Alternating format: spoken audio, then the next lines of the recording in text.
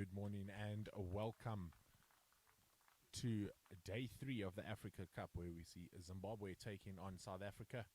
And that was the wonderful and beautiful national anthem from down south, South Africa. And up next, we have the Zimbabwean national anthem.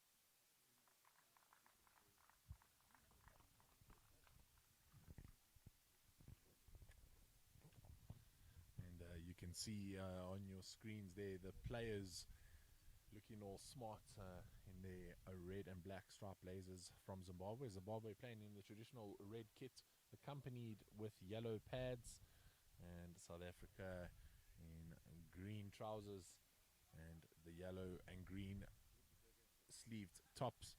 My name is Nick Clegg, and alongside me today I have Dean, the legend Duplessis, the voice of cricket in Zimbabwe. Dean, a very unique commentator, and he'll be explaining more about that as today goes on. But Dean, what a wonderful day for cricket, and a big day. South Africa losing their first 2 fixtures in this tournament. Zimbabwe have won 1 and lost 1, and today they play for the Proctor Cup. Hello Nick, good morning everybody, wherever you may be listening to and watching this broadcast. Absolutely wonderful to be here with you at Old Georgians Sports Club. A nice bit of a breeze blowing just to cool things down a bit. Yes indeed, playing for the Cup in honour of the legendary Mike Proctor, who spent a number of seasons up here in Zimbabwe. And then of course a very successful international and county cricketer and provincial cricketer, as well as a very good coach for South Africa as well, coaching South Africa from 1992 until 1994. So nice to be playing this in his honour. Yeah, absolutely. And Dean, straight off the bat, showing your knowledge. And I'm sure the viewers around have been used to your voice in the Zimbabwean area and possibly around the world. And how awesome was it? Captain Greg McDonald came down to you and said he's been listening to your voice for years, and he's finally getting to meet the man. He's been telling me about meeting you for the last couple of days. He's been so excited, and he even said, make a little joke about saying I'm a good batsman, or I've just played a good shot, and it was about an hour before the game had started. So yeah, wonderful to meet Greg at last, and it's nice to know that at least we're able to put a few smiles on people's faces as well.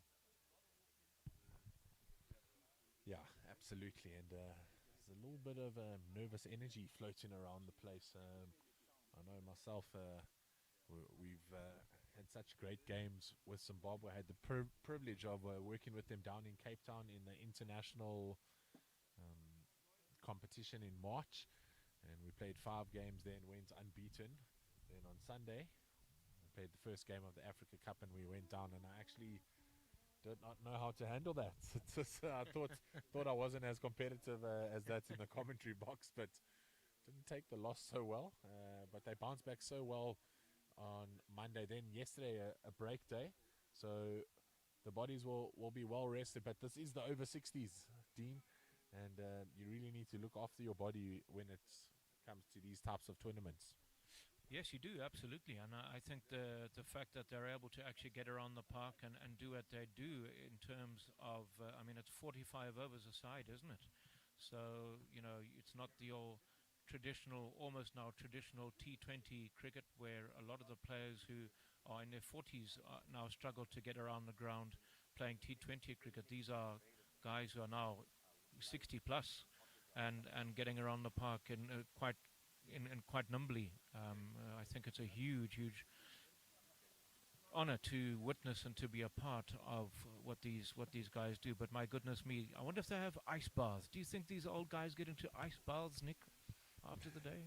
No, most certainly not. But what they are doing, and Rory McWade is part of the side. I'm sure you must have come across him at some stage. Yes. Many years ago, I met him when I was still a proper commentator, and I saw him again just now.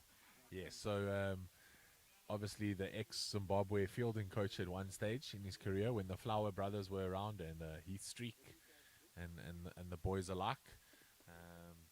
But he has instructed all the boys every afternoon, get in the swimming pool at home, because the cold water in the pool will just help your bodies. It's as close as they'll get to an ice bath. Some of them not keen on that idea though. Came back after the first match and said, Rambo, which is Rory's nickname, Rambo, we listened to, and he's like, I've been telling you guys this for years. Why haven't you been doing it every game? So, and I know Peter Sands Thomas, he'll probably open the bowling today. He goes for a early morning dip every day, also just to freshen up the body. So some of them get into the cold water of a swimming pool, but ice baths, I think that might be pushing it. I hope I never get to experience the ice bath. I don't think it's very nice. Cold swimming pool, no problem. I myself had a bit of a dip in our pool yesterday, which was most enjoyable. So instructions being handed out now, sort of on our left-hand side, my left-hand side, and I'm pretty sure you can see on your screens what's happening as well. Really is a lovely day here at Old Georgians, where over the years I can assure you we've seen some incredible tussles that we'll get into, Nick, as we go on. Yeah, so JJ, the wicketkeeper, just standing in the middle of a semicircle and just getting catches from the different players, and I'm sure you'll hear from the sound of it hitting the keeper's glove. The gloves, absolutely, yeah. Absolutely. Some a lot harder and louder than others, but that will just help you to know who's fielding in the ring and from the boundary. Yeah, but also it's quite amazing in terms when we speak of keepers' gloves and how sometimes the ball just, you hardly hear the ball go into the keeper's gloves, and other times there is a bit more of a distinctive sort of a thud. And I don't quite know why that is. I don't know if it's because of the rigidity of the keeper's hands, because some keepers just are blessed when they bat, they play the ball with soft hands. There's so many names that spring to mind, and then there's others who I think are just a bit more rigid. But whichever way, it works for them. I think of Dave Richardson, for example, who was involved with the ICC for many years and a very accomplished wicketkeeper for South Africa from 1992 until 1998. You never heard the ball go into his gloves. You could turn those stump mics up as loud as you liked, but you didn't hear it. He was so elegant behind the stumps as Dave Richardson. Yeah, it's such a skill to have soft hands, but to still be able to grasp onto the ball as it comes. Obviously, as a keeper, the more you play with your gloves, the more they mold to your hand, get that natural hand shape, and it just allows you to cup the ball a bit better.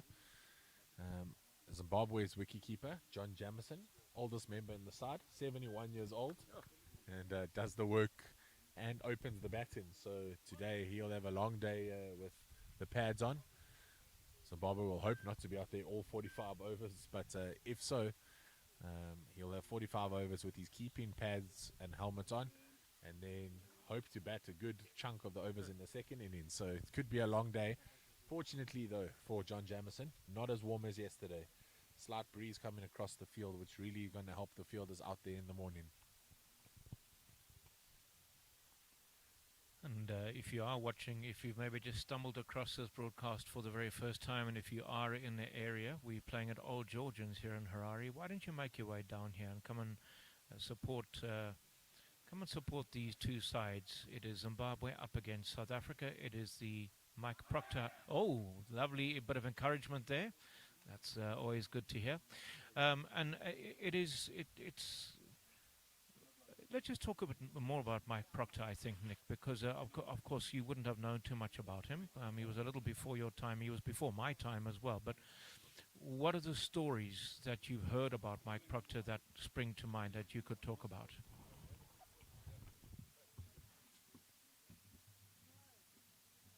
Yeah, I'll come back to that question now. Just watching the two batsmen go on so I can see their surnames for us, so we can see who's starting.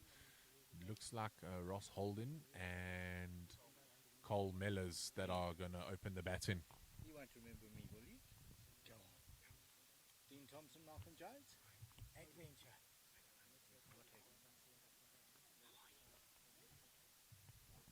So very interesting to see the two South African batsmen coming out to the middle. It'll be interesting to see what movement, if any, there will be. What has the pitch been like first thing in the morning, Nick? Has there been a bit of movement on offer for the bowlers? I wouldn't really say movement or deviation from the pitch. A little bit of seam from the hands. There is a breeze coming right across the field from right to left as we look at our screens and where we sit in. What it has kept done here is just keep a little bit low on the far side. So on our side, the bounce has been true, but on that far side, so the area, so Rory McWade opening the bowling, he's starting from the commentator's end, and he'll look to get some of that indifferent bounce and hopefully cause some trouble up front there for the South Africans.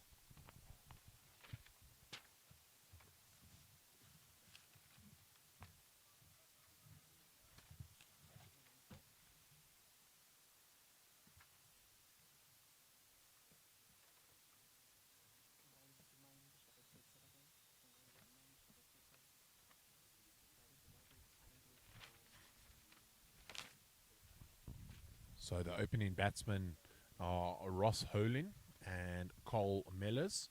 Cole Mellors has had an indifferent tournament so far. First game, went out for a duck. Second game, out for 99. Oh dear me, from one extreme to the other. I'm not sure what is worse, getting to 99 after doing all the hard work and then getting out, or getting out without scoring. I suppose you'd take the 99, but it is so disheartening, isn't it? When you've put in all the energy, strike rotation, concentration, and everything else that goes with crafting, and off the mark. Yeah, it's pushed through for a single there to mid-off. Fielding done there by Pops.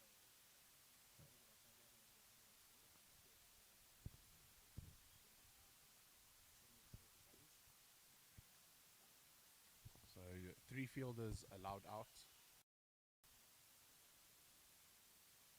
3 fielders allowed out in this first power play of 15 overs.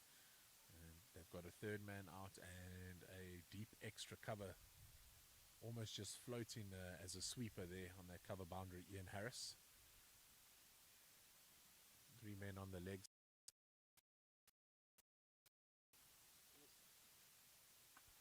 That one driven through the covers. Well, beats the short cover fielder. And Midoff has to work hard towards the boundary. They get through for 2.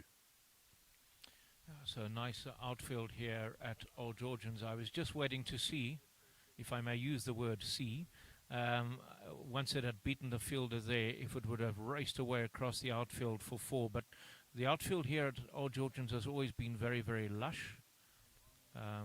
It's not your outfield that you would expect, for example, at Queen's Sports Club in Bulawayo, let alone the lightning fast outfield at the Wanderers in Johannesburg. Nothing like that. You certainly have to work quite nicely here for your runs. And some good movement out the hand from McWade, and that one goes through the legs of Bonk, but Pops just shifts to his left quickly and no run taken there. So this is a good start for Zimbabwe. McWade, just the 3 runs in 5 deliveries, 1 to come. It's aerial through that extra cover region, and the sweeper moves around. And that's great running from South Africa to take on the arm, and they get through for 2. So a good first over for South Africa, 5 with no loss.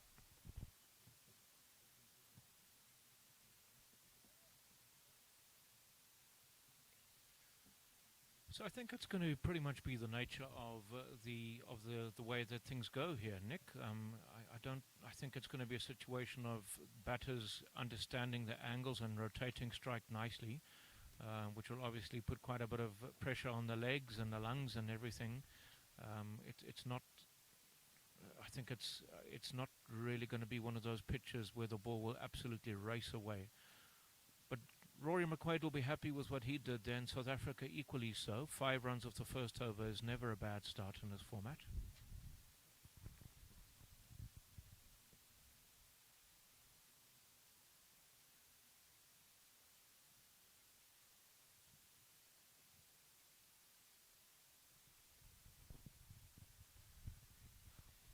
And the bowler on the far end there is going to be Peter Sands Thomas, number 10. Doesn't bowl it as quick as McWade, but gets some nice movement through the air as well. As time strays onto the pads, it's flicked off towards the square leg umpire and mid-wicket on his way. And good running again from South Africa to push for 2. So the field setting at the moment, just a 6-3 split, 6 on the offside, 3 on the leg. We've got a man at 45 behind square, a mid-wicket and a mid-on the leg side.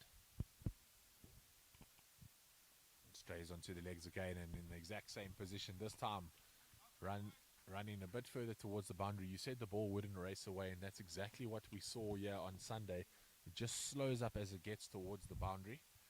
Quite large boundaries here at the OG's Sports Club in Harare. But what a fantastic facility to host this tournament. Obviously, it's 2 different venues. There's this one and Sunrisers. Both venues just offer something slightly different. Forward defensive shots. Way swinger that Rory McQuaid was getting. So what he was probably trying to do, not deliberately target the pads, but do something very similar to what maybe Alan Dawson or John Rainey would have done. John Rainey, who played for Zimbabwe in the 1990s, was very, very good with the new ball on the in-swinger, not so much the out-swinger, but the in-swinger. And I know that Alan Dawson was very similar, very bustling action, not particularly quick, but I think predominantly trying to get the ball to come back in to the batsman as opposed to Rory McQuaid, who moves it away. And that one's pulled straight to the mid-wicket fielder. The first short-ish delivery from Bonk, Peter Sands Thomas. And yeah, what you explaining is exactly correct. So Bonk just getting a little bit of in-swing with the wind assisting him.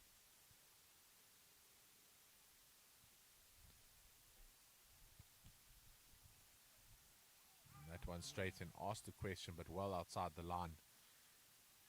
Freeman, the head of the live streaming of 3K, yeah, really put us in a great position. We almost directly behind the stumps, obviously just slightly to the left of the side screen because they can't have such colourful people and red gazebos behind the bowler's arm bowling with the pink cricket ball that they're using, a pink Duke, come all the way from the UK. Some of the rest of the world players decided they were going to bring the pink Duke ball for us to use in this tournament.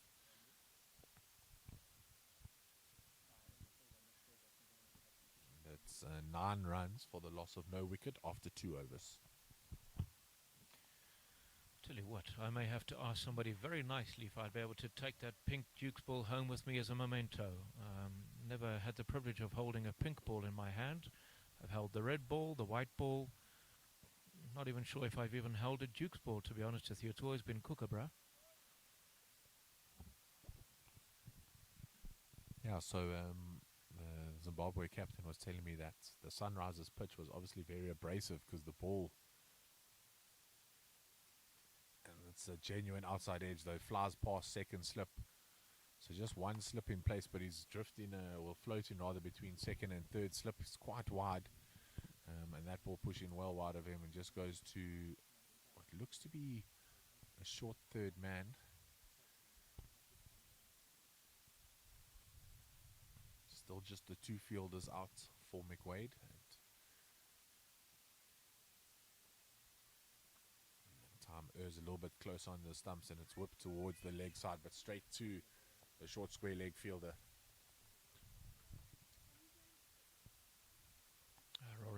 McQuaid seems to be a very, very canny operator. He's not very tall in stature, but what he does do is he does still get a little bit of bounce, and of course that away movement that we've been... Oh, there's an appeal, but half-hearted really, and no damage done. Yeah, only coming from McWade there. A lot of movement in the air, so that ball looked like it was just sliding down there. Came back beautifully, but obviously the umpire deeming pitching outside and looked slightly high as well. And that's a surprise delivery, isn't it? Because his stock delivery up to this point has been the away swinger. And then when you are able to bring that ball back in off, I suppose, off the pitch, or if you're able to get it to come back in, that's the one that causes the surprise. Yeah, and overcorrection there from McWade, slightly wider, and Ross Holin quickly onto the back foot, cutting it through the point region and racing away for the first boundary. So this South Africa making a very positive start here.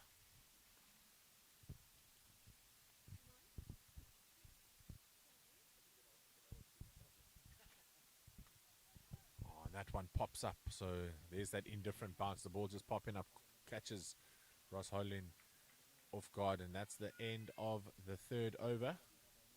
South Africa 14 for no loss. So solid start by the men from down south. Yes. To be honest with you, I suppose it's a situation where both teams will actually be pretty happy.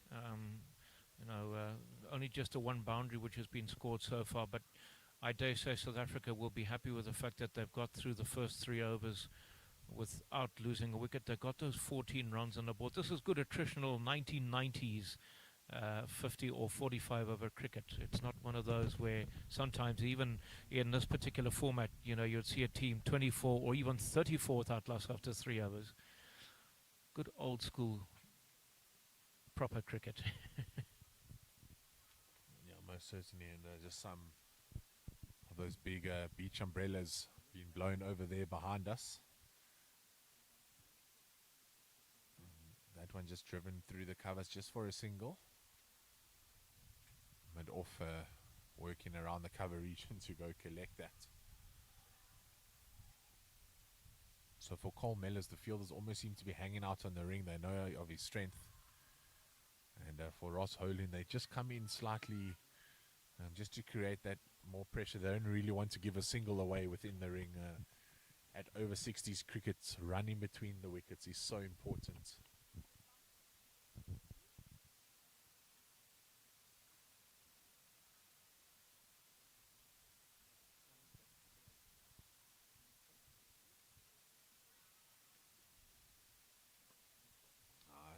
Dead on the money there from Sans Thomas. Just played elegantly straight back to the bowler. So Dean, I think this is a great time for you to maybe share why you keep saying if you can use the word "see" for our commentators, because obviously as commentators people expect that you can see what's happening on the fields. That one's hit back smartly over his batting partner and beats mid-on and will race away to the boundary. Beautiful shot. Absolutely beautiful. It's one of the safer shots that you can play with the field up and over the top of mid-on. And invariably, you're going to get full value for your shot. So that's a second boundary. And I would almost say that was the first boundary with real authority. Admittedly, the first one was short and wide and cut away, but this is played with a lot more aggressive intent. Just a hint of foot movement as well, just to ensure that you can get somewhere near to the pitch of the ball. And then what you now do is you keep the strike rotating like that as well. Yeah.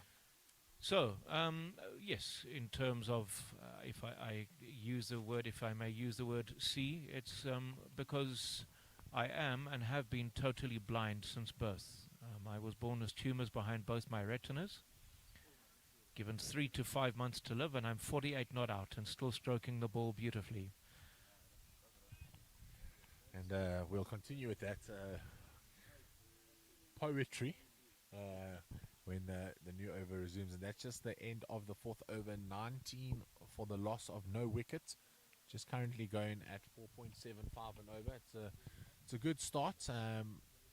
They won't be overly excited about it, but it's a steady start for the South Africans. The Zimbabweans, they always try look to keep their run rate around 4 or less than 4, so they won't be too impressed with it getting and edging closer to 5 so early on. You never want to give this opening partnership from South Africa any extra breathing room, because they're such talented players that if they get on top of you, it could be a long morning for the Zimbabwean fielders.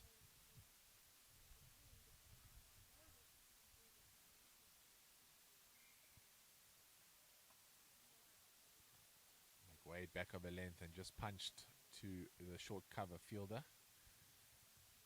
You see, and already what that's now done is the lengths now then will also start to change from the Zimbabwe bowlers, because as you very correctly say, Nick, what the last thing you want is for the team to be batting at the rate that it is now, you know, sort of just approaching 5 runs and over. In the modern day, it's absolutely nothing, but when you are into your 60s, you don't want a side to be going at 5 runs and over, because what that means invariably is that you will be, as we say in cricketing terms, chasing a lot of leather, which will put huge mileage on the legs, and which will also make it quite difficult when you need to chase. Don't forget, you've been in the field running around all day or all morning. You've been, as a wicket keeper, you've had to pay a lot of attention, and that then gets transferred into what you have to do when you're chasing down a big total. Now, it's one thing when you... Good bowling by Rory McQuaid. And so then what that then does is, in your 20s or in your 30s, you don't mind chasing 300 and plenty. That's all right, because that's such as the beast, the modern game of cricket. But yeah, even if you were to be chasing 240 or 250, it's asking a lot, isn't it? Yeah, it certainly is. An interesting fact, though, from Graham Smith, the Zimbabwean Graham Smith, not the South African one. Now, always in Cape Town, I gave him a lot of gears about while he's in South Africa. He's the second most famous Graham Smith in the land, but now in his home country, Graham Smith, the legend. Unfortunately, not with Team Zimbabwe. And that one's well left. Shouldered arms to that as it goes past the off stump, and that's the end of another over. A maiden over there from McWade, so something that the Zimbabwean side would have really wanted. After 5 overs, South Africa 19 for no loss. So Graham Smith, he was the manager of the side in Cape Town, had a back operation, so he's not as mobile as he would like to be or need to be as manager of the over 60s. The manager needs to make sure that the players are getting enough fluid during the drinks break, during the overs. But he did pop down the other day, and he posted on the WhatsApp group apparently this morning that every team that has chased has won in the tournament so far. Oh. So maybe a reason why Greg McDonald selected to bowl first.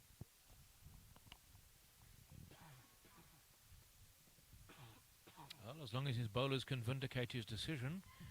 But I'll tell you something, if South Africa do get to a total of 230 or maybe even 250, it'll be a fascinating run chase to see how Zimbabwe go about this, that is for sure. And if they do it, then that'll just simply confirm what Zimbabwe Graham Smith has been talking about.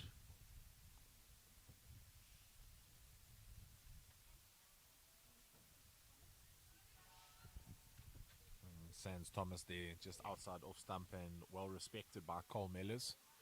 Cole Mellors traditionally quite a strong batsman, very aggressive, likes to get on top of the bowlers, but just showing his patience here at the moment. He's got 6 off 14. Ross Hollin has 14 off 18.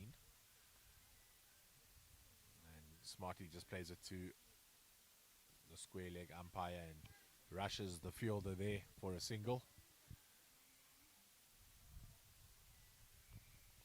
I have to say, it's very nice commentating in these very, very relaxed environments. I had somebody come to greet me just now, not realizing that I was commentating, and the viewers may have picked up a very hearty greeting. Can hear somebody's Android phone ringing desperately in the background. Very different to the normal commentary conditions, and it's lovely. Yeah, so right behind you, you've got the physio table for both sides. And the reason why we all grouped together is a bit of shade here with the gazebo, so no one wants to sit out in the hot sun. We've got 2 laptops right to my right, and 2 extra screens, 2 monitors, a keyboard, at a mini. So, and if too much sun gets on those, they all come crashing down, and then we're not able to take the stream across the world. So, we're in the prime position. Everyone wants to come hang out around us. So, unfortunately, the physios need their phones on for their normal day jobs as well. But I'm sure that they can't hear it so far. And No. not all of our hearing is as good as yours. No, we don't have stump microphones or extra effect microphones, so it's all good. It's all good. It's a bit of a whip through the mid-wicket region, catching the inside half of the bat. I'm sure he wanted to go straighter down the ground, as you mentioned in the previous over, but just one bounce for. So the timing obviously there for Ross Holin. And power as well, isn't it? Even though it was a bit of not the meat of the bat, there was enough power behind the shot to make it, almost clear the boundary.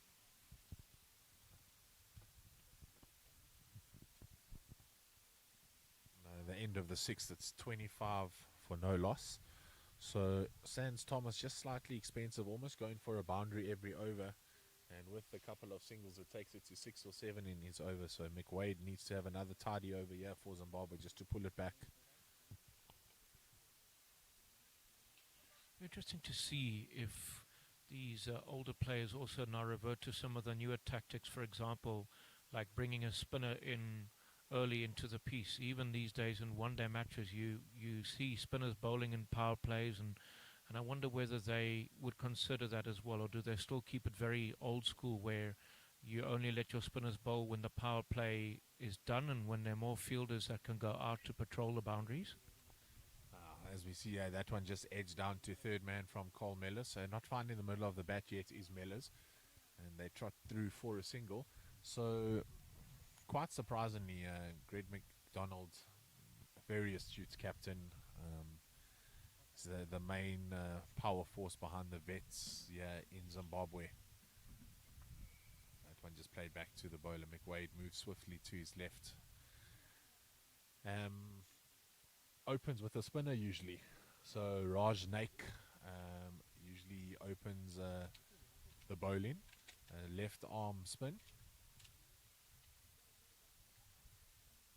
However, on Sunday, Raj Naik wasn't his usual self and went for a couple of runs. I think he went for 53 in his 9 overs and didn't take any wickets. He's usually very economical. Usually talking about mid-20s in 9 overs for Raj. So he didn't give the captain what he was looking for in that opening game. He then also picked up a bit of a groin niggle and missed the second game. And in the second game, they opened up with the same pair as they did today.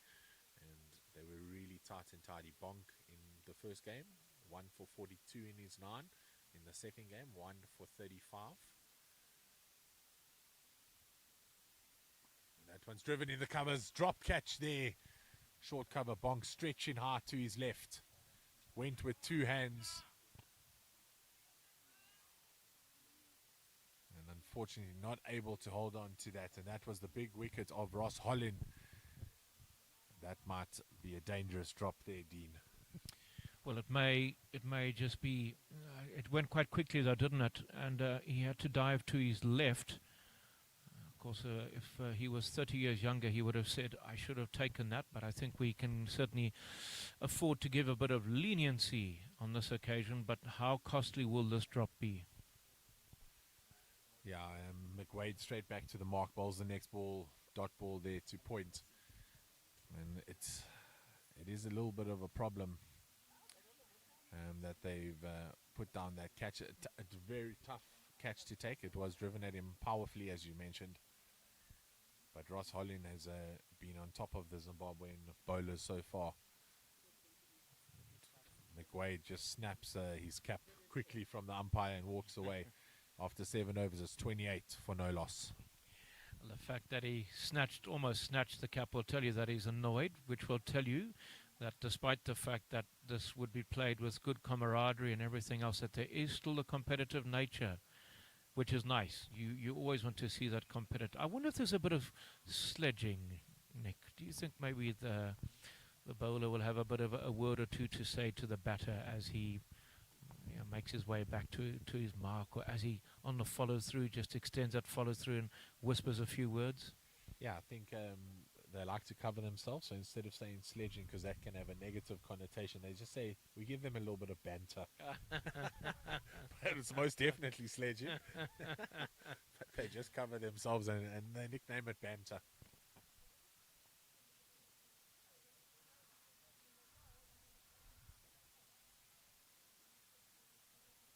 They're just setting up here for the next over. Still 4 now on the leg side for Bonk.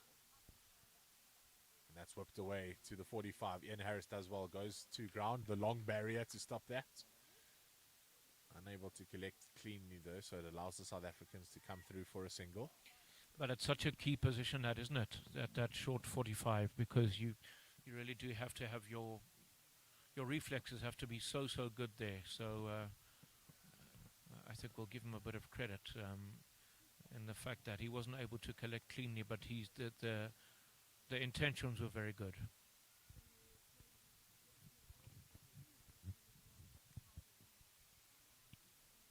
That sounded good, but it went straight back to the bowler on the forward defense. So Cole Mellors just biding his time. 8 of 19. Ross Holland, 20 of 25.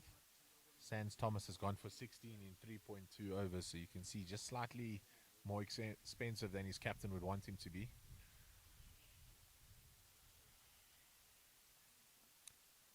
Mellors on the drive, looking to take on the arm of Parham, but great throw by Parham. Miscommunication by the batsman there. Cole Mellors was on his way back for the second. Unfortunately, their Bonk not able to gather that throw. There was a run-out opportunity there. So now 2 opportunities missed by the Zimbabweans.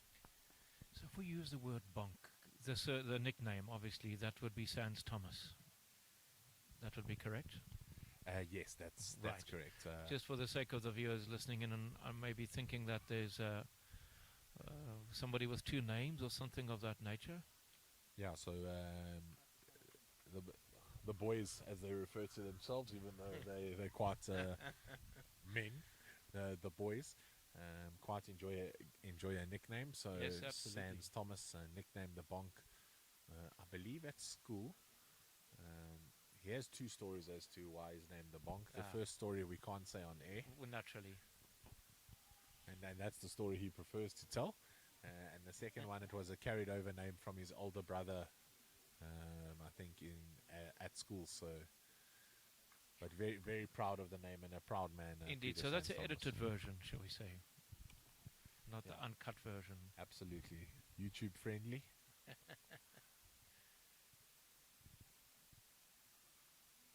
So just a field change here. They had I want to call it like a deep mid-wicket. But the man was floating between mid-wicket and mid-on. And they've just pushed him back to the boundary now at long on. And Mellors there tries to work it around the corner. Unable to do so. John Jamison, the keeper, moving swiftly to his left to get to that ball. And at the end of the 8th over, South Africa 31 for no loss.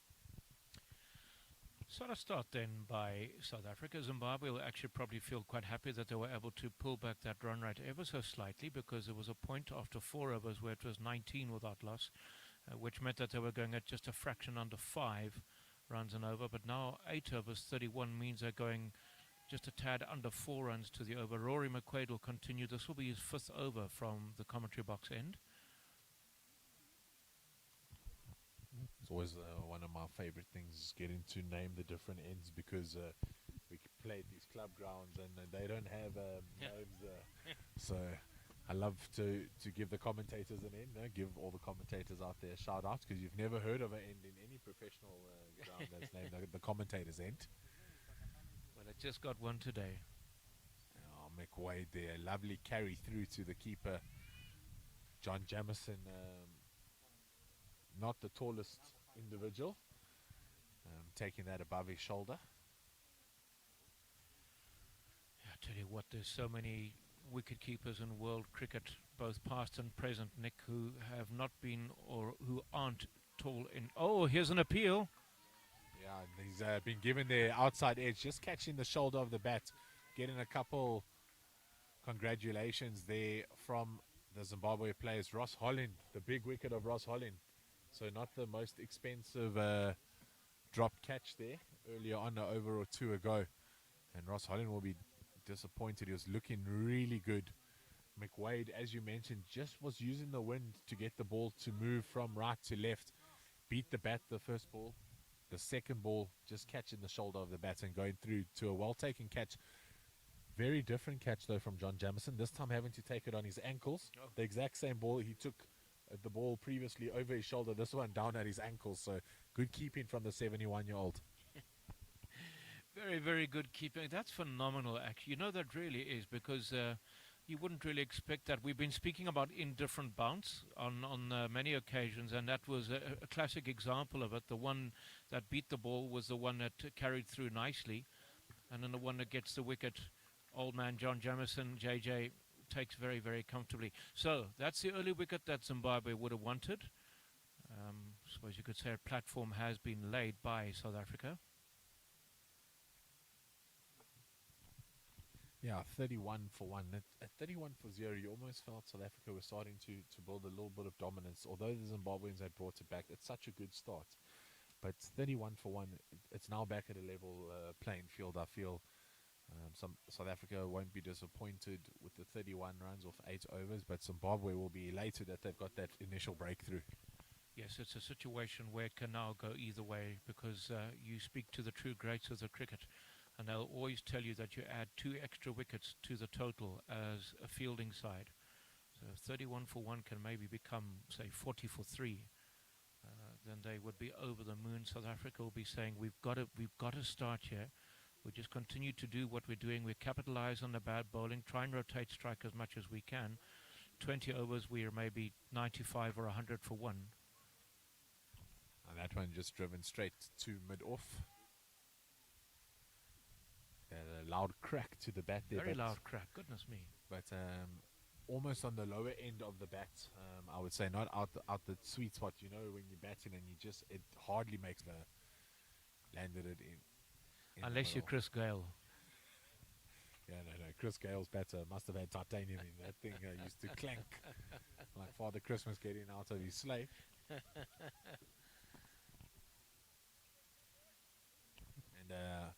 in all of that excitement, I forgot to mention the new batsman to the crease, Andy Lund.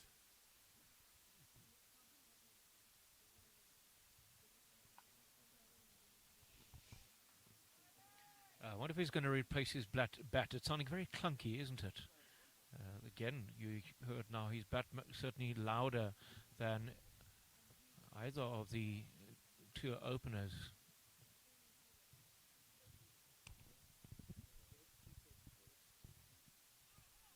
That hits the pad. So McWade now, after that wicket, maybe just bowling the ball a bit more instead of trying to place it up there.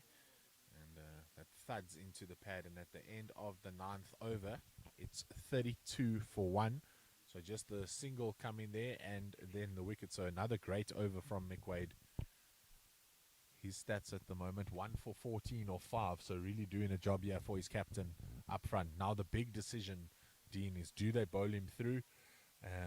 Previously in Cape Town, as well as the 2 games in the Africa Cup here in Harare, they've kept him. They've kept some of his overs to bowl at the depth. Yeah, I think that would be the wise thing to do. And you're so tempted, aren't you? Because he's clearly got very good rhythm. And so you're tempted to say, come on, big man, give me 4 more. But I think the best thing would be here is to give him a breather. I suppose what you could do is you bring him back for 2 overs, sort of mid-innings, and then another 2 at the death. Or if you wanted to, you could bowl him another 4 on the bounce at the back end. I wouldn't do that. I think what I'd do is I'd take him out of the attack now. You bring him back sort of maybe in the mid-30s, and then you bring him back then to bowl the 43rd and 45th over. The run-out opportunity, yeah, but safely in. One of those quick runs just to a short mid-wicket vacant area. And the mid-wicket had to scamper in. He's just sitting on the ring for Cole Mellors. As I mentioned, Cole Mellors quite a strong individual. You would never believe he's over the age of 60 the way he's built. Very into his fitness. Yesterday on the off day, he went to the gym. Gets the outside edge there and beats the point fielder. Went down to ground to try to stop the ball. And that's Ackhurst. Ackhurst, for the first time back in Zimbabwe, he's been living in Canada for 31 years and a couple years in South Africa and the UK. So for the first time in 45 years, he's come back to the club, and he told quite a cool story. The last time he was at OG's, he was not allowed to go in the bar area. He had to buy from the side door when he used to get a cream soda and a packet of chips. So he said it was quite a cool moment when we had the opening ceremony on Saturday, that he got to walk into the bar and order a Zambezi beer. Does he have a Canadian accent by now? Yeah, he has a slight twang to him, but he's still got his Zimbabwean roots. So I think, obviously, his childhood, he plugs one side. He bowls his 9 on the trot usually, and just plugs one side for his captain.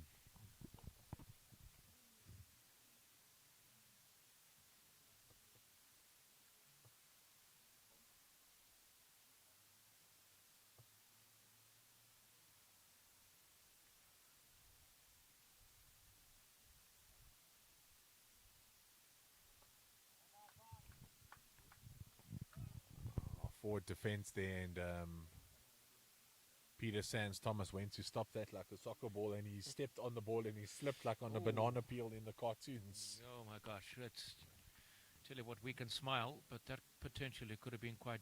You remember Glenn McGrath in the 2005 Ashes stepping on a ball and twisting his ankle so badly? Something similar to that nature, but luckily all's well that ends well for Peter Sands Thomas.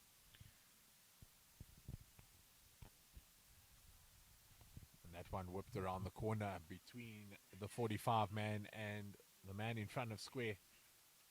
And it's Kevin Shadwell, nicknamed Shaggers. He bowled beautifully on Monday, and there's a short run indicated here. Well, that's a bit disappointing, because what I really enjoyed about that, from what I could hear, was there was very, very decisive and quick calling. So as soon as that ball was played away, both batsmen were communicating with each other and wanting to come back for the second, but just that run called short. They'll be disappointed about that. A couple of fielding changes happening here. Mel Jones, all the way from Perth, Australia, and getting a run on here for Zimbabwe, and looks like Sean Shugs Lola going on, and the two men coming off, Kevin Shadwell and Ian Harris. Ian Harris in phenomenal form with the bat, 114 on day 1, unbeaten 50 odd on day 2.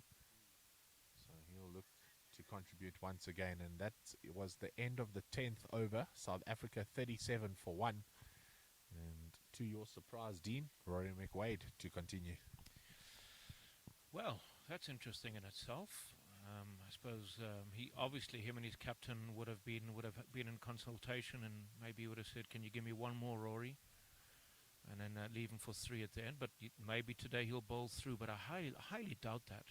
And I don't say that in terms of fitness. I simply say that in terms of what he will have to offer. You've obviously been a lot more involved with this, Nick. Does he have a good Yorker and a good slow ball at the back end of the innings? Yeah, so he can hit the Yorker quite often. He has a couple of variations. You don't often see his slower ball. He's also a really fit man, so the speed he opens with is the speed he finishes with late in the afternoon. He'll also field on the ropes. He's got a massive arm. Represented Zimbabwe in 5 or 6 different sporting codes. Softball, hence the arm, and as well as judo, karate, masters athletics, and masters cricket. So he's been really involved in Zimbabwe sport over the years. I'm surprised his nickname isn't Chuck Norris. Yeah, I think they went with Rambo for the Rory. So there's also apparently a story about that. From the World Cup in Chennai, he hasn't had it in him to tell me the full story yet. So it sounds like a clumsy story. And this time beats the bat, but a bit of a tennis ball bounce as it goes through to the keeper. Rumor has it he had a fight with the cupboard. Went to the bathroom late in the evening, didn't put the lights on, and walked straight bang into the cupboard on the way out. Didn't know it was there, and then started wrestling it till he realized it was a cupboard. Yeah, that's a Rambo / Chuck Norris story for sure. When I meet him, I can tell you a very nice story about eyes. Would you like to hear a story about eyes as we watch this over? Yes, absolutely. That's just the end of the 11th. So it's 38 for 1. McWade again. Very tidy. Just going for a single in that over. So you can see why Greg McDonald might be having that tussle in the head at the moment as to, do I let him continue? He's so economical, or do I keep him for the back end? I'm sure if they do keep him, it will be overs on the trot. I don't think he'll come back in the middle. I think you're spot on. I think he may bowl 7 and then bowl 2 at the end, or 6 and then 3 at the end, something of that nature. Yeah, so he's bowled 6 at the moment, 1 for 15. So that's an incredible return. They might, if they can take a wicket in this over with Sans Thomas, there might be an opportunity just to sneak in a new bowler at the new batsman. They just dropped that one short to almost like a silly mid-on area and tried to beat the keeper, but a loud call from the non-striker, as I'm sure you heard of, no.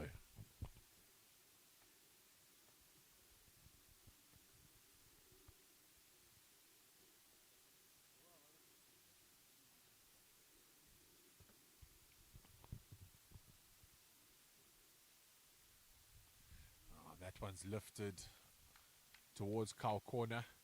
Couple bounces and it's going to race away to the boundary between the rugby poles, and Cole Mellors finds the boundary for the first time. He's a big strong man. He's very well muscled. You've already heard Nick Clegg alluding to the fact that he did some gym work yesterday, and in this particular instance a lot of muscle behind that shot. Perhaps also now, because he's been out there for some time, beginning to gauge the nature of the pitch as well. Yeah, most certainly, and he's batting on the commentator's end, and he's just, there's the invariable bounce is a lot more equal, but Bonk at the moment, 28 or 5.5 overs, not really setting the tone at the top like he has done previously in this tournament, and he's quite a big self-critic, is Peter Sans Thomas. So head and shoulders just slightly shrugged at the moment, not happy with what he's performing and producing for his captain. But this is a good time for you to tell us your story about the eyes. Story. So, as I alluded to, for those of you maybe just tuning in, the fact that I was born blind and born with tumors behind both my retinas. So my right eye was removed when I was 3 months old to try and slow everything down. So as I got older, so basically now my left eye was also removed, and I now wear glass prosthetic eyes, which you can take in and out and so on and so forth. And I always joke and say to somebody who walks into something or they didn't see it, would you like to borrow my eyes? They may work a bit better for you than what they do for me. But in 2004, I met the legendary umpire Daryl Hare from Australia. And in the past, he'd given Zimbabwe some terrible on-field decisions. So I shook his hand, got to meet him, and I said, I got something I'd like to give you the next time you're on the field that you can use, and perhaps it will help you a bit more. And I took out one of my eyes and gave it to him, presented it to Daryl Hare. Dean, that is quite a story. I think if you gave me one of your eyes, I would not know what to say. Well, at first, apparently, he glared at me, looked very angry, started to smile, and then bellow with uncontrollable laughter. Beautiful sound to hear the big man laughing and laughing when he realized that it was just a joke. And he was laughing so hard that he forgot to give the eye back to me, and I had to remind him, can I please have my eye back? Maybe he was going to take you up on your offer and help Team Zimbabwe with some better calls. And Daryl would have been a Hare. bit disappointed. he was a fantastic umpire. But you know, all umpires, they get a bit of gears from players and spectators over the years. So it's good to know that you gave him a little bit of banter, as we say. No sledging, only banter. No sledging, just banter. And Yes, the 1993-94 South Africa tour of Australia. He also unfortunately made some loud call of wait, wait, wait. yeah, so Mick Wade back in for another over. Wow. This is his 7th, so interesting. He's only going at 2.5 and over, so I think this is a good call from the captain. Absolutely. I do think after this one, though, No, they'll take him out surely. they will yank him out of the tackle. You leave Gracefully, him at 2 at the end. gracefully if you- take him out, and that's a great shot straight over the bowler's head, down towards the boundary. He just, and McWade just asking for a long on just to get a bit straighter. He's standing a bit wide, and it's the skipper Greg McDonald who has to collect the ball right here underneath the side screen. So you know how that was a straight shot if it's being collected very underneath the side screen here next to Freeman.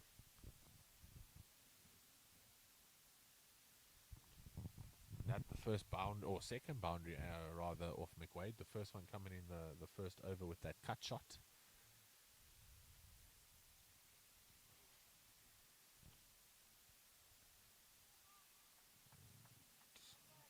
Left at the very last second there by Mellors. He looked to come on the front foot and looked like he was maybe going to drive a bit of that extra tennis ball bounce and just moved his hands out the way in time. Yeah, he's obviously a very straight player, isn't he?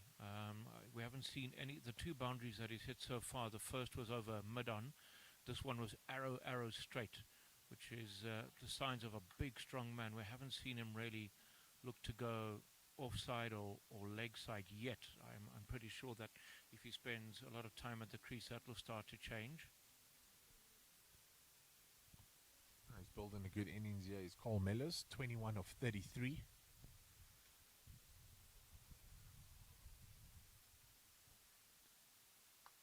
Wade with the effort ball there, but no bounce coming from the pitch. Pitched it about halfway down.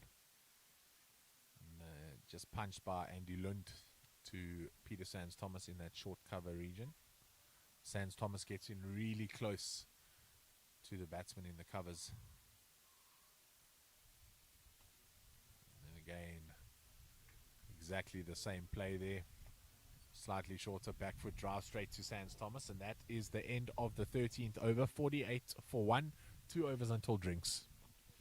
I dare say everybody will be happy to take a bit of a breather and a drink, but solid stuff so far from the South Africans. They've lost the 1 wicket. They haven't exactly set the ground alight in terms of rapid scoring, but it's been tight bowling, in particular by Rory McQuaid. He's been very, very good. He has the only wicket so far. He's bowled his 7 overs. For just quickly working off the top of my head, 1 for 20, I think that would be, and that's just off the top of my head. Dean, you need to give the viewers a big smile at home. They've just put you on camera. Oh, well, it's good to be talking to all of you wherever you may be. And if you are in the area, why don't you make your way down to Old Georgians? Tell you what, the first time I ever visited this little ground, Nick, was in 1993, and the 2 Zimbabwean clubs playing each other. We'll talk more about that at drinks, I guess, because the over has commenced, 14th over. Yes, and before it has started, they just almost pause and they're making a change in the field because there's a change of bowler. It is Wayne Jones in jersey 36 coming on. Wayne Jones was really economical in Tuesday's game. I believe he went 1 for 27 in his 8.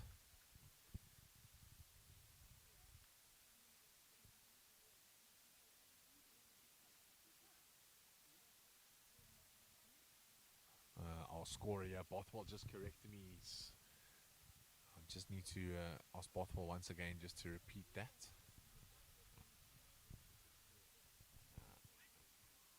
I do apologize to Wayne Jones, 2 for 34 in his 9 overs.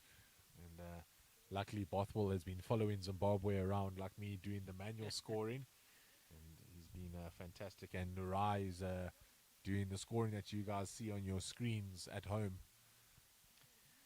Yes, myself and the scorers go back many years. Freeman and Nerai I've known since 2007 and 2009 respectively.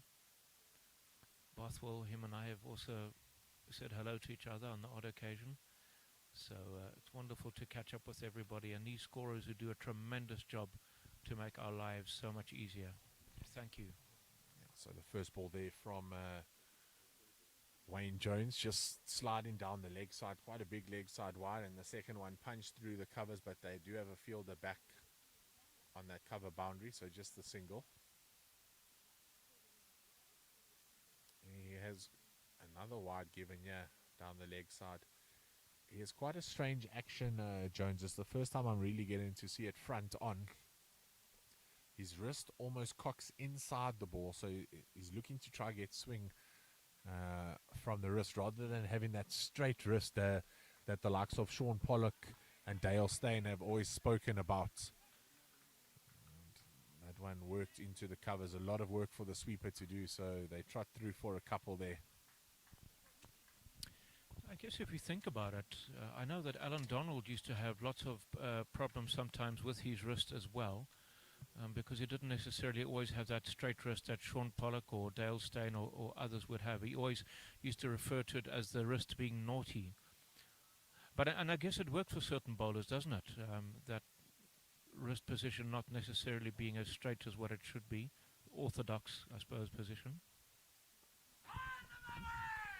That one flicked off the legs too deep mid-wicket, and Dean well, goodness Duplessis, me. that is Kevin Shadwell, and you'll hear that quite a lot from the sides today. Well, if anybody was maybe dozing under the beach umbrellas, under the gazebos, you would have been woken up by that. I've just got a message from the most famous Graham Smith here in Zimbabwe. He said he's going to come pop around at 12 o'clock. And it will be good to have Graham Smith just come past the commentary box and maybe have a chat with us, Dean. He knows a lot about the boys. Misses playing quite a lot. But always still involved, and a true legend of the Zimbabwe over 60s team. And Dean, surprise, surprise. No bowling change. Rory McWade coming in for the 8th. So they're going to bowl him through, Nick. I can't see any reason why he'll bowl 8 and then come back to bowl the last. Although, having said that, I suppose anything is possible. But it seems to me that they feel that he's in good rhythm. And so maybe what they'll do is they'll now just bowl him through, which, well, so many bowlers have done in years gone by. Peter Rawson, who, former Zimbabwean, then moved down to play his cricket for what was Natal, in the Benson and Hedges and Standard Bank cricket, in other words, the 45 and 50 over cricket. Peter Rawson, in particular at Kingsmead, used to bowl his 9 or then 10 overs on the bounce. Yeah, I think the thinking, yeah, and I do like it. I know with your experience, you were saying they need to keep him to the death, and that's where they have kept him the whole tournament. But I just think every other bowler has gone for a little bit of runs. He pitches this one up and it's driven into the covers, but straight to the fielder on the bounce. And he just gives the little finger there to Peter Sands Thomas and says, I owe you one there. Maybe a Zambezi later. There is a sweeper back, but that would have beaten the man to the boundary. It was really struck with force by Andy Lunt. So I like the idea, yeah. He's the bowler that has troubled the batsman the most at the top of the order. Greg McDonald knows that they need to get more than one. They need to get a couple wickets here. You mentioned 40 odd for 3 would be a great start for Zimbabwe. And I think if they can sneak another one here before the drinks break, it will be really a fantastic first power play to the hosts. And that one's just jammed down off the back foot towards mid-off. So at the moment 55 for 1 after 14.4, so just 2 balls till drinks. What might happen is they might actually keep that one over. That one's pulled away to the square leg boundary. or rather in front of square. He got onto that really well did Cole Mellors, picked it early. Just that tennis ball bounce there, sorry Dean, that just holds it up. Absolutely. But what we're now also seeing is that it's the first time he's played a shot other than mid-on or straight down the ground in terms of boundaries. So it now tells you that he's beginning to get a really good feel of the pitch as well. But now that's a tennis ball bounce, as you've alluded to as well. McQuaid, I'm sure, will be feeling tired. He's into his 8th over. So some people would describe that as a tired delivery. I wonder if that was the case. Well, rather you than me saying that, because to the judo and karate expert. Absolutely, and they don't name him Rambo for nothing, and I'm not willing to find out why. So what a beautiful ball, but an even better shot. So I'll give credit to the batsman there. He pitches that one out. It's squeezed off the crease and just caressed to the sweeper boundary in the covers. And that is the drinks break. 60 for the loss of 1 wicket. And you feel like it's just level pegging at the moment between the two sides, Dean. And you can give us your opinion and then just wrap us up. And we'll join you back after Dean's summation of this first power play. Yes, indeed. So it was Zimbabwe who won the toss and decided to bowl. And an opening stand of 31 was broken when Rory McQuaid got the breakthrough, but since then South Africa have gone along rather untroubled to reach 60 for 1, so your mathematics will tell you that they're going at exactly 4 runs and over. And so a good solid start by both sides. You probably feel Zimbabwe would have wanted another wicket. I think you would maybe say honours even, or maybe slightly in favour of South Africa. I would say honours even after the first 15 overs. So we're going to get a bit of a refreshment. Why don't you do the same? And we'll be back with you in just a bit.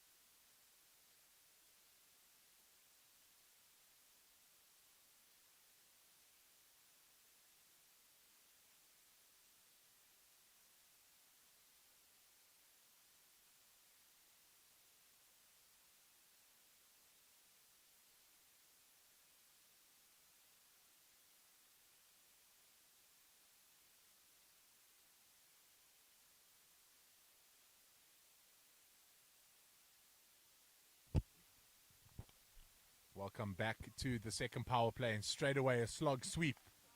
And that goes the full distance backward of square. And a lovely shot there straight after the drinks break. Often a drinks break just unsettles the batsman, but Cole Miller's stamping his authority early on here. Yes, he is, and you can understand that, as you rightly say. It normally works one way or the other, doesn't it? Perhaps there would have been a bit of a mid-pitch chat, and Carl Mello said, look, I've been here for a while. I'm going to start opening my shoulders and try and get some momentum into the innings with immediate effect after the drinks break.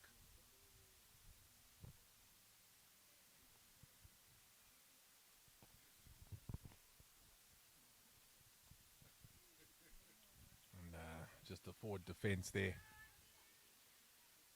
As the sun starts to drift past a couple clouds here, gets a little bit darker. Yeah, you can feel a slight change, can't you? They don't look like rain clouds. No, certainly not. Although that's very impressive that you know that. Very sarcastically said, to be honest with you. Very sarcastically said.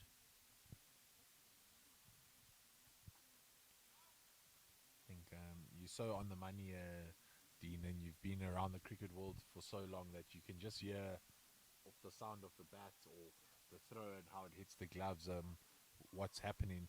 Many of the viewers wouldn't know that you're visually impaired and not able to actually see any of the action. There's a lot of noises around you as well, so the concentration levels that it takes from you is like that of an opening batsman in Australia in the 90s. Actually, in India, to be honest with you, it's like day 5 at Eden Garden. At Eden Gardens on a turning pitch, trying desperately to get through it. It is actually quite in terms of the concentration levels, absolutely, they are pretty special. Yeah, and every time there is a short break, you find yourself chatting to someone and looking to do something with that person, and sometimes I just think, Dean, just give yourself a break here. You've had to concentrate for so many overs. Take the drinks break, but you're just so keen to chat to cricket people and people in the cricketing world and learn about them and their stories. So it will be interesting to see in the next drinks break if you maybe just say to everyone, okay, let's sit in silence here, let's let my brain rest for a while. No, not at all. That will happen tonight when I get home. But I'll tell you something, Nick. I do have a podcast. And on that podcast, I've interviewed many, many people, from Alan Donald to Sean Pollock to Mikey Holding, Kumar Sangakkara. There's so many. Graham Hick is there. And it's called Dean at Stumps. So it's not the at sign, it's the word at, 3 words, Dean at Stumps. And it's available on Apple Podcasts, Spotify, or wherever you find your podcast feed. It would be lovely if any of you would like to follow that and have a listen, because my word, there are some wonderful, wonderful stories. That certainly sounds fantastic. I try to be a professional while commentating, so I won't jump on my Spotify now to look it up. But maybe in that drinks break, when I sit quietly next to you, I can get on it. And there's been a change of bowler here.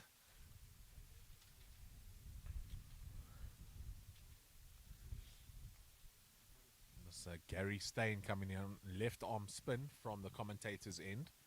So maybe just trying to take the pace off the ball, the Zimbabweans. We haven't seen Raj Naik coming to the attack.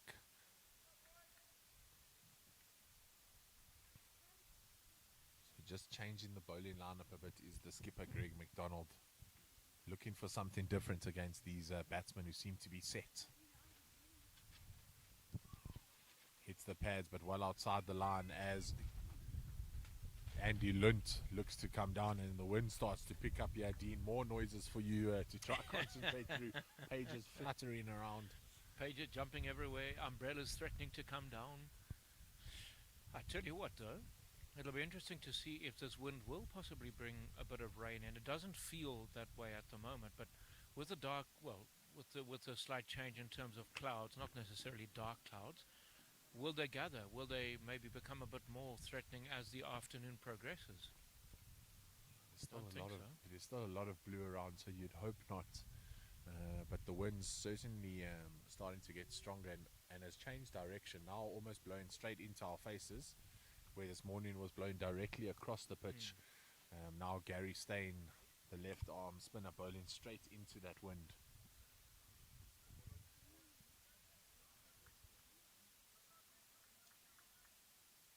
Left arm spin is always such a vital part of a bowling attack, isn't it? Such a vital part of the cog, because they just have so much to offer in terms of variation, in terms of the guile, in terms of the flight that they have, the quicker deliveries that they have. And you go around the world, past and present, and you will have so many different variations of left arm spin, even the occasional left arm spinners over the years.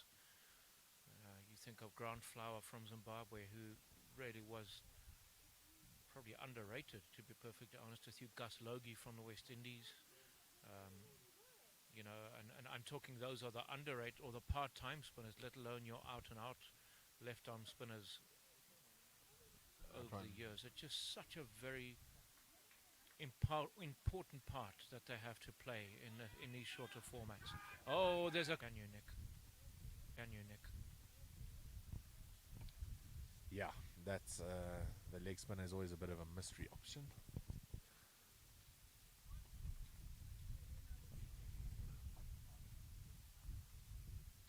Well, it certainly has picked up here in terms of the breeze, so we hope that you are still hearing us all right back at home and that we don't have the wind buffeting our microphones. We certainly hope that we are still very audible to you. Bit of a late cut coming off the outside edge there. And just running down to third man, and they'll come through for 2.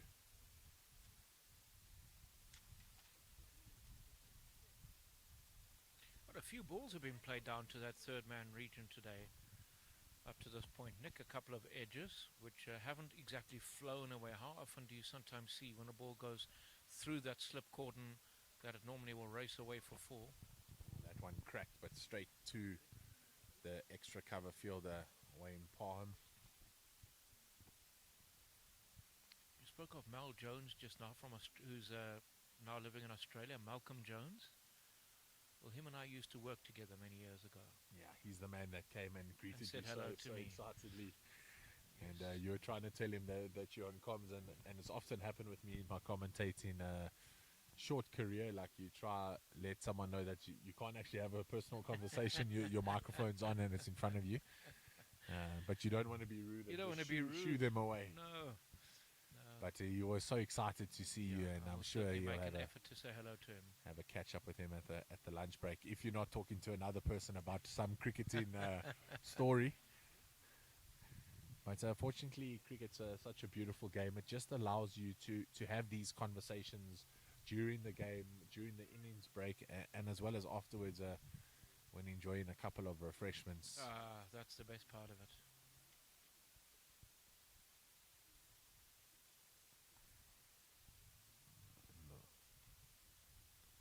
Just a shout out to the physios who have been working tirelessly behind us this morning. They got in early, and for about an hour before the game, you saw everyone just slowly walks like they walk into the principal's office to ask if they can get a favor and get a massage on the lower limbs or the lower back area. You know, at the age of 60, it's not always easy to bend down and up the whole time or to bat for a prolonged time out in the middle. But the physios have been absolutely fantastic. And fortunately for us, we've had medics at every game, but they've been null and void, which is fantastic to know that no one's had a serious injury and had to go off the Let's field. hope it stays that way. And of course, the one who really impresses me is 71-year-old John Jamieson, the wicketkeeper. I'm sure you will know that a wicketkeeper, it really is hard work. Your concentration levels are 100 times better than what mine are, and the whole time you are bending and standing and bending and standing. And that's the end of the 18th, 73 for 1, a much better over there from Jones. Yeah, and John Jamieson had a knee scope after the games in March. He actually thought he did his ACL, and then when he went under the knife, they said they just needed to do the scope procedure, When he came back, he really worked on his fitness to be healthy for this tournament, and now he's looking fit and healthier than ever. Also, very fit looking young man, does not look his age at all. A feisty character, doesn't like to give away his wicket. As you see, another wide. Yeah, this one just sliding down the leg side from the off spin of Gary Steyn. The left arm off spin. Left arm off spin, always a weapon to have. It says if he's a right arm leg spinner, it just creates that point of difference in the bowling attack for Zimbabwe. Yeah, they certainly are very useful to have in your attack, that's for sure.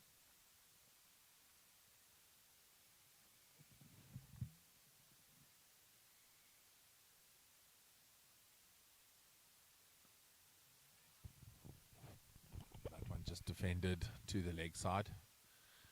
And Shugs just coming in to field that. That's Sean Lawler. Played for Zim Schools cricket and hockey and captained the sides.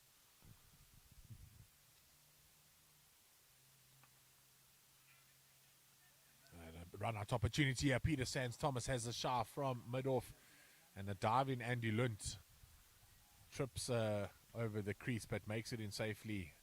Peter Sands Thomas not getting the direct hit, and a lovely gentleman's agreement handshake there afterwards. Maybe a couple of words, I'm sure, from Sands Thomas just to watch out for his speed in the field. Yeah, possibly, but nice to see a little bit of sportsmanship there between the two.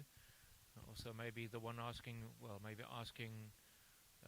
Andy Lunt, are you all right? Are you okay? And on this occasion, I don't think it was banter. I think that was genuine. Slides it onto the pads and goes to that man at 45, but Lunt turns down the run. Cole Miller still on strike. Just a 4-5 field. 4 fielders on the offside here for Gary Steyn. 5 on the leg.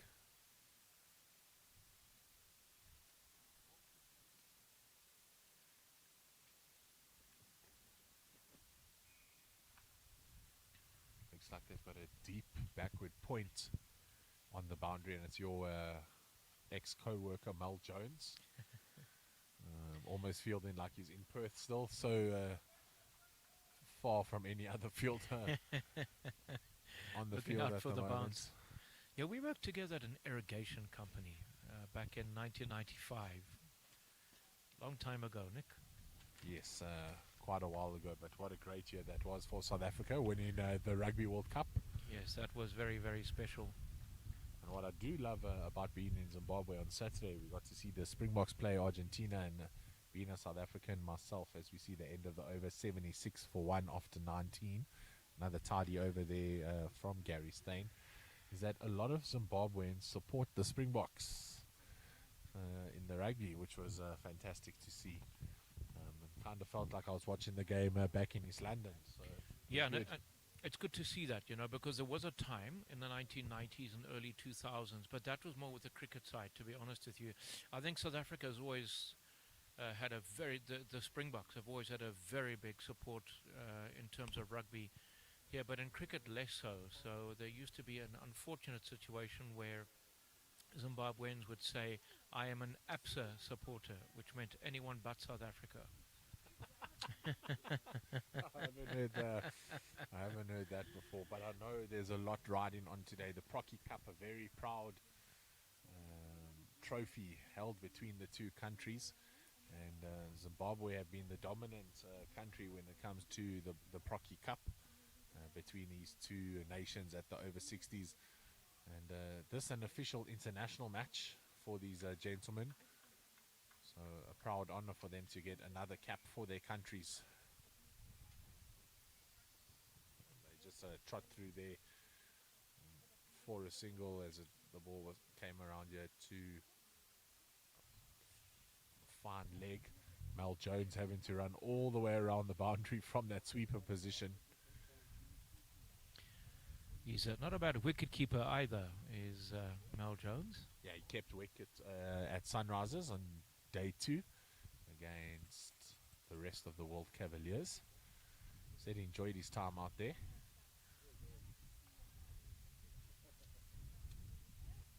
So they're just shifting the field here. They put him at a deep square leg, but backward of square. Then they've got Shugs Lola at mid-wicket, and then they've got a man standing at Cal corner on the leg side. So the leg side very open, yeah, and Mel Jones continuing. Just trying to see if that's a man at a long on. There's often the players walk around the field. Yes. As we see two of the big men, yeah, stretching to our side. Ian Harris, top run scorer for Zimbabwe, and will look to do something with the bat. And then the man who they say is born with a megaphone in his throat, Kevin Shadwell. He's hopefully will give us one of those big barbwares before he goes on the field. Sincerely hope we'll have one more bellowing boom from him. The one that caught you off guard.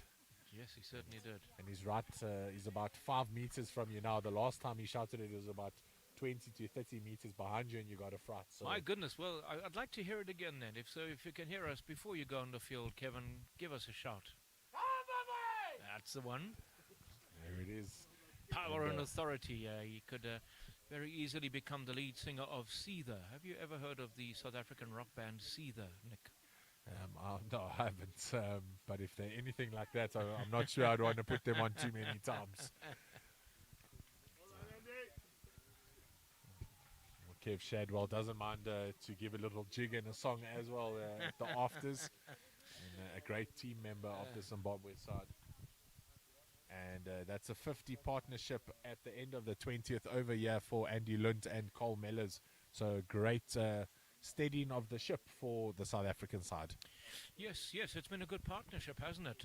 Not that the opening one was bad. That was a good solid one of 31, but these two have gone about their business quite nicely. And what you're also beginning to see is just a little more rotation of strike. So it's not necessarily the big, strong Mello's relying on hitting boundaries. He's not. He's now also beginning to turn those ones into twos and shows exactly why he is still as fit and as strong as what he is at his age. And looks like Mel Jones might take a little bit of a breather here, as well as Wayne Ackhurst, the man from Vancouver. He got to bat the other day on this wicket, and he was so excited, Dean, because in Vancouver, Canada, they play on artificial pitches. Yes. So he hasn't played on a real cricket pitch in many, many years, besides for the tournament in Chennai, where he joined the boys at the World Cup 2 years ago. And obviously just trying to stake a claim for the World Cup in Toronto next year. So has made his way to Zimbabwe to show the skipper and the management staff what he's all about and what he can offer the team. I wonder if he didn't play any cricket in the UK with a little bit of time that he spent in the UK. I'll need to find that out for you, maybe in the drinks break, or if he trots here past us when he goes back onto the field. And we see Gary Steyn just on the mark again. Gary Steyn just going for 4 runs in his 2.1 overs, so economical so far. The concern for the captain is Wayne Jones on the far side, 21 of 4. A little bit expensive compared to the rest of the bowlers. And after how tight Rory McWade kept it, I'm sure the skipper was hoping for 2 bowlers to bowl in a partnership and keep it squeeze the South African batsman. Isn't that so funny? If you were to be watching a T20 match and you hear Wayne Jones having bowled his 4 overs for 21, you'll be saying terrific bowling.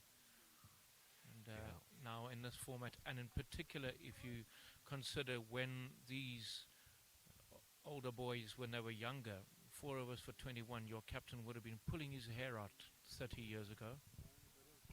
Yeah, and rumor has it it's dangerous to pull your hair out at over 60s. It might not grow back. Depending if you have any. Yeah, it's depending if it grow back. And mind you, I'll say I haven't even approached 50, and I hardly have any feathers left on my head. I wouldn't want to be pulling my feathers out either. It is so incredible that these men still continue to play cricket over the age of 60, field in the heat for 45 overs, and then still go out there and do the business with the bat, as we see Gary Steyn approach again. It's a lovely nut there, but well worked to the leg side by Andy Lunt. Carl Mellor's looking for a second, but the one Andy Lunt got the long sleeves on, so it will make it easier now for me to distinguish between the two. That one's pushed wide outside the off stump, driven into the cover, straight to the fielder, Sans Thomas, who loses his footing again. It's not often Sans Thomas stays on his feet when fielding there in the cover region. Absolutely, but yet you'll see him fielding at that short cover, and he dropped a catch as well just now, didn't he? So unfortunately not having the greatest time. He would have been a little disappointed with his bowling and in dropping that catch at short cover just now. Slipping and sliding just now as if he was on a banana skin. That one cracked through the covers. That will beat Peter Sans Thomas and race away to the boundary. Maybe just over pitching there from the left arm spinner of Gary Steyn, and that will be the end of the over. And what a way to end the over, the crack through the covers. After 21 overs, South Africa 87 for 1. Yeah, so now they're going at just above 4 runs to the over, so a little bit of momentum beginning to build in this innings of South Africa now. So as you say, over-pitched, there undoubtedly would have been a little bit of width to work with as well. And unfortunately, Peter Sans Thomas has not had the best of times in that cover or short cover position where he's been fielding. And you've often spoken about how frustrated he gets when he struggles, or when things don't go right for him in the field. So I'm sure he'll be a bit frustrated. Yeah, very proud fielder, loves to save 15 to 20 runs in that cover region. So he did well to stop the penultimate delivery of that over, just falling to his feet, or slipping, or off his feet rather, not to his feet, but did manage to save the single. Then the next one was just a beautiful cricket shot. Sometimes you just got to doff your cap as a fielder and a bowler, and acknowledge the skill of the batsman. Especially when they go straight down the ground as well. That's the one where you just doff your cap and you say, that's well played.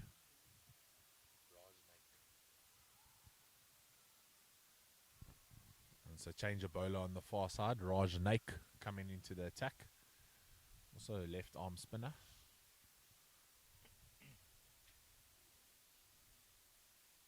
Interestingly enough, the wind has changed direction slightly again. It's slowed down a lot though, as you can feel, starting to get a bit warmer. But now coming again across the ground from right to left. So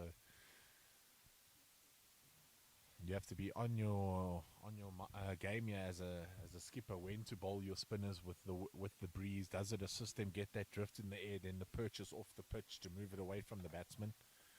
Raj Naik drifts down the leg side and is pulled away sweetly, and that will run down to the fine leg boundary for another 4. And well, the two batsmen now on the move. Yes, they certainly are, and I think what they're beginning to realize is we need to target the spinners. So Raj Naik, who's been so reliable up until recently, getting into his attack into the attack. Admittedly, it's down the leg side, so any batsman at any caliber should be putting that away. But it's always so nice to ensure that you don't miss out on those types of deliveries. They've got 3 men out of the ring on the leg side. That's better from Naik. Just straight, and Andy Lund gets on the front foot. So they've got a deep square leg, a man at deep mid wicket or cow corner, and then a long on, and then a long off. In the offside, they've got a point and a cover and an extra cover. And that one's just guided to point. Andy Lund looks to go on the move, but called back from Cole Mellors. Cole Mellors now 44 off 64. Andy Lund 17 off 36. Currently going at 4.23 and over. The projected score 190. The way they're batting, you feel like they'll go on a lot further than 190. And that one's driven through the covers to long off, who has to make his way around. That looks like the captain, Greg McDonald, out there. It's interesting, Dean, that over 60s, you actually have to be really smart as to where you put the different fielders. As that one's just played down the ground straight to McDonald this time, so just a single to the skipper. You need to be smart as to which fielders you put on the boundary and which ones you keep in their inner ring. You first got to think about how fast they can move through the ball, and secondly, how big is their arm? Are the fielders going to get an extra 2 to the arm, or will they just be allowed the 1? Sometimes if the arm is strong enough, in the likes of McWade, McDonald and Parham, then there's no run with the throw, and they just run as the ball trots through to you. So very interesting, and a lot of thinking to do for the captains. Oh, very much so, absolutely. And I think it's very important that obviously he knows his players very well, which has not been the case in the sense that obviously some of the Zimbabweans have come in. You've spoken about Canada, Australia. I suppose it doesn't take you long to figure out which fielders should be standing where, because you bring up a very, very valid point. You may have a situation where somebody may have an incredibly strong arm. Someone like an Inzama Muhak, for example, he did have a very strong arm, but he wasn't as mobile to get to the ball. And then you do have the dynamic cricketer who's very, very swift across the ground, but then who also does have the very strong arm. So, you know, the dynamics are slightly different when you're 60. It's very seldom that you're going to have somebody who is capable of having both. And I mean, it's understandable. So it's very important for the captain to have a very clear understanding as to who stands where and what their role is in the field.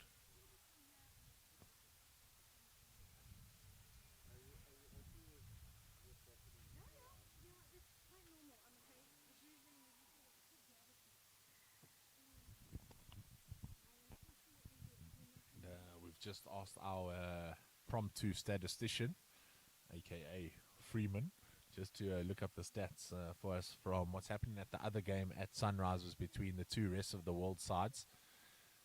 The one rest of the world side has won both their games, so guaranteed to be near the top of the table at the end of today. And the second team there has won one and lost one, so it could go down to net run rate to see who makes it into the final.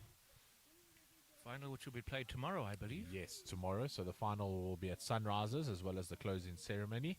And then third, fourth playoff will be at the wonderful OGs. And so does everything wrap up tomorrow, or the third and fourth games on another day? No, everything will wrap up tomorrow. So games will be at the same time, and then all the teams will group together and then have a closing ceremony, which is usually a wonderful occasion. Medals are handed out, the trophy, and they usually also award a batsman of the tournament, a bowler, and then the player of the tournament. It's a really lovely tradition held by the over 60s veterans.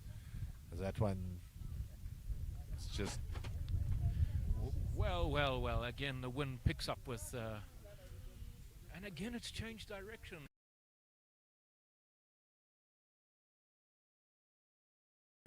Yes, and it's not going from your right shoulder to your left. It's going straight down the ground again, so to speak, into our faces. Yes, and the TV in front of us has clattered over and fell on the plugs. And earlier this year, in my commentary stint, I saw that happen, and the TV came up, and it wasn't alive anymore. But to Freeman's delight, the TV is still showing us clear pictures here. And the Cavaliers A are batting first against the Cavaliers B.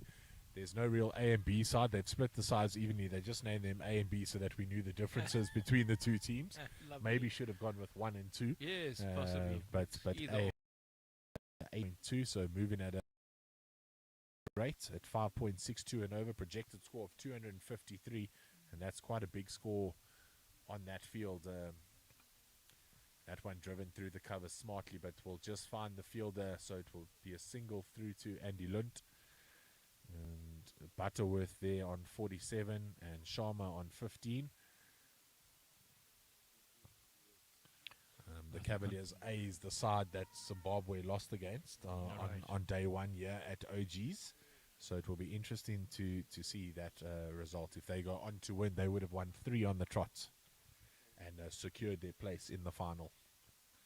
But we'll bring more updates about that game in the second innings when we can know in which direction that game is going in. Certainly seem like they set for a very, very big total if they continue the way they are now.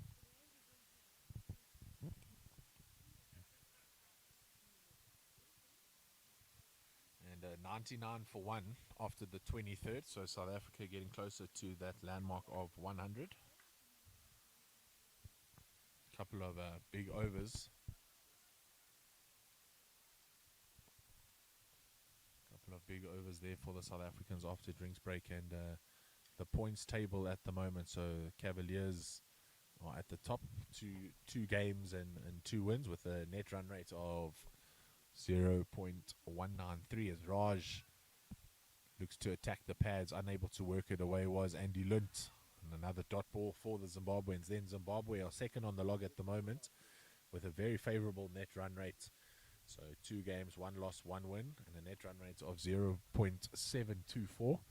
So the biggest run rates by about 0.6 at the moment. Zimbabwe, the Cavaliers B side, are in third with a run rate of negative 0.41. And then the South Africans are at the bottom of the log, losing both their games so far, and also have a negative net run rate. So if it all was to end as the table is now, the Cavaliers A would face Zimbabwe in the final. But South Africa looking to post a decent total in the first innings and then create trouble later on.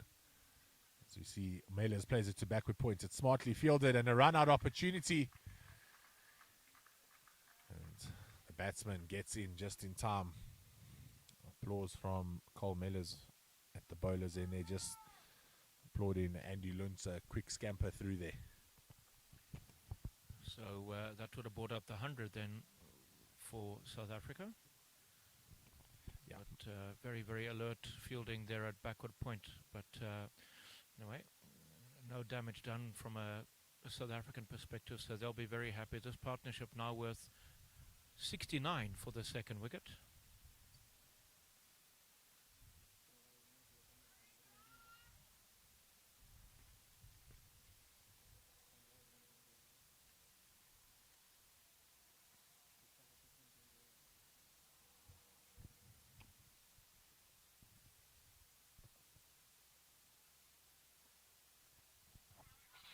Just played to mid-wicket, but well fielded by Jones.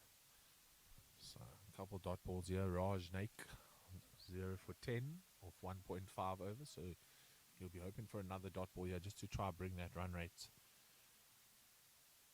down.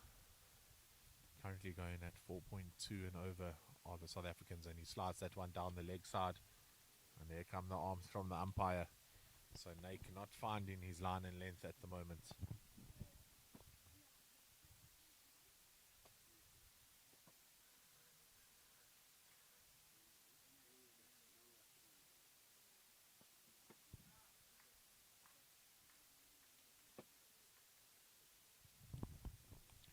Down the ground for a single to mid-off.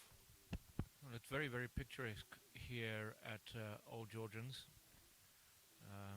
They've got a lot of infrastructure here as well, just next door to where the cricket is currently being played. There's a wonderful setup there where so many things happen. Certainly a lot of people involved there at a place called the Hub, which is exactly what it is. You can go there and there's all sporting facilities that are run there, but very, very nice to see that everything is still in such good condition as the sun begins to beat down. Yeah, it's come away from those scattered clouds, and it's getting bright out there again for the players as we see Gary Steyn start his next over. He's gone for 14 in his 4 overs. That one's cut away backward of point. Ian Harris does well on the sweeper boundary to come around, and they don't take on the arm. So just coming through for a single. Interesting there from South Africa, miscommunication between the call-in. But on strike now is Cole Mellors, and he's on 49.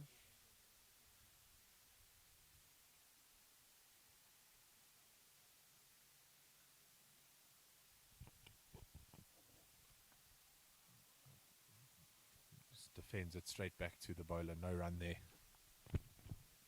He's very patient, isn't he? Obviously, his physique gives you the impression that he likes to get on with it and try and dominate the bowling, but he's more than happy to bide his time at the crease, and when the opportunity is there to score, then he'll do so.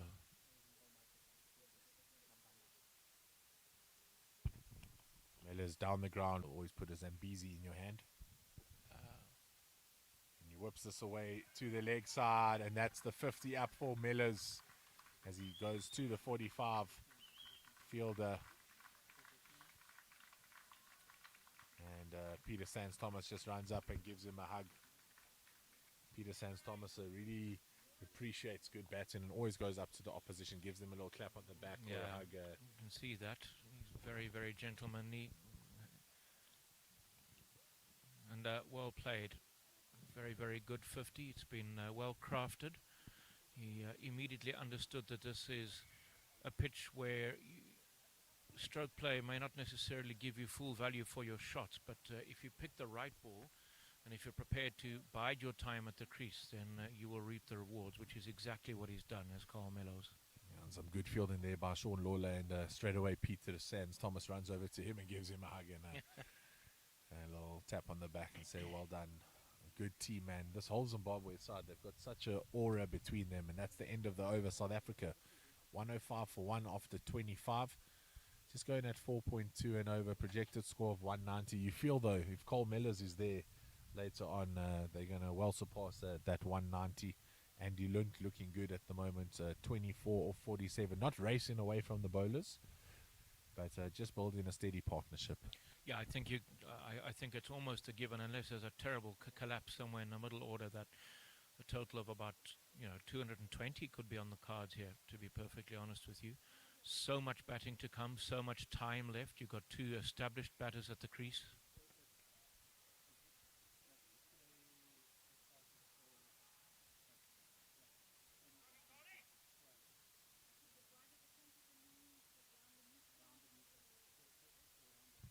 Celebrations continue here for Cole Mellors. Keeps pointing at South African players around the field, and Raj Naik into the attack again from the far end. And Andy Lund punches it down the ground for a single. And just a reminder that this is the Proctor Cup, or the Mike Proctor Cup.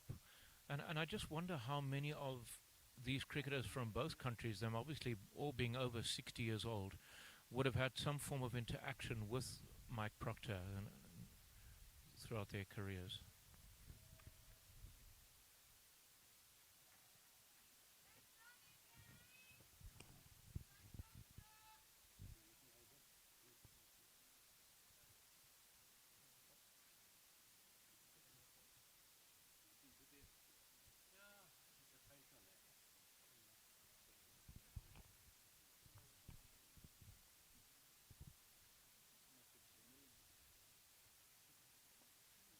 Dean, we've got Ross Holland standing right behind us, the man that looked to put Zimbabwe under tremendous pressure at the top of the order.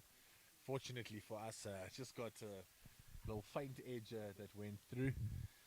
Was timing it really well at the top, and I got to see the young man play some paddle yesterday. Very gifted on the paddle court as well. One of those very, very talented all-rounders. Comes from the Cape Winelands there, so I'm sure you'll be looking forward to a nice glass of wine when he gets back to the Cape, and hopefully with the Proctor Cup in hand. Wouldn't that be nice? Certainly very special part to my heart. That's where I did my schooling in Worcester, at School for the Blind there. So although I'm Zimbabwean born and bred, that's where I did my schooling and got to appreciate some tremendous wines over the years. Not sure if we're allowed to mention wines while we're commentating, but I can tell you what, I can think of one right now that is just the best I've ever had, ever. Are you allowed to mention it, do you think? Yeah, I think we certainly are. At the over 60s, well, what's a bit of cricket without some wine and a beer or two? What have you then ever tasted? The wine called Rubicon, which is produced by Meerlust. Absolutely magnificent stuff. I most certainly have, and it was a really, really good one. My only question, Dean, is you said you did your schooling there. You shouldn't have been drinking wine while you were in school. That's maybe something we shouldn't mention on air. Well, As South Africa get to a Nelson, 111 for 1 after 26. so good solid stuff once again after the early, well, not the early wicket, but after the loss. It was 31 for 1, and this partnership now worth 70 for the second wicket. It reminds me very, very reminiscent of how Peter Kirsten and Kepler Wessels used to go about their batting back in the early 1990s. They would go along at a pedestrian pace and then allow the likes of Darryl Cullinan and Adrian Caper and Jonty Rhodes to do the finishing touches. And then that bowling attack of South Africa, Donald, de Villiers, Pringle, Matthews, and then eventually Sean Pollock would just be too much for the opposition. And South Africa would be able to defend totals of just over 200 without even breaking a sweat. Such was the quality of the bowling attack. That one pitched wide outside the off stump, but straight to Sean Lawler, the wide mid-off.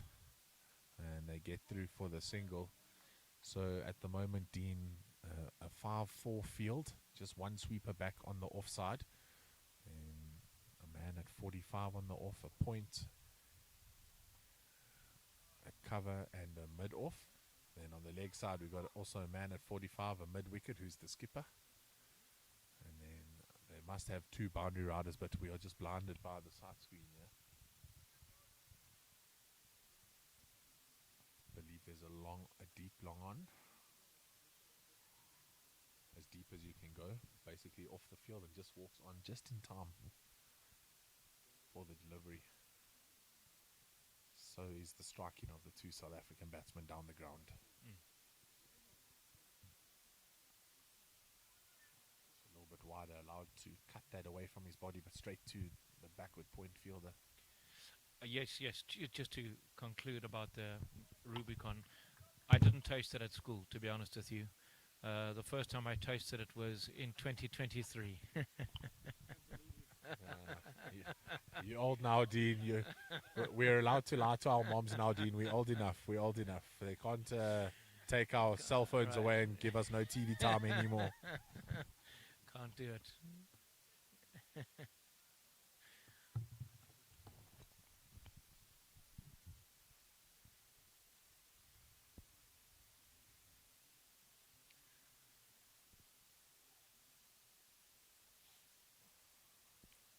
Andy Lund just steadily moving along, 28 or 53. I'm sure his team will want him to start picking up the pace soon as we see him whip one to the leg side. Now look to trot through for 2. Lund turns sharply, looking for a third. Mellors wanting nothing to do with a third at the end of the over. Looks like there's one delivery to come. One to come, yeah. We counted short. Gary Steyn, 20 runs off his 5.5 over, so really economical today is Gary Steyn. Floats that one up, drifts down the leg side, and a wide signal straight away from the umpire. Commentator's curse, thinking the over was done, and now it's at bowl 2 more. What would a game of cricket be, Dean, without a commentator's curse? Oh, no, we need them. We absolutely need them.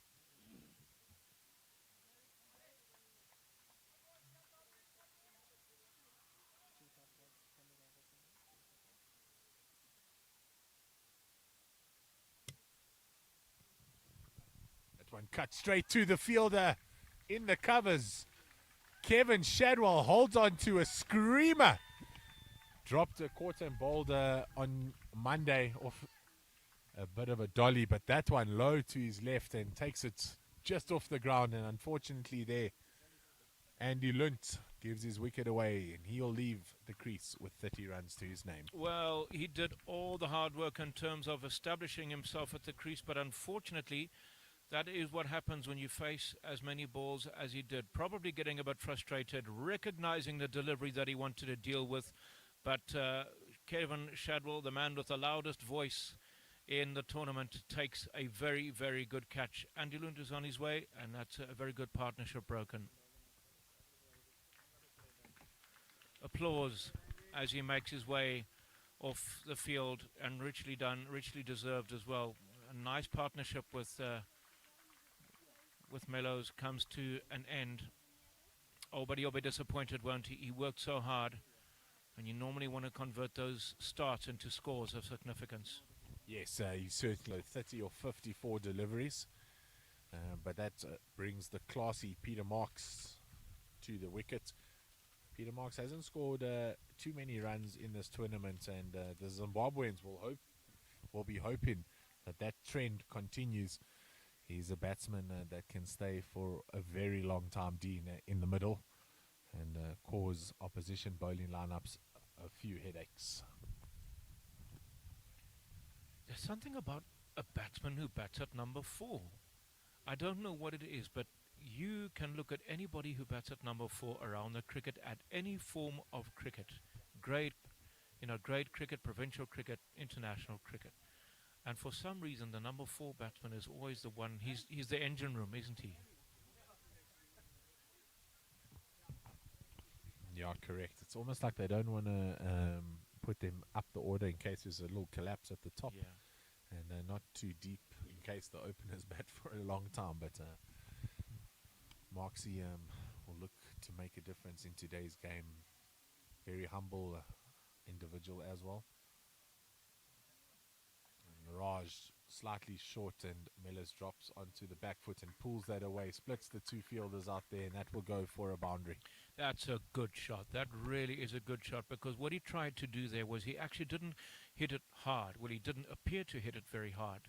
But because it is short, it allows him to rock onto the back foot, and it allows him to then find the gap without imparting too much power, which he does have a lot of. But on this occasion, this was pure placement.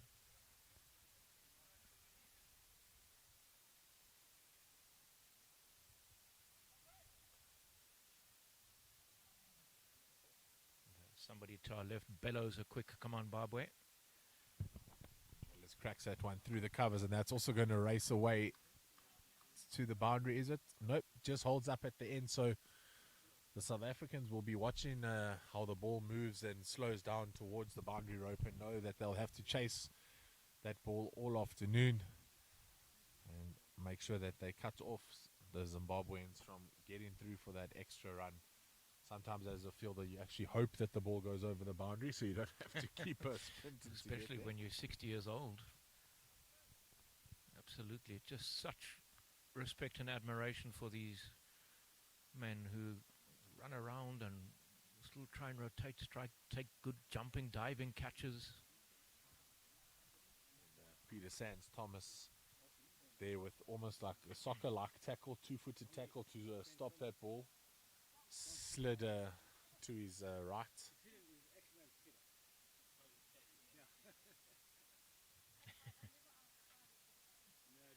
No, it's a dangerous question. You don't want to know about Bonk's nickname. He made me say it on air, Dean, in Cape Town, and all his schoolmates and varsity mates messaged straight away to inform him that the story was told live. Right. Obviously, his version of the story. And that one, Ross Holland here getting excited. It's just telling us, Dean, it's through the covers for 4. It's a shot that reminded me very much of Daryl Cullinan, keeping that left elbow nice and high, I would imagine. As high as I wonder if he's got arthritis in his elbows. Do you get arthritis in your elbows? Well, I don't. I'm too young. Well, I know you get it in your hands and your wrists, but I'm not sure about elbows. But Marks is a really classy batsman. Someone that you could just watch all day batting. He always looks to have time at the crease. Looks like he's taken a leg stump guard here, slightly open stance, and trips over his bats, much like Alan Donald against Australia in a game that no South African likes to be reminded of. Oh, no. 1999. But such is the grace of the man, Peter Marks.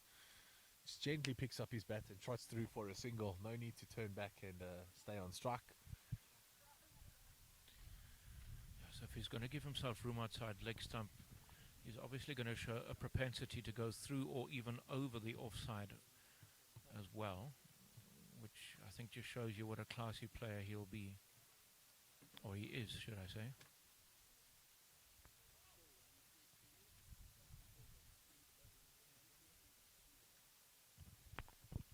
After the 28th over, it's 128 for 2. And just a slight increase in the run rate, going at 4.5 and over at the moment. Projected score of 206. I'm sure South Africa will be looking closer to the 250 mark. 250, absolutely. A minimum now, surely, of 250. Absolute minimum. And it'll be interesting to see then how Zimbabwe go about chasing this, because we've certainly seen that the outfield is not particularly quick. You don't necessarily always get full value for your shots here, which makes it interesting. So you get yourself to a total of maybe 250. There'll be some running between the wickets, but in an equal measure, there'll be some South Africans diving around in the outfield as well. I'm sure Ross Hollin will be one of those players. Yes, he will. He'll be jumping around. He'll be jumping around, and hopefully him and I will at some point share a glass of red. I'm very sure, or definitely a Zambezi. Yes, certainly.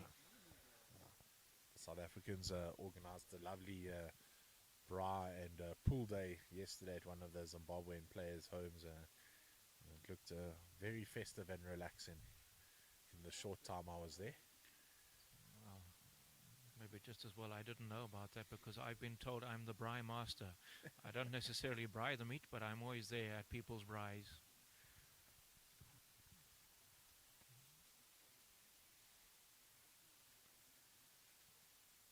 That was after Ross lost the paddle game to the captain of Zimbabwe and his wife. Oh. The two McDonald's.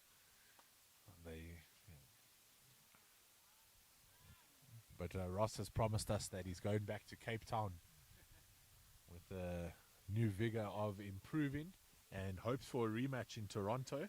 Has spoken to the two McDonald's to pack in their paddle bags when they pack their cricket kits and head off to the World Cup next year. Are you going to make your way across to Toronto? Toronto's very far away from East London. And that one is cracked through the covers.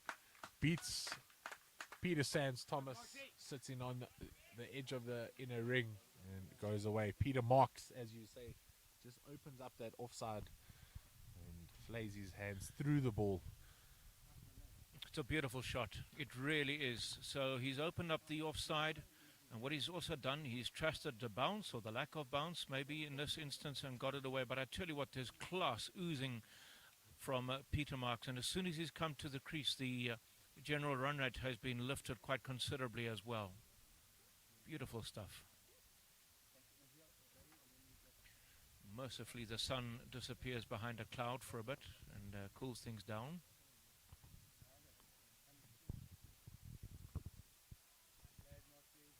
Marks just on the front foot, straight back to the bowler. Class after cracking the 4 through the covers. Just the forward defensive to say, I still have control over my shots.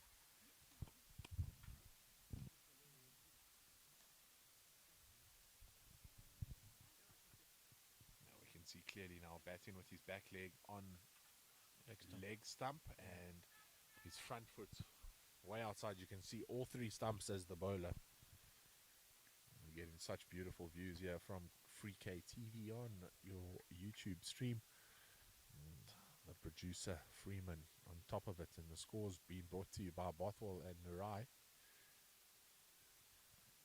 Keeping everything up to date, and Marks now pulls it backward of square, and 4 more runs to the name of Peter Marks. Well, this is beautiful. This is absolutely beautiful. So the first 2 boundaries that we've seen have been through the offside, where he's given himself room, just opened up the offside and stood outside leg stump. But on this occasion, going through the leg side, we're seeing an array of strokes as the scorers will be kept busy in terms of his wagon wheel. He's only been at the crease for a short time, but he's come out with such intent, and it's been a real joy. It's been a sight for sore eyes. Yeah, and just 1 run to go before the second drinks break. some teams just seem to play more precautionary cricket, but Peter Marks strolled to the crease and from the get-go has seen the ball as if it was twice the size, driving a couple through the covers, and that time just putting one backward of square, pouncing on anything that is slightly short. And Raj Naik now coming in for his 5th over. He's been expensive so far, 29 off his 4. Yeah, that is a tad expensive. I wonder how that groin of his is doing. You alluded to the fact that he wasn't at his best when he opened the bowling a couple of days ago, and that he did have a groin niggle as well. Hoping everything is the way that it should be. Just planting that ball outside the off stump, shoulders, arms there from Mellors.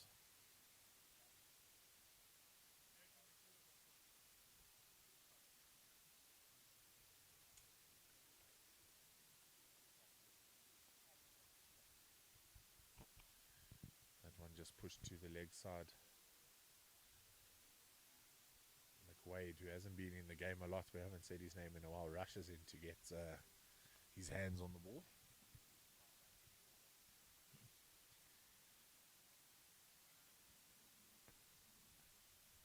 Projected score now increased from that 180 to about 210, and that's since Marks has walked to the crease and just accelerated the runs. Yeah, again, I think there'll be a few more than that, though, to be honest with you, Nick. And I think they'll need a few more against the Zimbabwe batting lineup. Quite a strong batting lineup from Zimbabwe.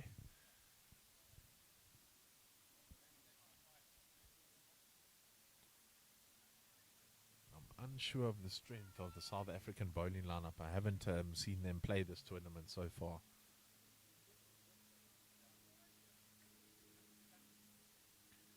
Well, to be honest with you, if it is a genuine South African attack, I am very sure they will rely on somebody with pace and swing and accuracy. Because for as long as I've followed cricket, that is what has been South Africa's formula, and it has worked so well for them over the years.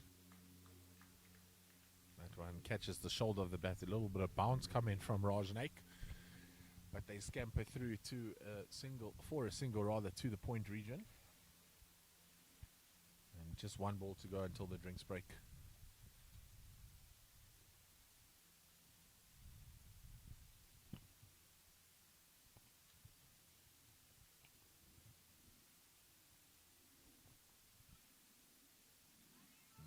No run there, and Mellors tucks his bat under his arm and walks away before the ball's even thrown in by the fielder. And we're going to go to the drinks break here.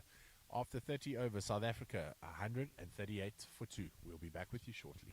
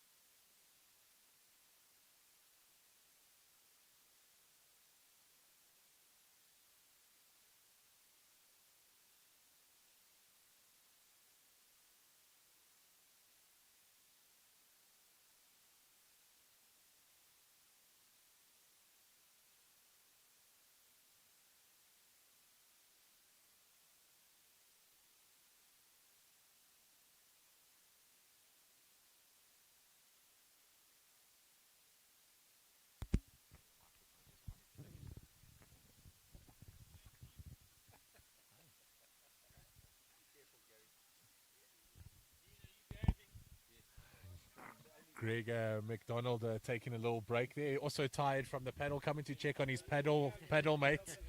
The two of them played yesterday, and area of expertise from McDonald, where to massage on the back there. Wonderful to see.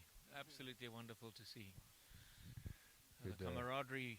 I mean, I've only been here for all of, I don't know, 2 hours or whatever, but it's very, very clear to see that there's tremendous camaraderie, good spirit, and a lot of enjoyment.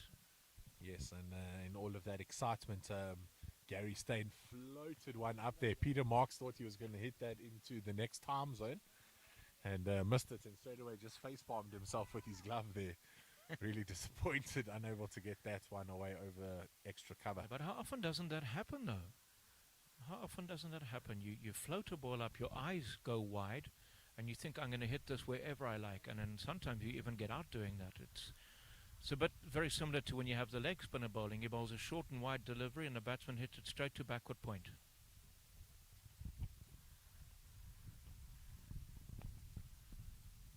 That's cricket for you, and it's why we love the game. But as you mentioned, the camaraderie, as one's floated out there, and it's a bit of an inside edge. Oh, he's actually missed that ball totally, and it's come off the keeper, sorry, to the leg side, but no run there for Cole Mellors. Also disappointed, so Gary Steyn after that drinks break, just not landing his 3 deliveries on the wicket. Fortunately, none of them being put away. It's like everybody has to auto-tune and refocus again after the break. Yeah, it's the same here in the com box. Certainly.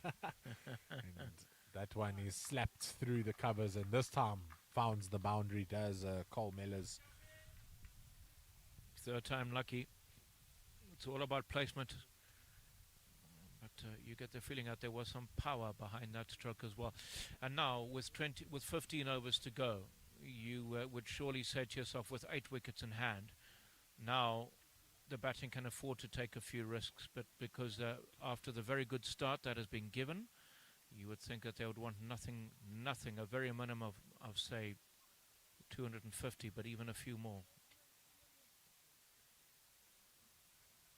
Yeah, to get 250, they're going to need 107 runs in 14.2 overs, so they'll have to increase that current run rate that they're going at. But they've certainly got the men at the wicket to do it, and a few more to follow. Yeah, you have the strength and power of Mellors, and then you have the skill and finesse of Peter Marks. And together, if it works and if it comes off, it could be a very, very lethal combination. Yeah, and they both look very fit and quickly scamper through for a single. So the run in between the wickets with this pair is also really important. And that's the end of the 31st, 144 for 2. Looks like Raj Naik will continue from the far end. Gary Steyn 1 for 34 in his 8. Was really economical in the beginning, then went for a couple runs when Marks came to the wicket. But I think as a skipper, you would accept 1 for 30, 1 for 34 after 8. When you look at this batting lineup.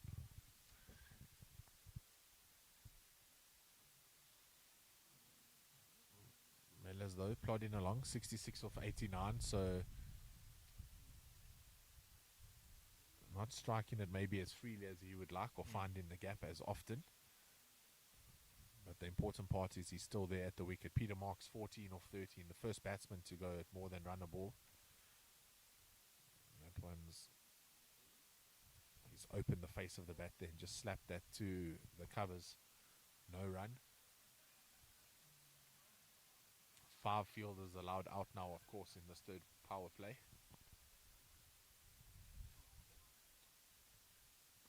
Got a long on, a long off, a deep mid wicket, and a deep square leg, and they scamper through for 2 there. They played it well just into the inner ring, and the long on had to come all the way in from the boundary to get that one. Good running there between the batting pair. Yeah, good awareness as well, realizing that the fielder had some ground to make.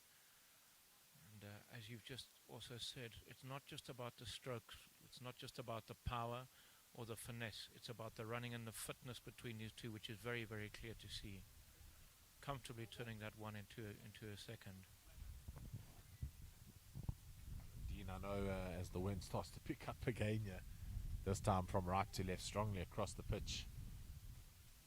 Mellors just guards that past the keeper's gloves. Very fine. And Shadwell has to come from square leg all the way to a very fine third man to collect that.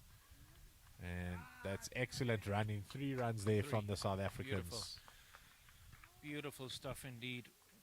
The awareness between these two has been very, very impressive. Realizing that Shadwell had so much ground to make and actually getting back quite comfortably for the third, really. And that was nothing more than a, I suppose, opening of the face of the bat.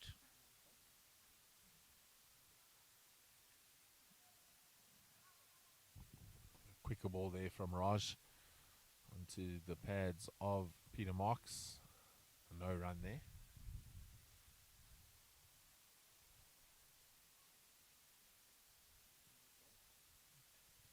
So there are other bowling options here for Zimbabwe if they feel they need to go to it. Kevin Shadwell, he bowled on Monday and took 27 for 2. In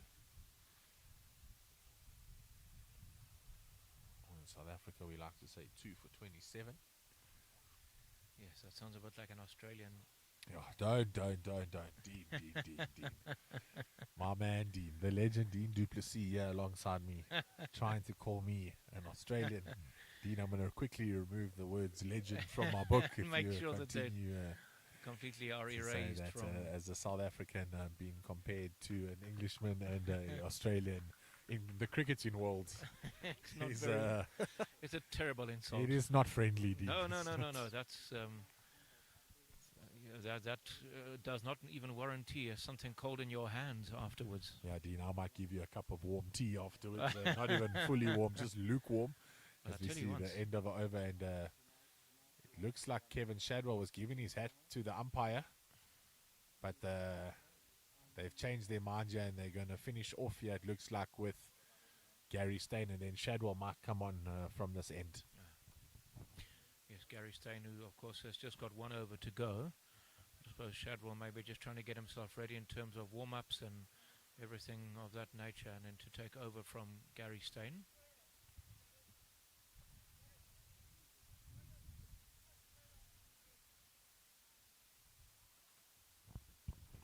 So 151 for 2 after 32. So just going at 4.7. So that run rate slowly creeping up towards 5, and Zimbabwe will really want to bring it down as quickly as possible, because you know the last 5 over, South Africa will look to extend the long levers and add some runs as we see choppy Gary Steyn straight on the mark again. With so many wickets in hand, I would be tempted to pull the trigger even earlier than with the last 5 overs. Honestly, I would.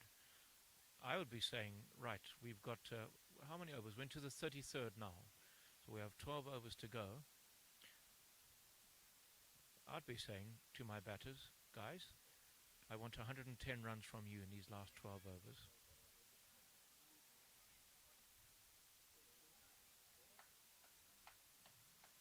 In these last, what is it, 13, well, say 12 overs. Yeah, 13, what would it be, 12 and a half. Yeah. 12 and a half to go. It took us some time there to do the maths.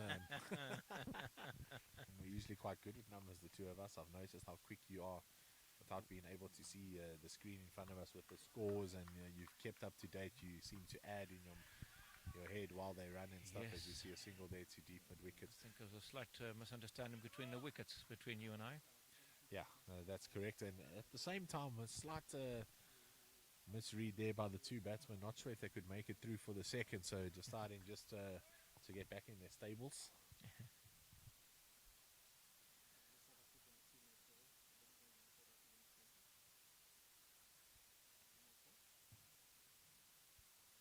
He floats one up, and that doesn't land on the pitch, and it's slashed through the covers off the hands of Kevin Shadwell. Does well to get hands on that, and Peter Sands Thomas goes to collect the ball.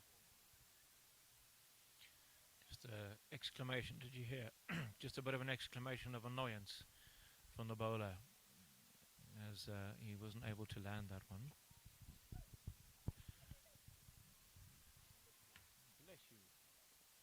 The lady behind us having a bit of a sneezing attack. It's wonderful what you pick up in these surroundings, Nick. No, we certainly are in the middle of it all. Got the cricket in front of us, fans behind us, the physios. No one on the physio bed at the moment, so the physio's catching a bit of a drinks break.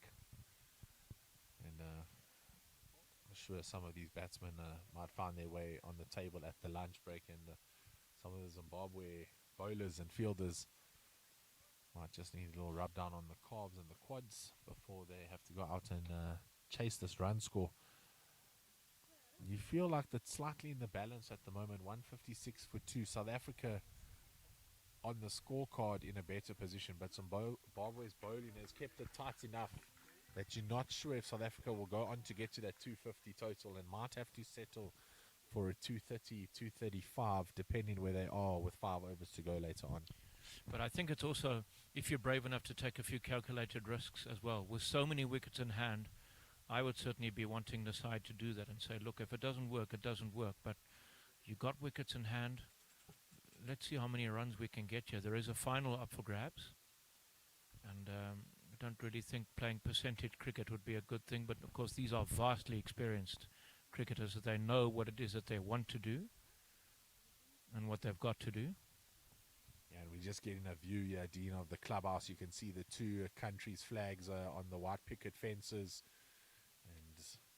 What a beautiful view it is here. So if you are in the surrounding areas of the OG Sports Club here in Harare, make your way down and come support your boys taking on the men from down south, South Africa, who are 157 for 2 after 33. 12 overs left. Mellors drives Raj Naik straight down the ground to mid-off. It's a bit of a fumble out there, but not taking on the arm.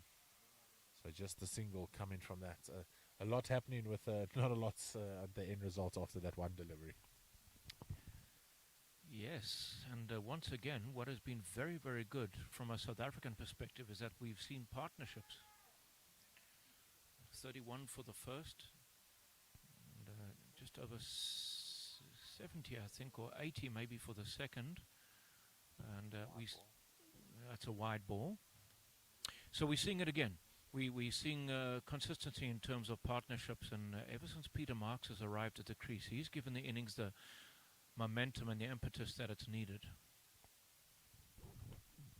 Raj Naik doesn't land on the pitch. Peter Marks cuts it, and it goes straight to the point fielder, who puts it down.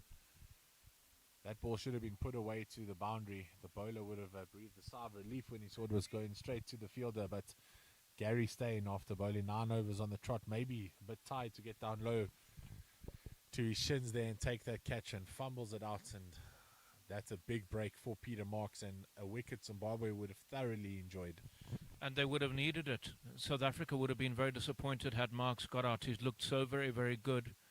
And this is exactly what I was talking about earlier on, Nick. Sometimes it's those innocuous deliveries that get you the wickets, and it very nearly worked for them.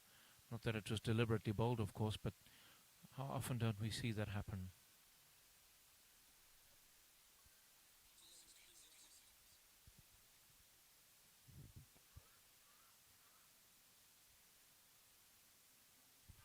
Marks, or rather Cole Mellors, hits on the pad there, but sliding down the leg side. And they'll scamper through for a single as the ball shoots off to the point region. That was a quicker ball there from Raj. 42 runs off 6.4. Raj has been quite expensive, the most expensive of the Zimbabwe bowlers. And tosses it up, and that's driven down the ground. Work here to be done by Zimbabwe fielders, and that looks like Pops diving there. They get through for 2. Ross Holling leading the cheer there from the pavilion. South Africans all sitting together, bring such unity, does this game of cricket, Dean. Good to see the applause as well, wasn't there? The fielding there by Potts, and very nicely applauded by his teammates as well.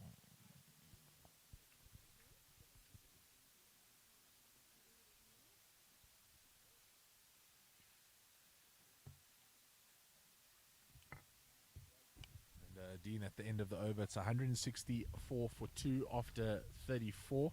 And I'm just going to quickly update you on the other match. The Cavaliers A side are 180 for 2 after their 30 overs. So drinks, they sit in very pretty. Butterworth still in on 77, and there's a new batsman, Walton. He's come to the crease, and he's on 8. So they go in at 6 runs and over, and the projected score there is 270. 8 wickets in hand, 15 overs, 120. Why not try and push for 300?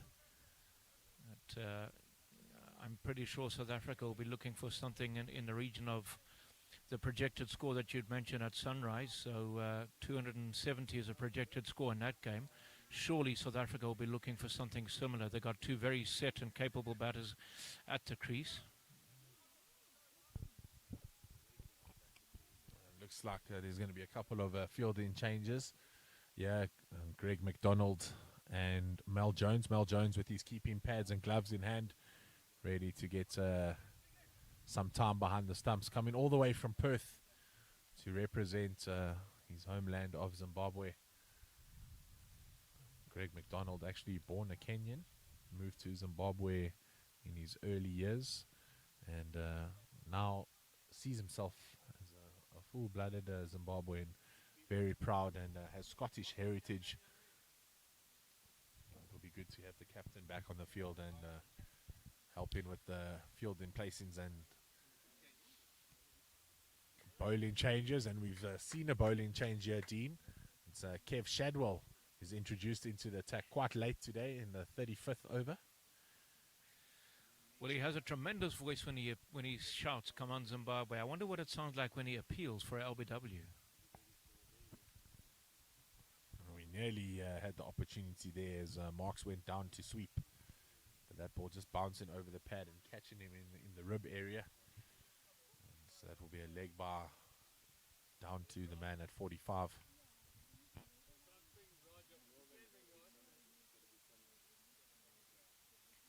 You were talking of Mel Jones. That can actually be quite tricky, because as you know, there's Mel Jones, the Australian former lady cricketer, now very established and much loved commentator, who's also in Australia. We talk of Mel Jones.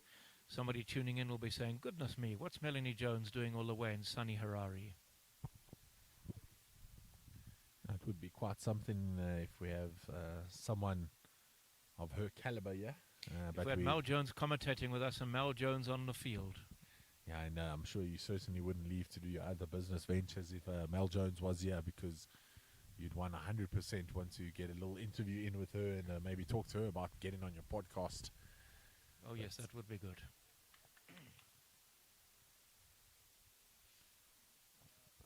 Tidy start here for Kevin Shadwell. You heard that grunt about a ball or two ago. The ball was hit back to him and he tried to stop it with his feet and it went through. And a single was given there. So it's not... You don't really want to give the batsman an extra single if you can use your hands to field the ball. So maybe a little bit of tiredness coming in there after fielding for 34 overs. And that's the skipper to your left, just encouraging the players before he makes his way back onto the field at the end of this over. 1 ball to come. And that's a single just to the mid-wicket region there. And after 35 overs, South Africa are 169 for 2. Well, you've got 10 overs left. You have 8 wickets in hand. Surely it's now time to open those big, strong shoulders, Carl Mellows, and show us what you can do. It will be an interesting time now for Carl Mellows, Dean. First day going out for a duck. Second match, 99, then going out. Do you think the milestone will be playing on his mind, or will he put the country first and open up those shoulders early on? I honestly believe he'll put his country first. He's on 79 at the moment, off 101. Yeah. No, it's definitely time to up the ante now in a big, big way. Open those big shoulders and show us what you can do.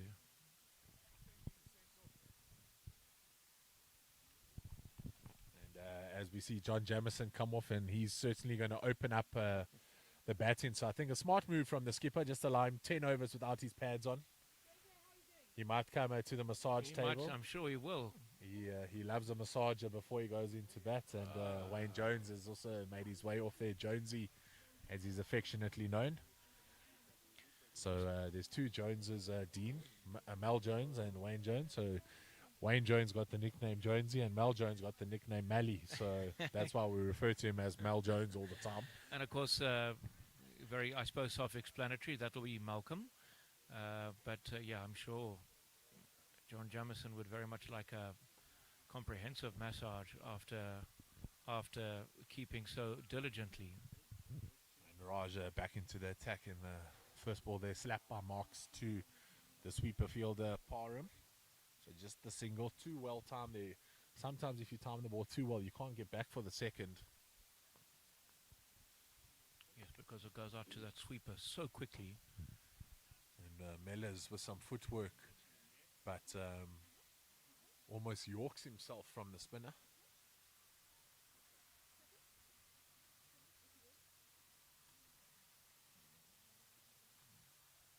John Jamison, not a man that likes to be taken off the field, whether he's in the field keeping or when his wicket is taken.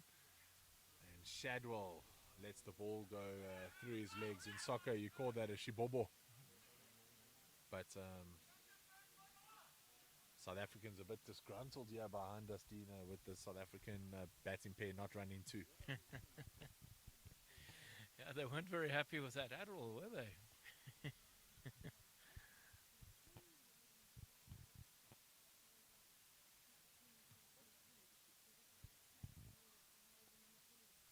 Raj drifts to the leg side. Marks tries to pull him, but catches the thigh pad, and more work here for Kev Shadwell.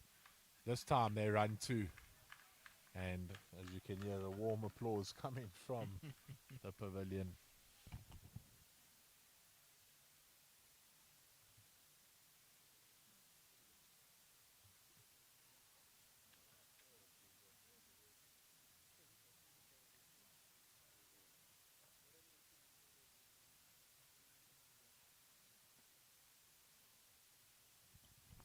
That one just played down to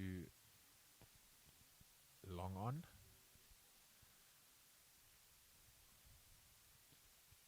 You have to go back to that drop catch, Dean, of Peter Marks. He's now built a good innings here, 26 off 28. He's a classy batsman, seems to have power as well as one of his batting attributes. As that one's just run down to third man, the vacant third man area. But it's going to be pulled back here. And they run for three again. So South Africa turning it up now with the run in between the wickets. Absolutely magnificent stuff. And especially none more so than Carl Mellos. He's been there from the very beginning. He's opened the batting. And he's still able to run beautifully between the wickets like that. That is just tremendous fitness and application.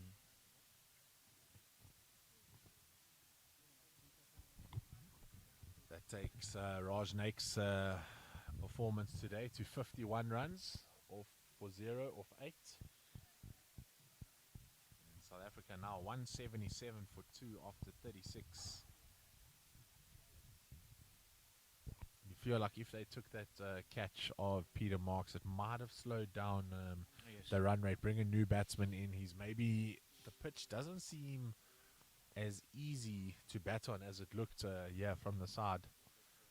I did go have a look at the pitch this morning before the players got here. It looked like a very even surface. Maybe the ball just holding up a little bit off the wicket. So we see Kevin Shadwell getting ready for his second over. They'll be hoping for a breakthrough here just to slow down this run rate.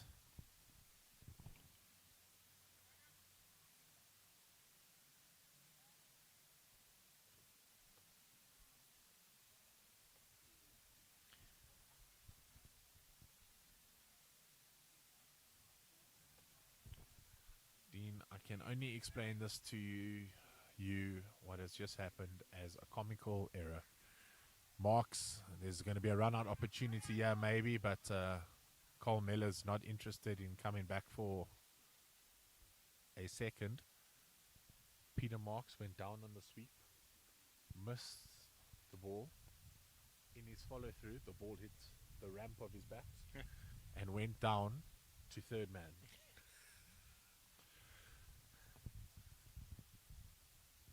And he would have told you it was a Josh Butler type ramp shot Off the back of his bat. off the back of the bat. And Mellors plays it down the ground, and there is a fielder there, so it's just the solitary run. Mellors actually looking a bit tired. Yeah, I can fully understand that. I get that. And so what do you do now? Do you go into slog mode, which you're fully entitled to do because you've been there from the start? There's 8 overs left.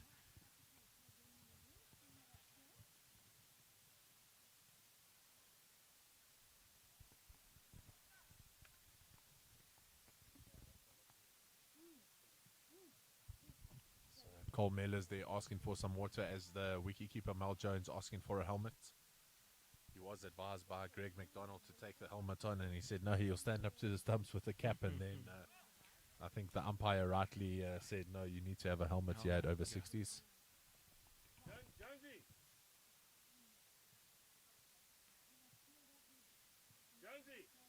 If my memory serves me, he's a very bald head, doesn't he, Malcolm Jones? You are 100% correct. Shiny as an egg, as an ostrich egg.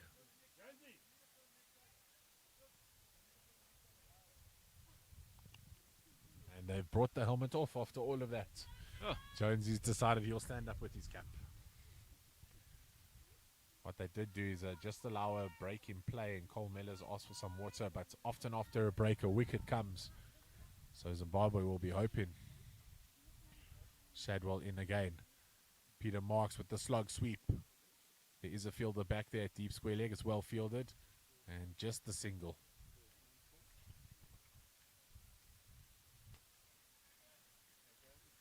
Yeah, he's beginning to express himself a bit more. Just so we've now seen, as I did mention earlier, initially the first couple of few shots that he scored were in the offside, but now we've seen a pull behind square, and we've seen the slog sweep, which, well, explanatory, goes out towards deep square leg or in front of square even. That one driven over the covers. Aerial one bounce towards Sean Lawler, but unfortunately not able to stop it. He was indecisive, rather, if you should go in for the catch. With tremendous power, Dean, and it bounced just in front of him and then over his shoulder. So that just shows you the power that the ball was hit at, that it could bounce over his shoulder, and it just bounced a meter in front as your water bottle flies off the table and the wind picks up. Yeah, Well, my the reaction's too slow to stop that. Yes, and I turned a blind eye on that occasion. I wasn't watching. Well, I was watching the cricket, so it was one of those that was edge between slip and keeper. I'm probably slip and you're the keeper. Now we are very close here as slip and keeper. Not sure the captain would want us standing so close together, but yes, as we see one swept away again there to backwards square leg, just inside the ring next to the umpire. And for the first time in the game, the run rate over 5 runs and over for South Africa. Shadders floats one up. It's driven down the ground. It will just be a single. And that ends the over. An expensive over for Shadwell. He's now 15 off 2. South Africa 187. A minimum of 10 from here. It will be 80 runs that would have been scored, which would, if that was the case, yes, you'll be 240. You'll be 247 if my maths serves me correctly. I think you'd want a bit more. You've got to push for a bit more. Yeah. Right. Gary Griffiths just helping you there, Dean, showing that he too is a statistician and good with the numbers. Yes, that was very helpful indeed. I can't say it normally, so I think it's the Zimbabwe air that's allowing me to say that, Gary. I usually just say stats. In all my commentary stints, I try to avoid the word statistics because it comes out like that. And statistician. Like that, and you haven't even had a Zambezi yet. Yeah, and Freeman, yeah, just getting a good laugh. Hey, Freeman, You won't be a free man if you keep laughing, Freeman, I'll tell you that. South Africa poised here, Dean, to really explode in the last 8 overs. You reckon nothing less than 10 and over from Yadin? I'd be very disappointed and surprised if they go at less than 10 and over. There's a change of bowler, Yadin, from the far end. It's Wayne Parham, nicknamed Pops. He's actually bowled really well on Monday, so I'm surprised that he's only been brought into the attack so late. I think they were really expecting a bit more from their spinners in the middle, and maybe they just needed to pull those spinners off a bit earlier and get their 5th and 6th bowlers in, try share the bowling load.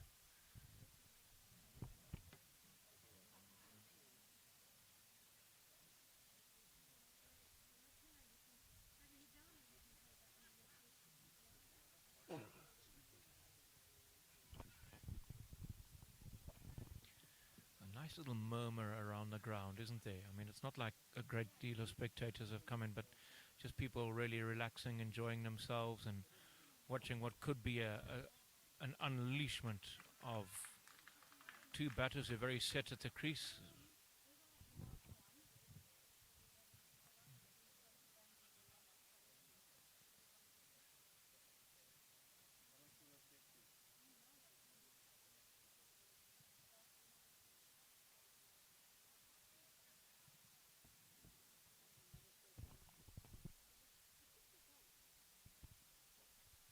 Marks a slug sweep towards the leg side.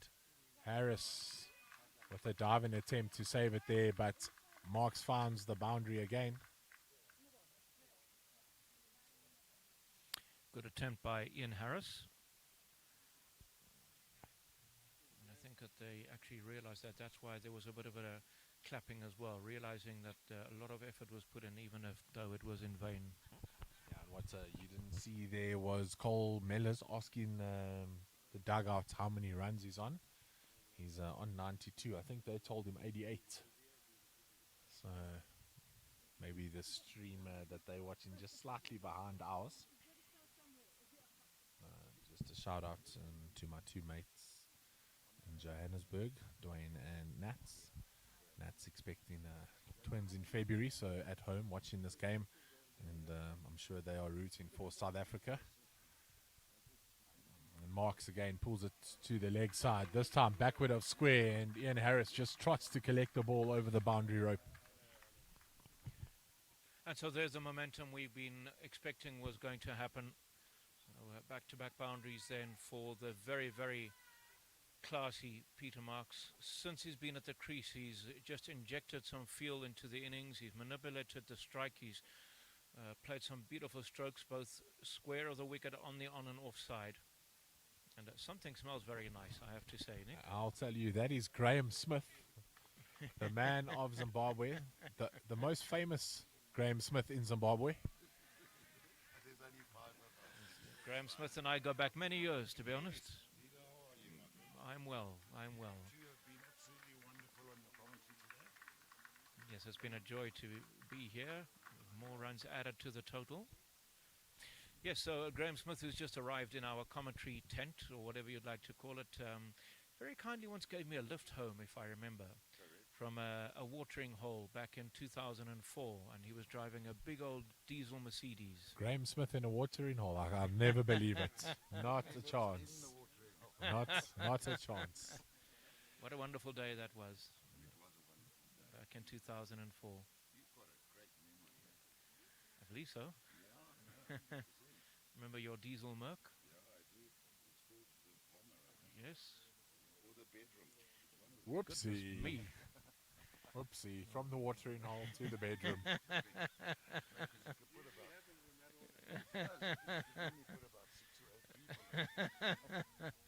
Well, then you wonder if Peter Sands Thomas would have been there.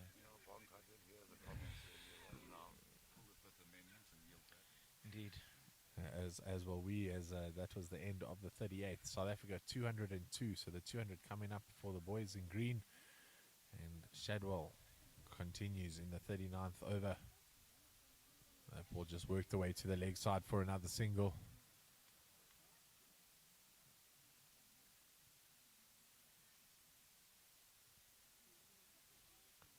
overs on 92 off 109. So his strike rate has just improved as his innings went on.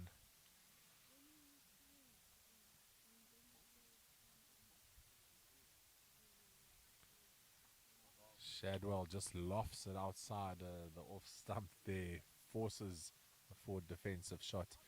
Maybe just trying to open the eyes of the man looking for a century.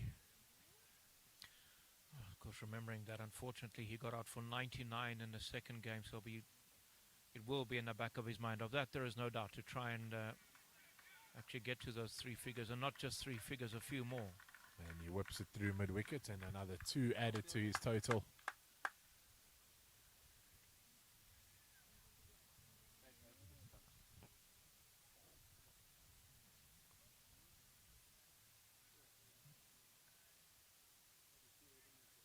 Zimbabwe, Dean, would have known that you need to get a score of 250 on this wicket to be competitive in the first innings. But as a bowling outfit, what do you think their goal would have been to restrict the South Africans to? Well, I suppose initially starting off, you know, they would have just said, look, what we want is early wickets, and if we could be happy chasing a total of around about 210, that would have been very happy. Now, of course, they're going to have to revise that whole theory, because they're definitely going to get heaps more than 210 now. They could be potentially chasing anything between 250 and indeed 270 if these 2 batters spend much more time at the crease. And I suppose now it's all about damage control and you know, just trying to stick to your processes. And I'm not too sure how many bowlers will take pace off the ball, or you know, how many of them have very good Yorkers. It'll be interesting to see how they adapt. And of course, the question is, what do the batters think? Because they'll be beginning to slowly but surely start thinking about how they go about chasing what will be a tricky total in 45 overs.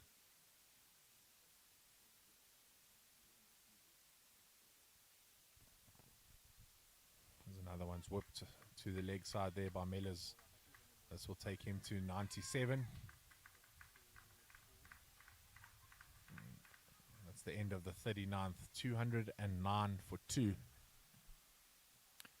6 overs to go, a minimum of 60 runs. And with 8 wickets in hand, I would actually even be disappointed with that if I was South Africa. I think I'd be wanting to be going at 12 or 14 runs to the over now with so many wickets in hand. And I, of course, appreciate that we're not talking about 35 or 30-year-olds or 25-year-olds, but, you know, just to have a couple of lusty heaves across the line and hope that you don't pull a rib in the process. But if they do, they'll come straight to the physio tables here behind us. Physio Central. I'll see.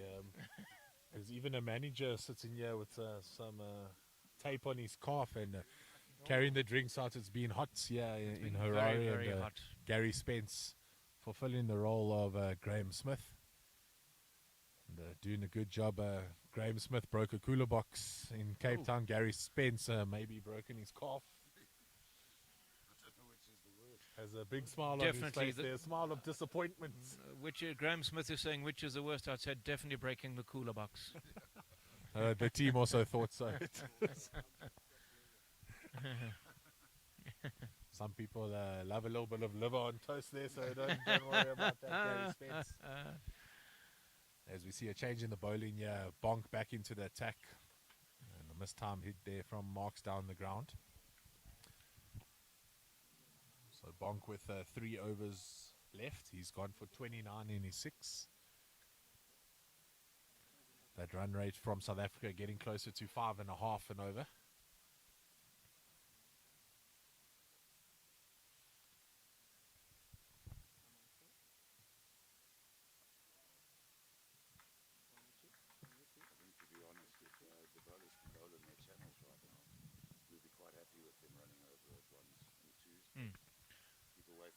Yeah, you don't want to be. They wouldn't want to be conceding boundaries, so they'll be very happy with the strike rotation and getting 3s and 4s off the over. But what they don't want are those fairy tale 13s and 14s that I've been talking about.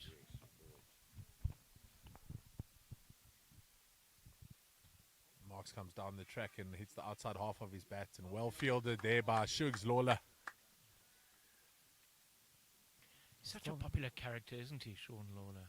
A lovable character. A lovable rogue, eh?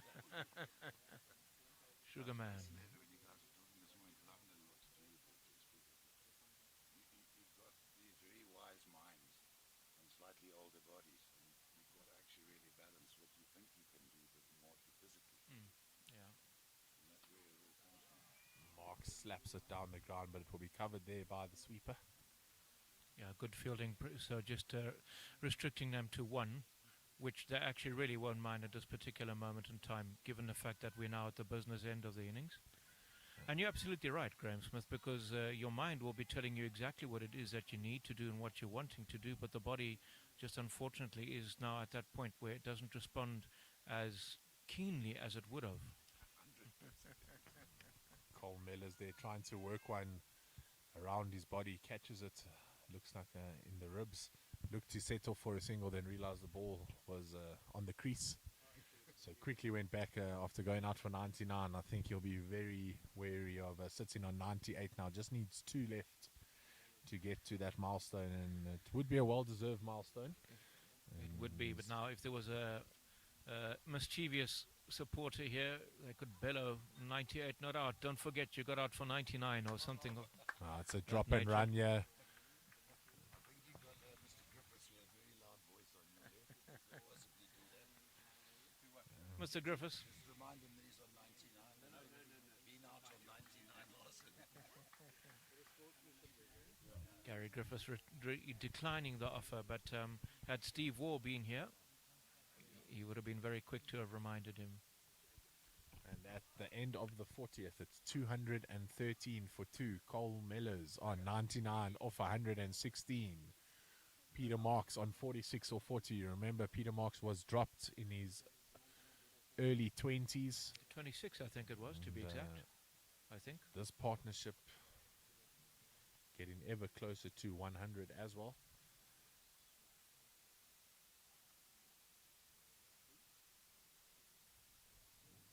Looks like Kevin Shadwell will continue from the commentator's end. Mel Jones finally has got the helmet, Dean.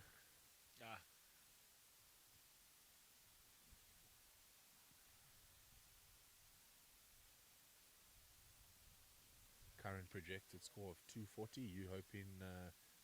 You said that South Africa would be hoping for anything between 250 and 270. Yes. I think Zimbabwe will take that 240 and shake hands. Oh, they certainly would. They'd be very happy with that. That would be a tremendous effort, given the fact that these two batters are so set at the crease. Kevin Shadwell.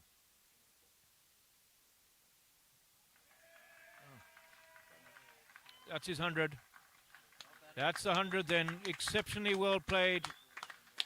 Cole Mellows, he's been there from the very start. He's been very patient. He's bided his time, but he brings up his 100 then. 117 balls. Remember that he was out without scoring in the first game, out for 99 in the second, but now he's put that firmly behind him and he's crafted himself a magnificent 100 here at Old Georgians.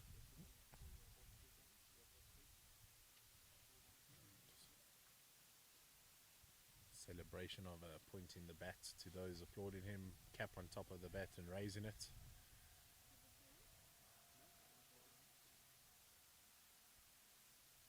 And Marks now with the slog sweep towards the leg side on the bounce to Ackhurst. Good field in there by Wayne Ackhurst, and they just come through for the single. So I'm sure now, Dean, that Cole Mellors has got to that milestone. We might see those big shoulders a lot opening. more aggression. I can just picture a big heave over mid-wicket or a bludgeon down the ground.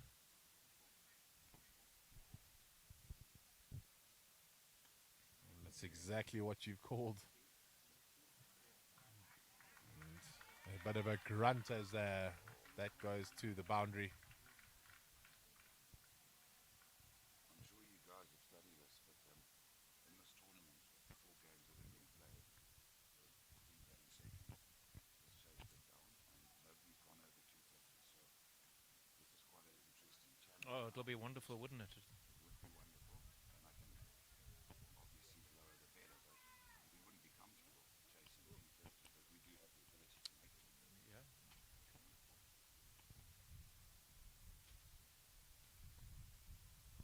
Mellors comes down the pitch, has to stretch for it, and plays it down to Shugs Lola.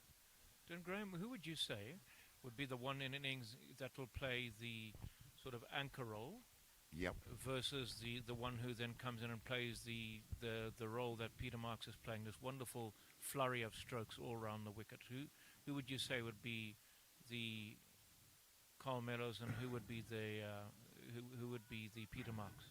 Yeah, it's quite an interesting question, that, Dean. We bat quite deep, and we've got strategies. We got very good players that can rotate the strike, that actually go down the order, but it's very important in our top order that we keep the momentum, especially in the first 15, so we don't leave too much to do at the end, because we don't have guys that hit it big. Rory McQuaid is such a talented and solid guy that I think he's a very, very good anchor. He's a very good thinking cricketer. And there's a couple of guys around him that can do exactly the same thing. So to actually specify specific individuals, You can't do it. it's very difficult. Yeah. And a lot will depend whether we lose early wickets. And as long as we can keep up with it, we're not too scared of a 250. But if you start getting towards a 270, I think it's a little bit out of reach, personally.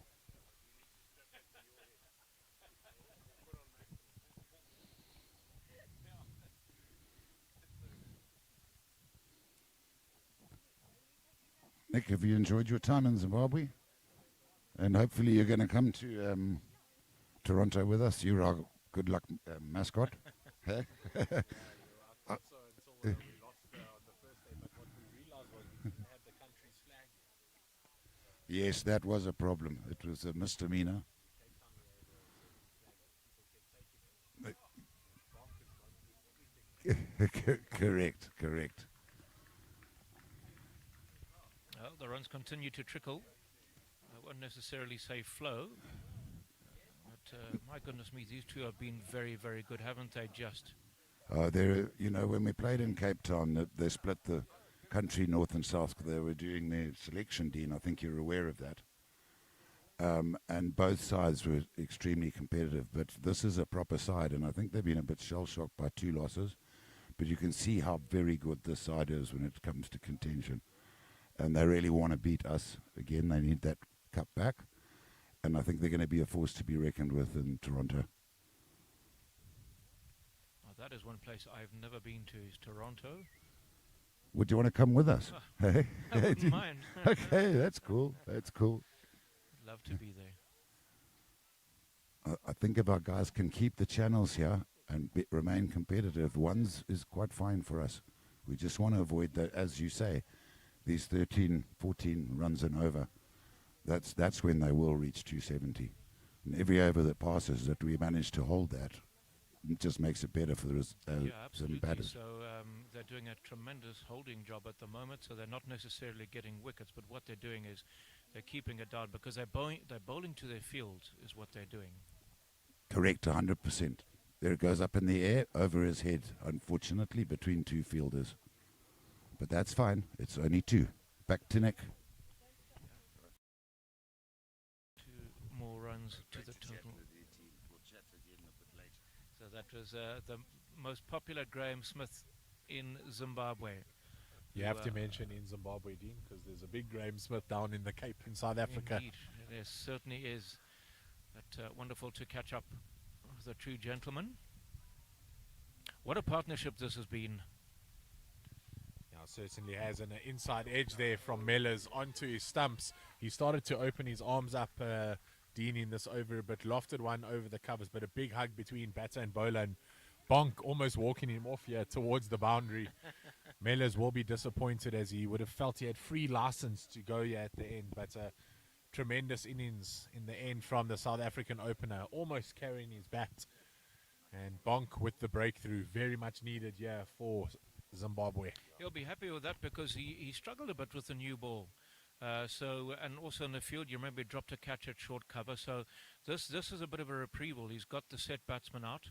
but not after. He really entertained us with a very, very solid innings. There's a little ripple of applause as the big muscle man makes his way off the ground. And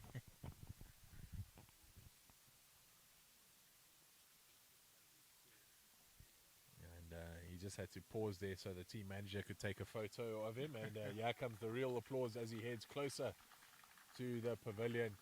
He looks a tired man, does Cole Mellows, and but what an innings that was. One of real magnitude and helped South Africa get to this total of over 200. Now 224 for 3 after 41.4 overs. And Peter Sands Thomas will be delighted with that wicket. Well, I think he'll definitely be on that physio table. He'll be quite stiff and sore, I'm sure of that. It's amazing how much it takes out of you when you do spend time at the crease like that. You know, everybody always is of the opinion, and rightly so, that it takes huge amounts out of a fast bowler, which of course it does. But even when you do spend time at the crease, you can be quite uncomfortable afterwards, especially when it's quite warm like it is today.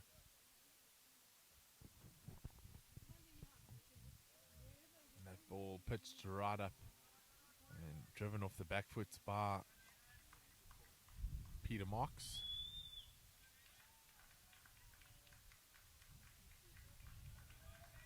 And Peter Marks goes to his 50.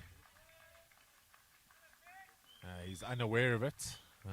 Maybe just focused on the end goal. Yeah, he's walked to the middle, fist pumped his partner there, Dean, but hasn't looked back at the grandstand who started applauding there for him.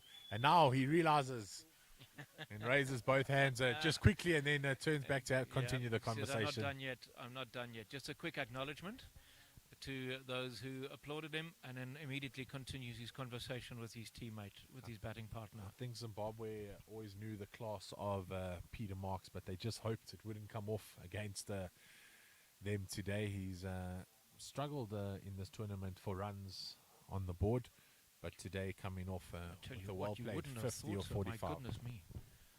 Because the minute he's walked out to the crease, he was the one that gave the innings the impetus with beautiful strike rotation and giving himself room outside the leg stump and hitting the ball through and over extra cover, then deciding to sweep and pull on the leg side. It's been if we had the ability to show you the wagon wheel, his wagon wheel, you would have been very, very impressed.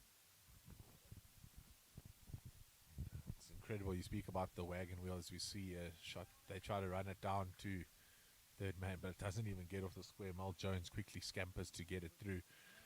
Bothwell to your left is the manual scorer, and after every innings he draws a wagon wheel. Gary Griffiths asked him if he can draw the wagon wheel, as I see Mrs. McDonald making her way towards the field. Luke McDonald coming in to support his dad in this big game as well, and Mrs. McDonald coming to the boundary ropes, just having a chat here with Shugs Lawler. So Bothwell has been asked to draw a wagon wheel for the Zim side, for their batters and bowlers, and after every innings he quickly sorts it out. Wow. And then it's the first thing that all the players want to see at the end of the game. So Bothwell, a very popular man within the Zimbabwe over 60 squad. Marks paddles that one from off stump. They thought they were in there for an appeal with the Zimbabweans, but found in the middle of the willow.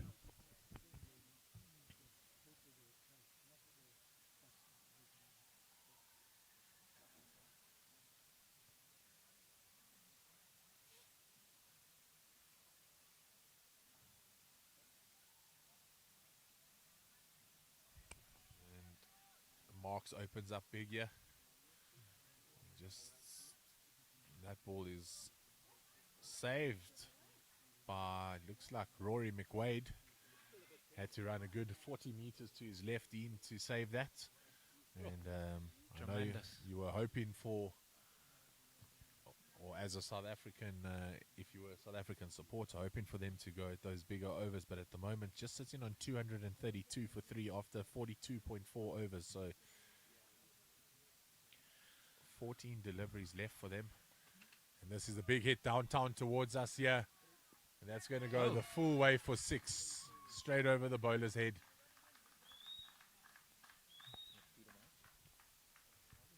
Peter Marks, I've spoken at length about his wagon wheel.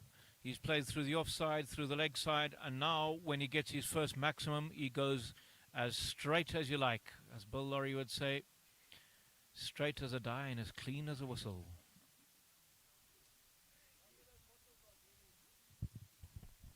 And, lovely family moment here to our left. The skipper switching fielding positions and coming to field right in front of his son and wife.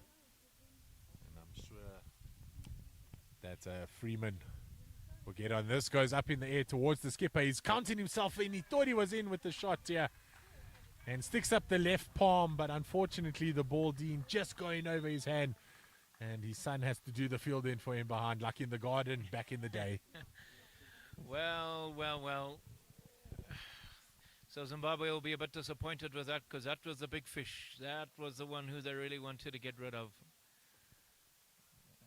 But as we approach the end of the innings, these things do happen. Yeah, 2 6s in a row there from Peter Marks. And a reminder, he was dropped in his early 20s. And now it's starting to prove that that is a very costly drop. McDonald just moving himself there. Has fantastic hands. And you can see his daughter Sophie's also, and that's Mrs. McDonald now, taking the role of Kevin Shadwell. And shouting from the side there with a big smile on her face. The 2 twins walking next to each other, mother and daughter.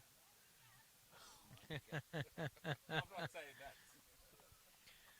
Well. So Neil Clegg becoming very adventurous and playing a few scoop shots and paddle shots of his own here in the commentary tent. Yeah, they have a personal joke between them to mind the gap.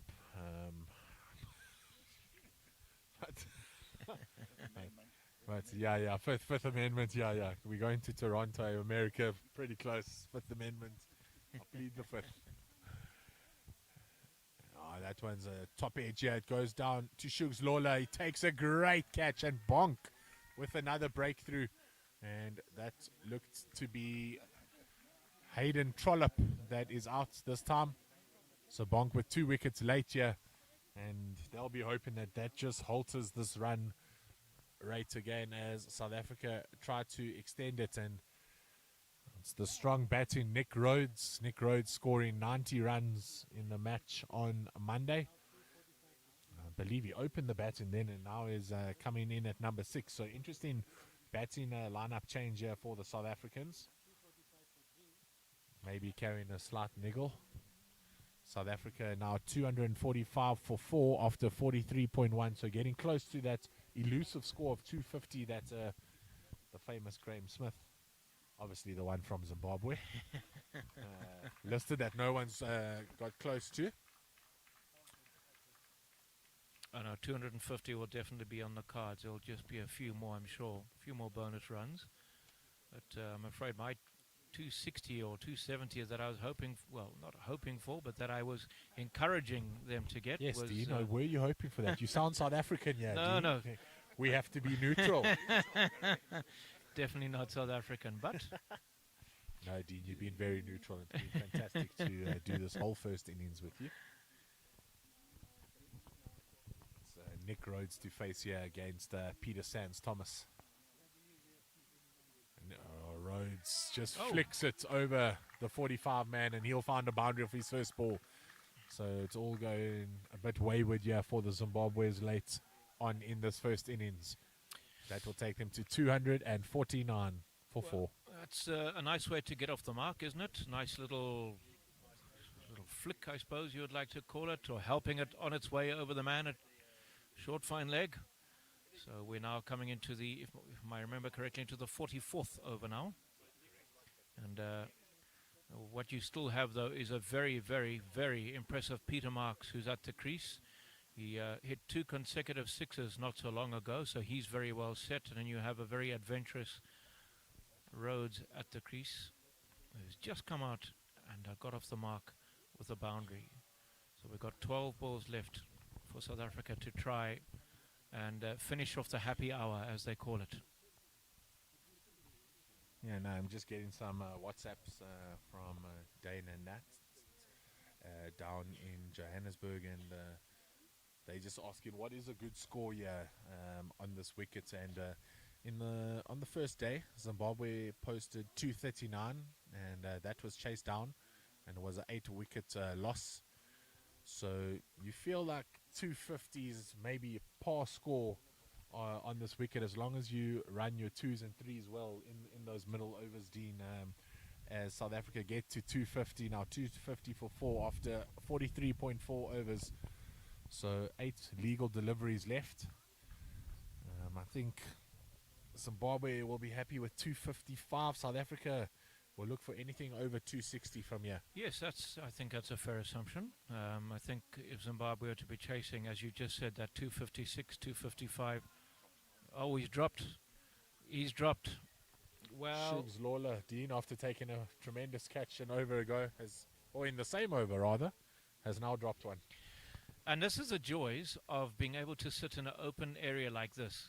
And the reason how I, being totally blind, knew that he was dropped is the sort of the groan of the players.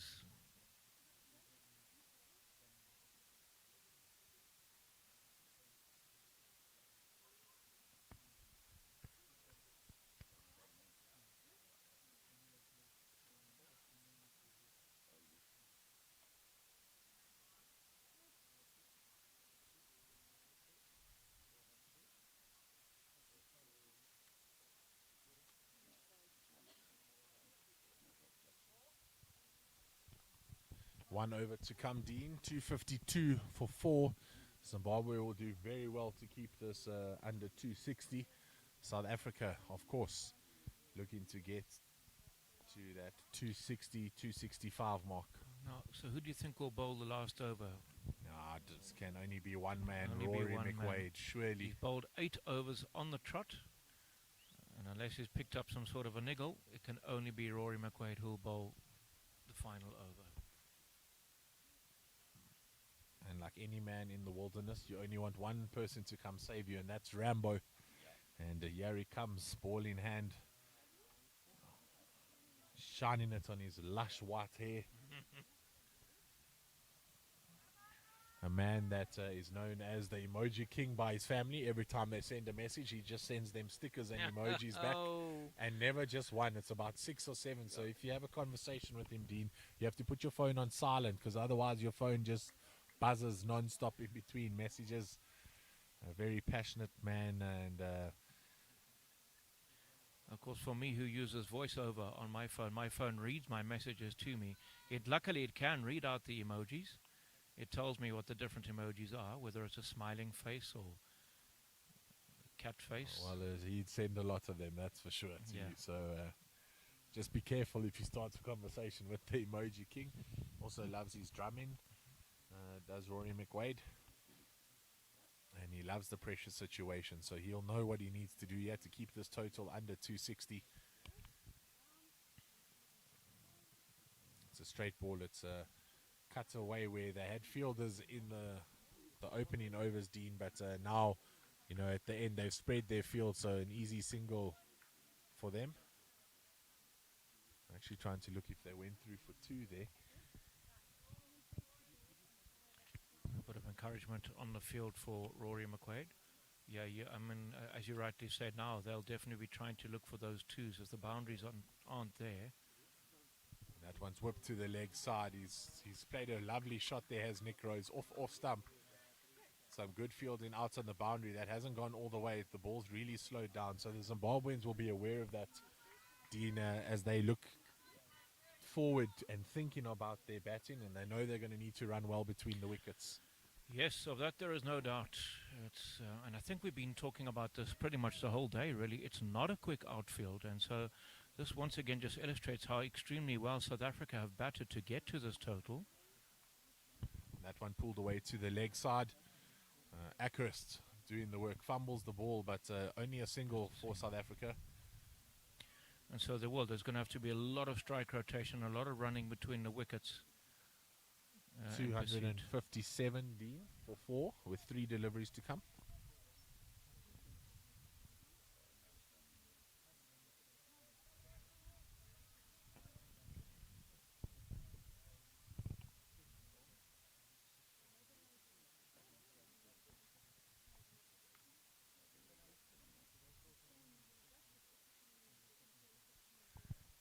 one's wide, short and wide from McWade, and the umpire duly signals it. Now then, what would have been going through his mind as he bowls? Was he looking to maybe try and bang it into the pitch and Looked like a quicker one, a bit effort ball there, but ball? just not on target. Oh, that one's driven strongly down the ground, straight to the skipper. The old long barrier comes out. And there's the wife just shouting behind us, Dean, words of encouragement. You'll be surprised to know that every night that when we get home, Dean, Mrs. McDonald asks us, she says, "Okay, boys, let's go have a seat," and we sit in the lounge, and she breaks down every play that has been made as that ball is lofted into the cover area. Ian Harris does well there on the boundary to save that with a diving effort, and they just scamper through for 2. And every day she sits us down and tells us what we could have done better and what we did well. And secretly, she might be the captain. Well, it certainly sounds like it, or the coach maybe, like one of the sort of interim coaches. It's wonderful. I'd love to hear her in action. And she certainly knows her sports. As mentioned, ex-Olympian at the 92 Barcelona Olympics for tennis. And they run 2 year, 2 long on. And that is the end of the over. South Africa end on 263 for 4. It's the biggest total so far in this tournament. Zimbabwe know what they need to chase, Dean. It's going to be a fun afternoon, and it's been great chatting to you in this first innings. What do you think the Zimbabweans need to do to pull off this run chase? Well, they're going to be going at over 6 runs and over from the onset. So it's not really a situation where you want to allow the innings to fall too far behind the required rate. Having said that, what we saw very nicely from a South African perspective is that pretty much throughout their innings, they were very happy to run well between the wickets, and it'll just be interesting to see from a Zimbabwean perspective who will be able to play the supporting role as we saw in South Africa, and then of course what we then also saw from the more fluent role that we saw Peter Marks play. So 264, it's going to be a tall order in 45 overs. Will the pitch actually now begin to take a bit more turn? Will it maybe become a bit lower and slower as the day progresses? It is quite hot out there. The sun has been baking down on it. So I think you'd pretty much have to say now that this probably is leaning towards South Africa winning this one. But my goodness, it would take a very special run chase from Zimbabwe to pull this one off and to maintain that incredible record of the team winning, batting second throughout the tournament. Yeah, and if you've just tuned in, just to remind you that Dean, the legend Duplessis, he's a blind commentator, so he's done all this without being able to see any of the action in front of us, just commentating from experience and his wonderful hearing. And apologies to Dwayne and Nats. Apparently, I said the word Dane, not Dwayne, getting confused with some of the players behind you. But I'm sure Bertie and Gertie will have enjoyed their shout-outs as well. So we'll be back with you after the lunch break, where South Africa will look to defend 263. Zimbabwe needing 264 to win.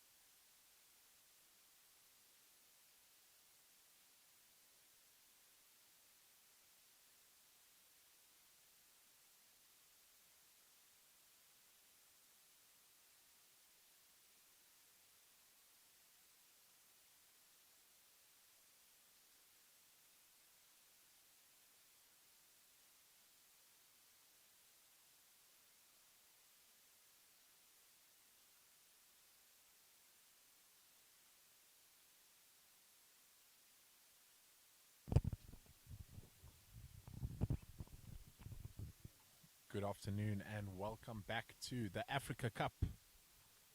This international between South Africa and Zimbabwe. And we are here at the OG's Sports Club in Harare. South Africa posted a fantastic total of 263 for 4. And Zimbabwe have got a lot of work to do to chase this down here at home. And the first ball just played through the covers, but well fielded.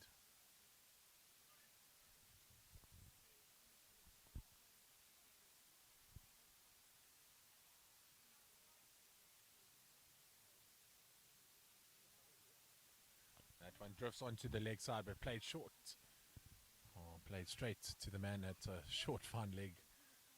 Apologies for that.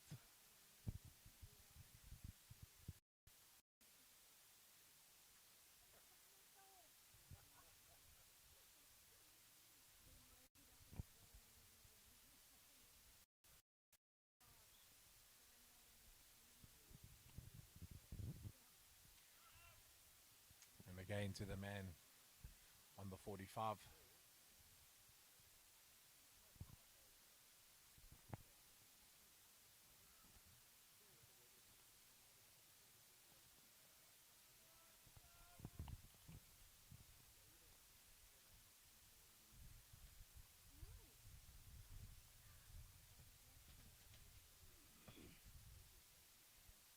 Jonesy off the mark. Wayne Jones with the single down to mid-on. And Zimbabwe now 2 for no loss.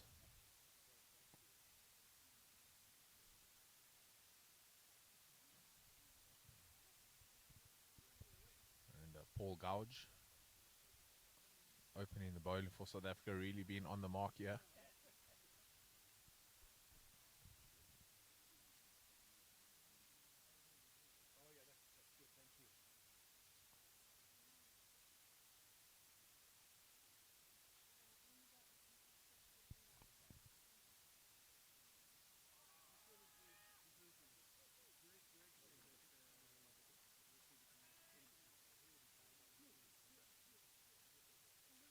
And at the end of the first over, Zimbabwe 2 for no loss.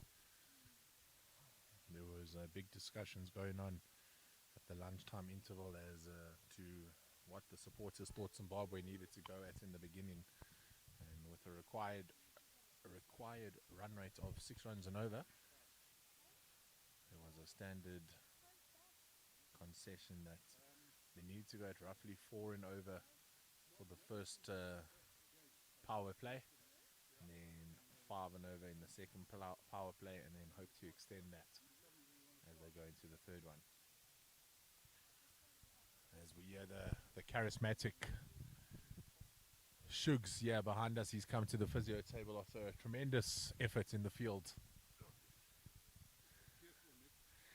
He's given me a warning there, but I know now that the physio's got him on the table, I'm in safe hands.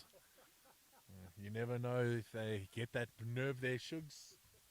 No, you might be asleep there for the next 10 minutes. But, one fantastic catch showing Shadders how to do it, and then one just like Shadders from Monday.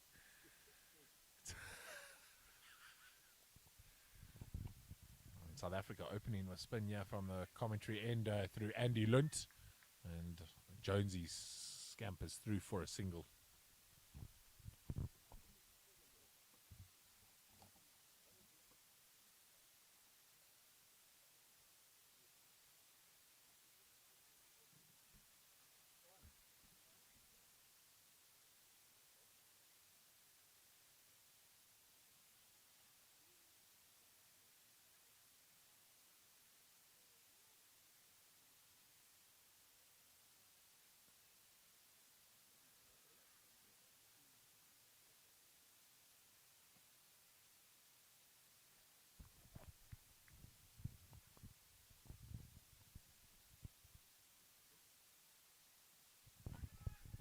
Bit of indifferent bounce there, catching JJ on the gloves, and Roy Mesa as the keeper there, just possibly missing an opportunity as the ball shoots past him.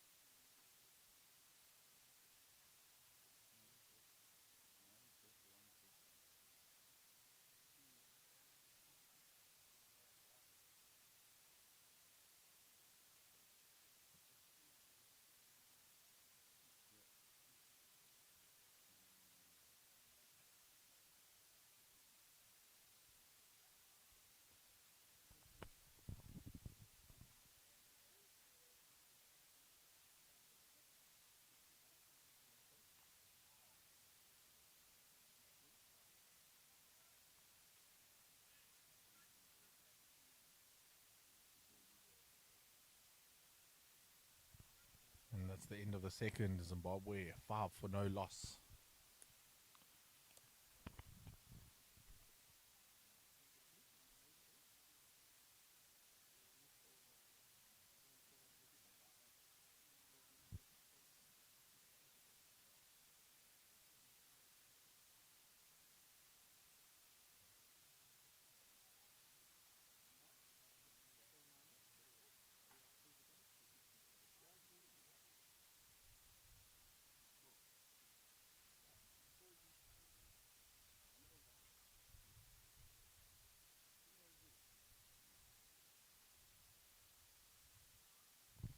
Slow start here for the home side with opening batters Wayne Jones and John Jamison, nicknamed JJ and Jonesy. They had a few mishaps when caught in between the wickets on Monday at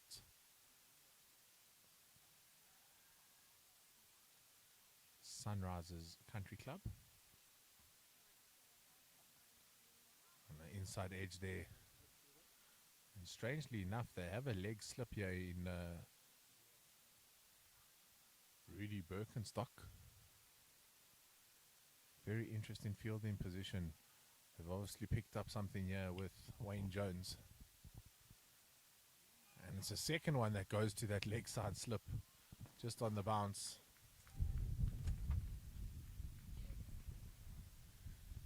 And Bothwell's pens start to roll around the table as the wind picks up. He sits safely behind the iPad as she updates the score electronically.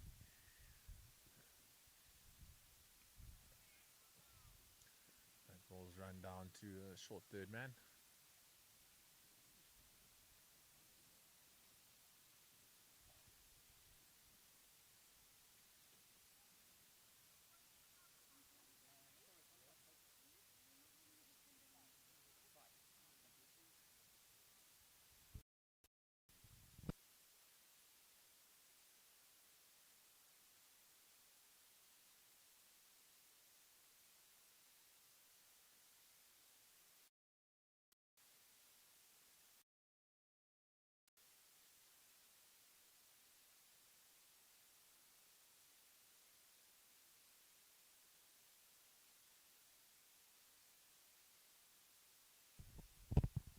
We do apologize for the break in play there.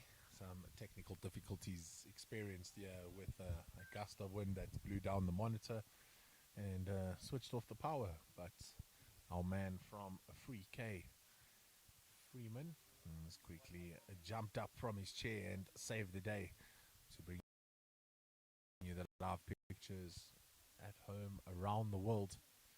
This is the Africa Cup. This is a massive game. Both teams I've been looking forward to this game since the fixture list came out in the beginning of August. And South Africa just keeping it very tidy at the moment.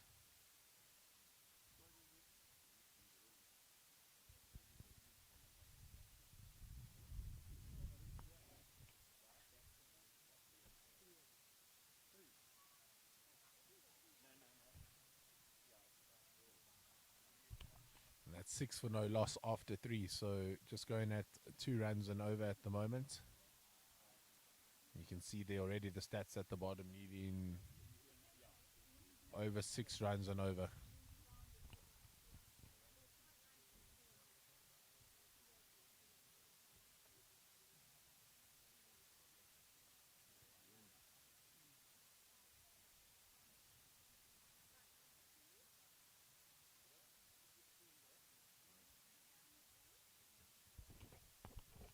It's a wide ball and hard hands from the keeper, Roy Misa.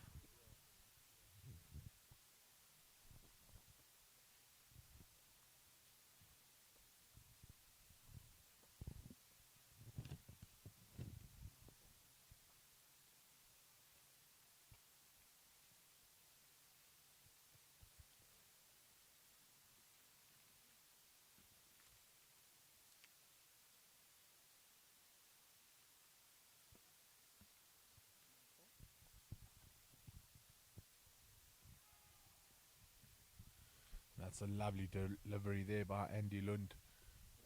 just floating that ball out and getting a bit of drift with the wind.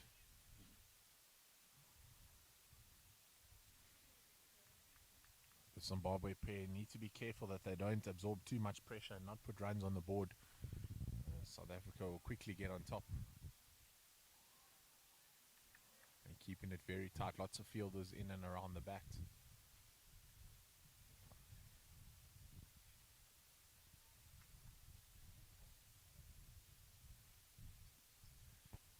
All 11 fielders in the ring, so looking to really put the pressure on with the spinner.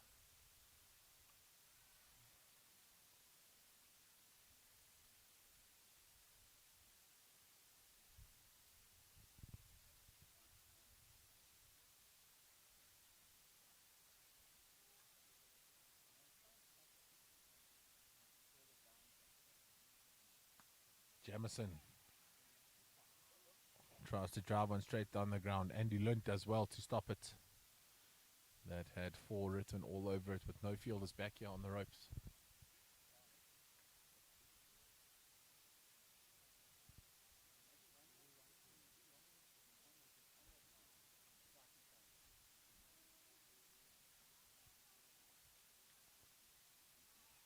Outside edge of the bat there from Jones, and that's going to run down to the vacant third man area. And they're going to push through for 2. Again, indecisive running from this opening pair. They really do need to communicate more clearly. And at the end of the 4th, Zimbabwe 10 for no loss.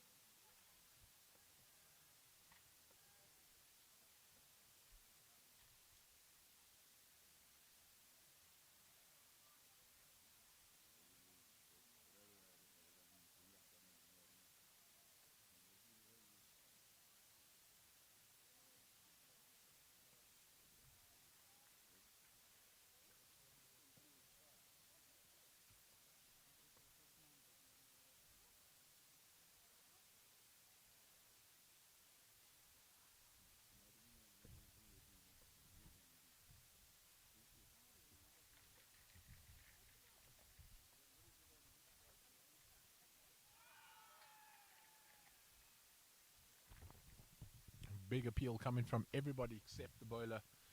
Shouldered arms there from John Jamison. Hit him well outside the line. And did not look like there was any movement coming back towards the stumps. Poor Gouch just goes back to his mark and sets up for the next one. That one's a lot straighter. Indecisive running here.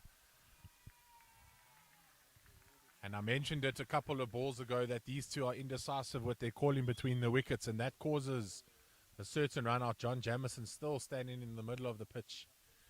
And unfortunately for Wayne Jones, that is the end of his innings.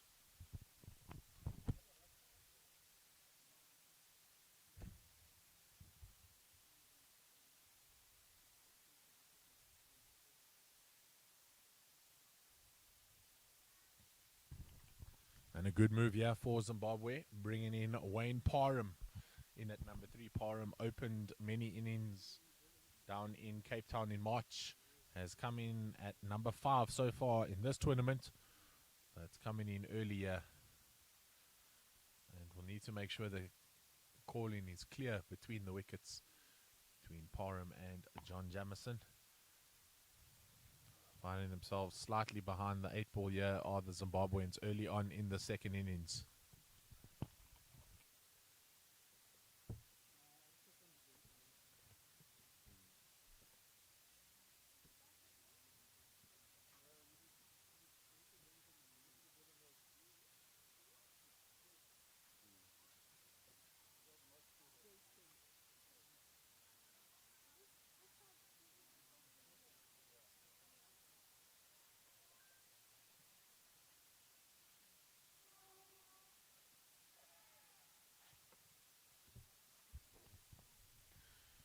Straight onto the pads of John Jamison, but again, the bowler not interested in an appeal. Roy Misa trying to goad the umpire into raising his finger.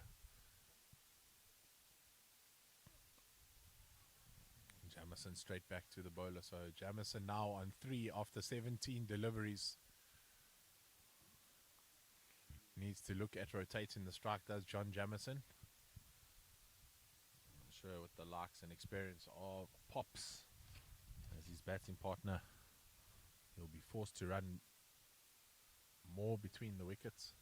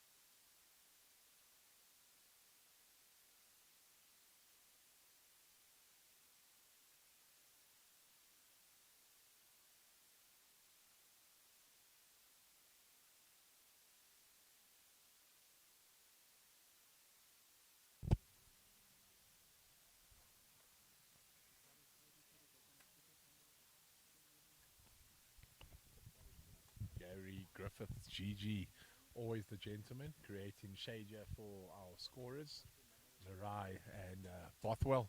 Bothwell sitting pretty though under the gazebo.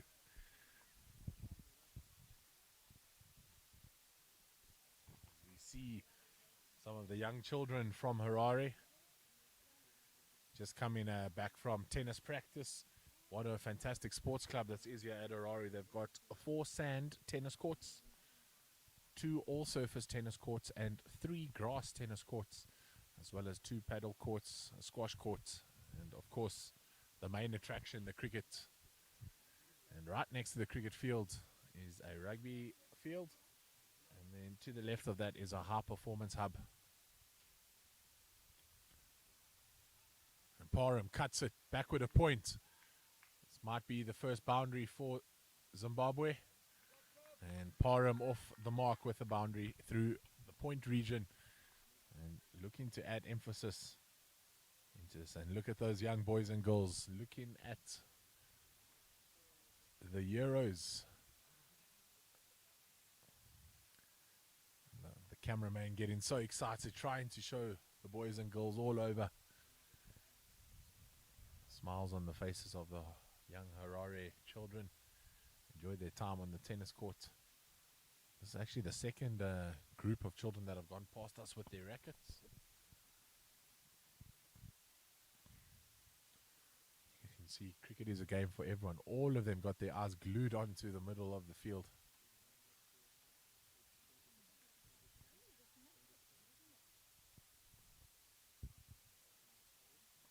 John Jamison whips one through mid-wicket. Looks for 2 due to the misfield, and that's much better running. Clear call. We heard it all the way here from the side. Nurai with the smile on her face as Zimbabwe come through for 2.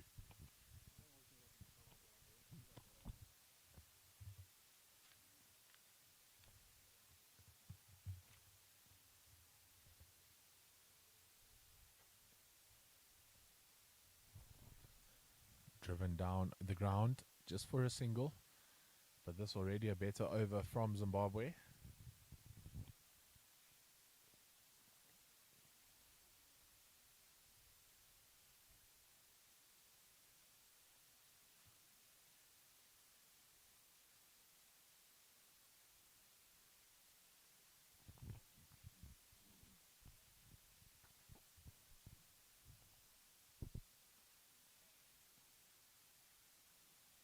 Another dot ball for the South Africans. They really have been bowling fantastically well.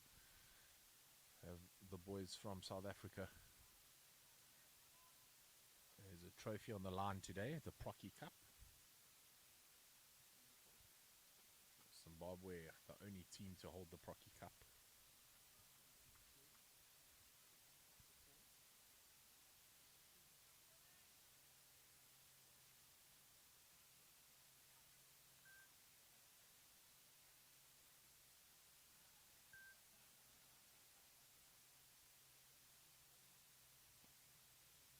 That one straight to the fielder in the covers, so great bowling here by Paul Gouge.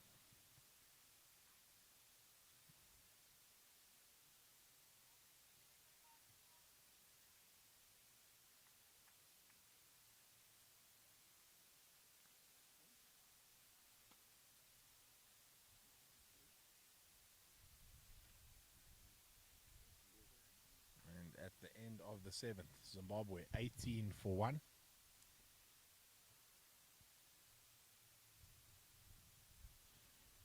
At the same time, South Africa were 28 for the loss of no wickets. So you can see they already set the tone early on, did the South Africans.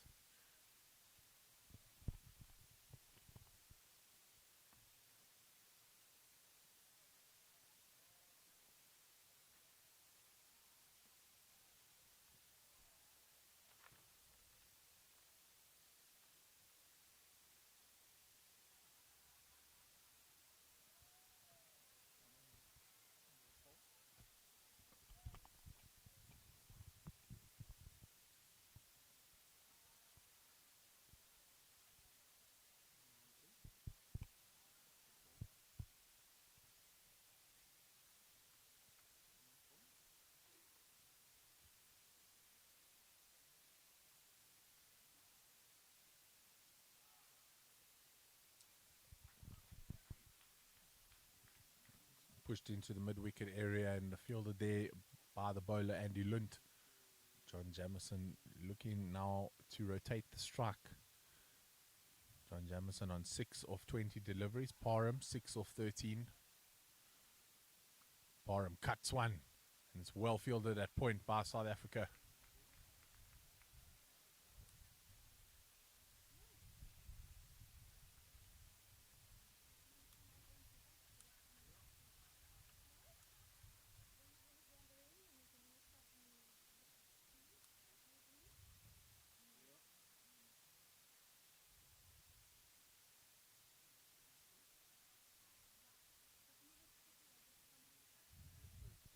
Jamison just walking across his stumps there, trying to create space on the leg side. Just the 3 fielders there.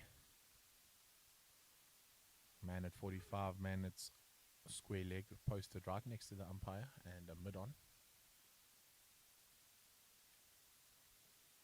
There's a slip, there's a very short cover, an extra cover, and a mid on,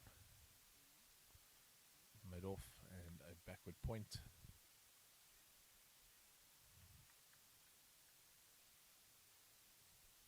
John Jamison once again finds the fielder though. That one floated up. Jamison pulls it. And that's going to race away to the boundary. The first loose ball coming from Andy Lund. And Jamison makes no mistake in putting away that full toss. And that is the end of the over. It's 25 for 1 after 8.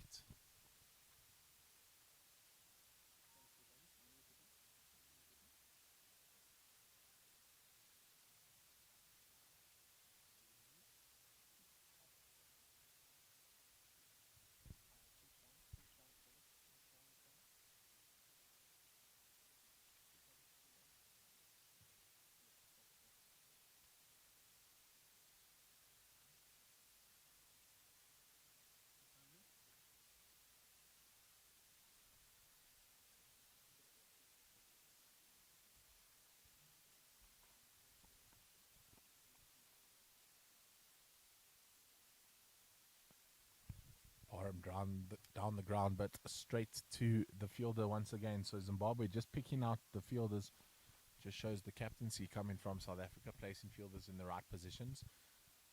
Once again, a leg slip implemented here to the bowling of Paul Gorge. Parham pushes it into the covers.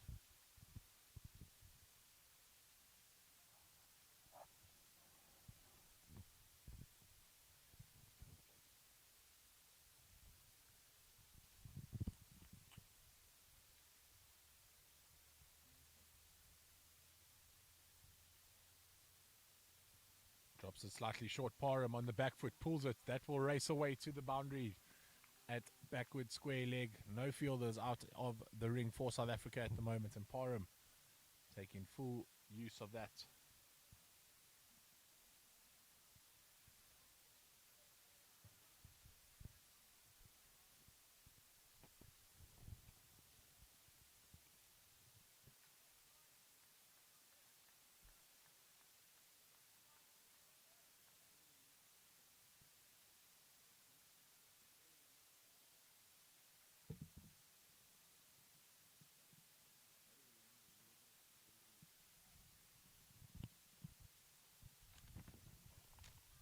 Parham works that way down the leg side. JJ quickly calls him through for a single. That's a great run by the Zimbabwe pair. And in the end, an easy one. They just need to walk it through. Just get him past the leg slip there.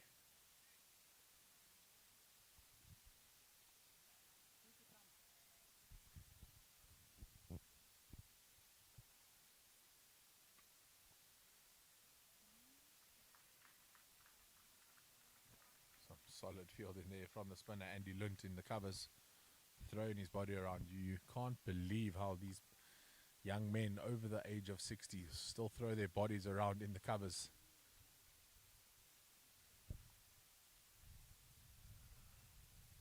Some of us in our 30s struggle to get off the ground, but these young men, as Nurai likes to hear, the young men over the age of 60 doing a great job. And at the end of the 9th, Zimbabwe 30 for 1. And it was at this time that McWade started to slow it down with the ball for Zimbabwe against South Africa. South Africa at the end of the 9th, 32 for 1. So Zimbabwe have brought it back nicely here through the bat of John Jamison and Wayne Parham.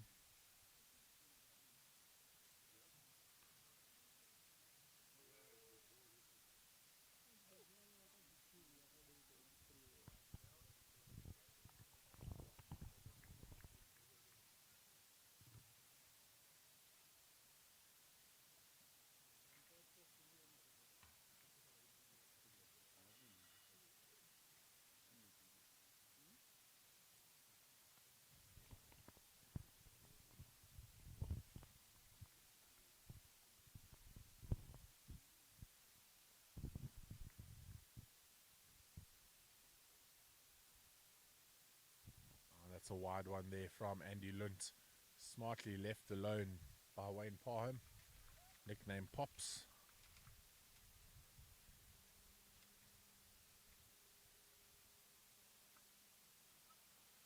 A lovely push into mid-wicket and puts pressure on the bowler. And he gets through for a quick single. He's got the right mentality, he does. Pops needs to rotate the strike, make sure that if we're not hitting boundaries, that they are scampering through for the ones and twos. Build pressure through that for South Africa to put fielders back on the boundary. All the fielders in the ring at the moment. That one cut off the back foot, but straight to point.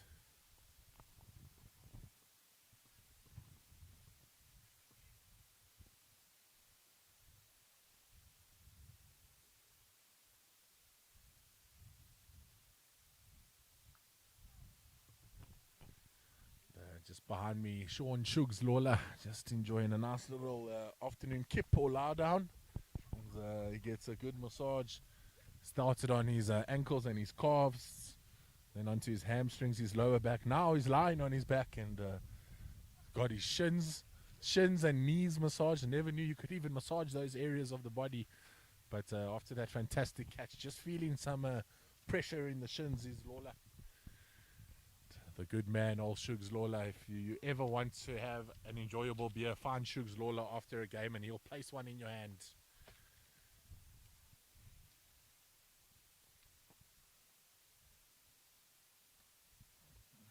That's great cricket there. Lovely. Floated up from the bowler.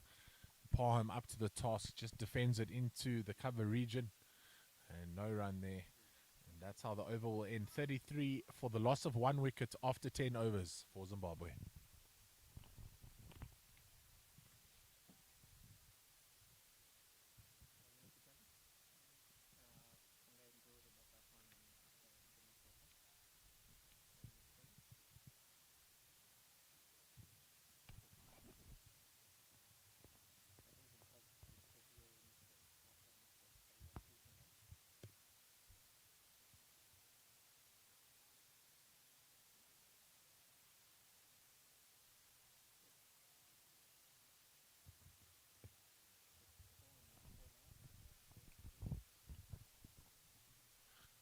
just a shout out to the team bio from March, Natalie Agrippa, watching all the way from the States. Natalie came up to Zimbabwe, and I thought I was going to see those dance moves that you always pull out after a victory whenever music is playing in the Zimbabwean locker room. And to my surprise, I've heard you've relocated to the United States. So I hope you're having a great time in America and fit and happy and enjoying your new venture in life.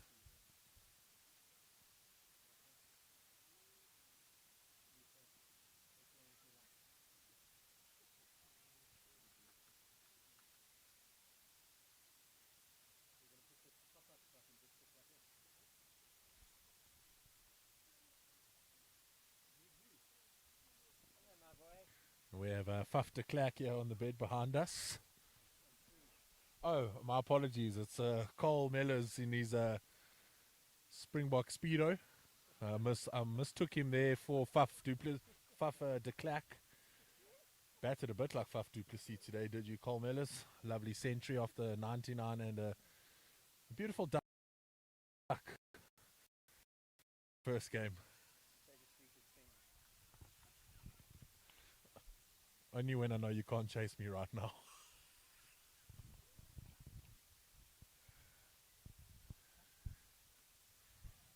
John Jamieson tries to work it down to third man, but Ross Hollin all over that. Ross opened the batting with Cole Mellors and started really well. Gave South Africa a great start. Did the two openers.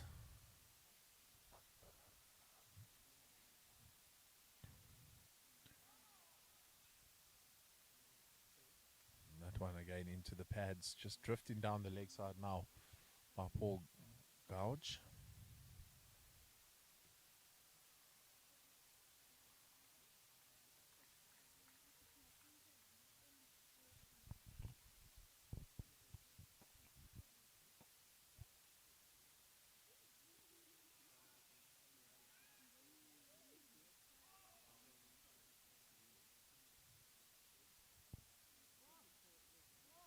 Scamper through there for a single, well called there by Pops. And just a single off that over.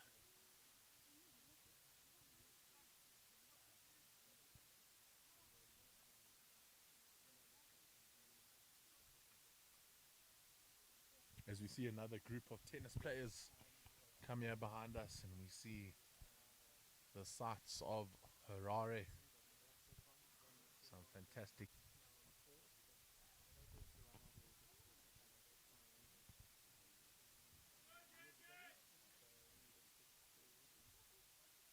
And there we go, there's the third group of tennis players, young superstars of the future.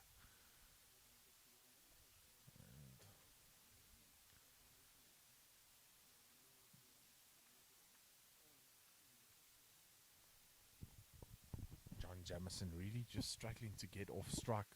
Parham trying to do the right thing at the end of the last over and call him through. And Jamieson hits it straight to mid-on, but that has been grounded. And we'll find that player's name.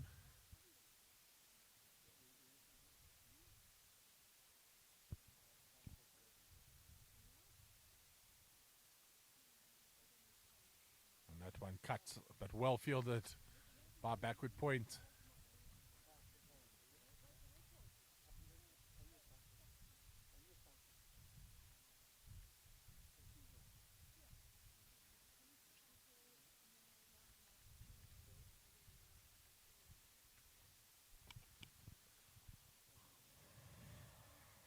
John Jamieson on 13 of 35. South Africa understand that, so just trying to keep him on strike. And this time it's a bit of a top edge, but that will run down to the vacant third man area, and he turns and comes back for two. And that's more like what Zimbabwe want to see between this pair of batsmen.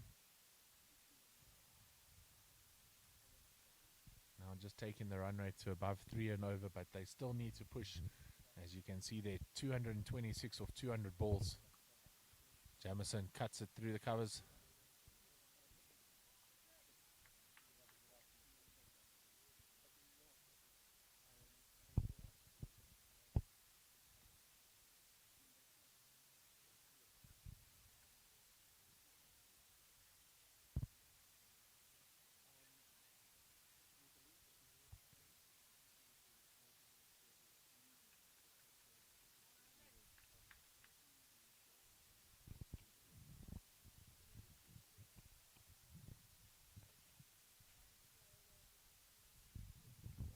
At the end of the 12th, Zimbabwe 38 for 1.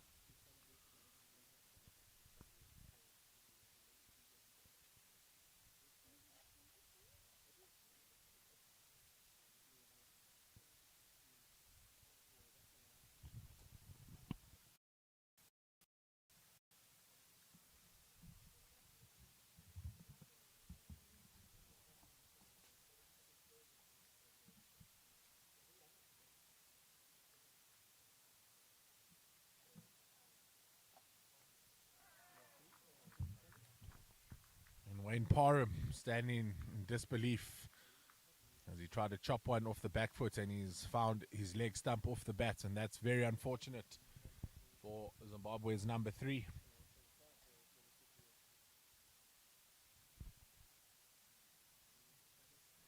And a fantastic wicket here for South Africa. 38 for 2 now, Zimbabwe after 12 overs. And in a slight spot of bother.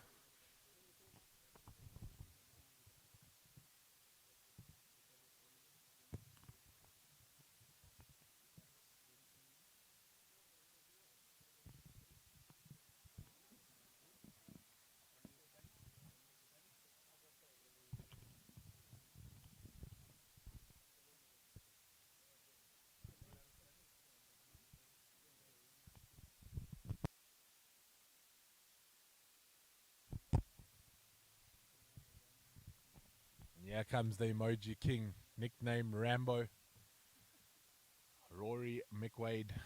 And I'm sure South Africa know Rory McWade very well. He'll look to scamper between the wickets. So you'll hear a difference in calling now. McWade, one of his very highly sought after attributes in this over 60s is his fitness and his ability to change a 1 into a 2 and a 2 into a 3. He'll put a lot of pressure on the South Africans.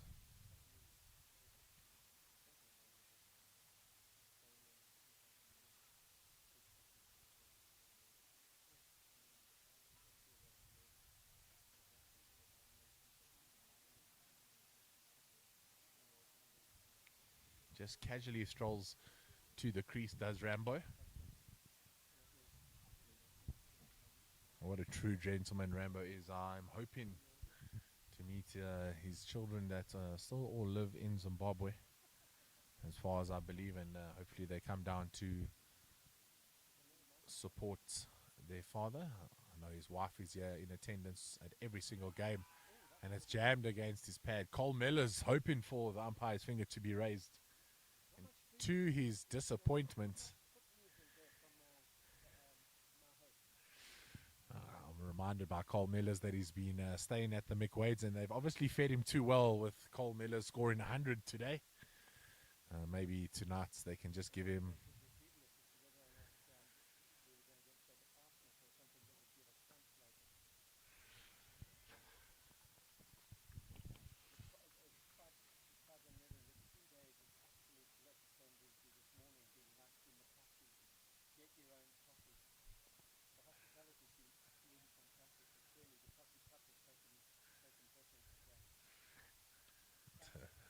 listening there to Cole Millers as Rory McWade cuts one through, but that won't make it to the boundary, and he's going to push for 3 here. Will McWade, as fit as Cole Millers is McWade, and that's why they were put together for the week. And just listening to the lovely banter coming from the physio bed behind me, Miller's saying it's been lovely to stay with the McWades until this morning. He got a bit of a shoulder in the corridor as they were passing, and told to make his own coffee. Whatever you put in your coffee, Cole, it worked today because you got to that 100. I prefer if you had something like you had on the first day. duck à l'orange. But I'm sure the South Africans will be waiting for you to get out there in the field, Cole, and help them. As your energy and strong arm in the field always helps the South Africans.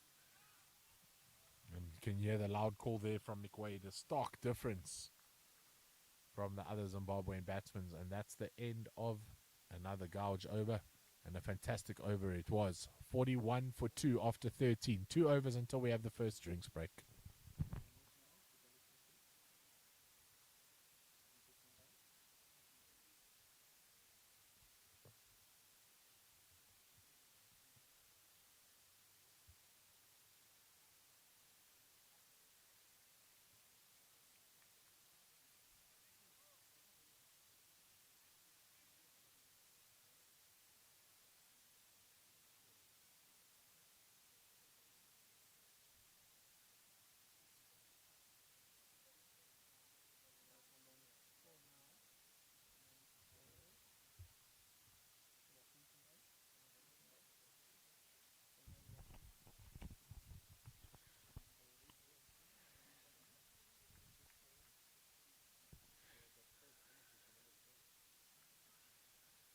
The beautiful sounds and sights of the physio table. It's not something you want the microphone to pick up. It's like a stump mic. You don't always want to hear all the banter that comes from the middle. And had the pleasure of commentating with Cole down in Cape Town. That day he didn't score 100 against Zimbabwe, but still had a smile on his face. But the smile today, bigger than ever. And I'm sure he's keen to get on the mic, but he'll need to go out and field because they'll need his expertise out there in the covers.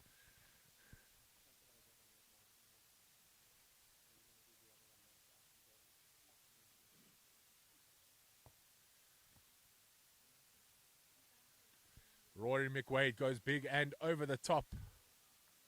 And that's gone all the way for 6. The first maximum of Zimbabwe's innings. And Rambo coming to the fore.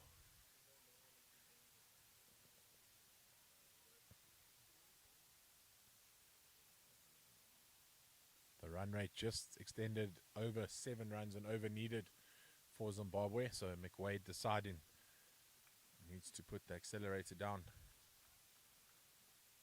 Couple boundaries coming from the bat of Rambo McWade.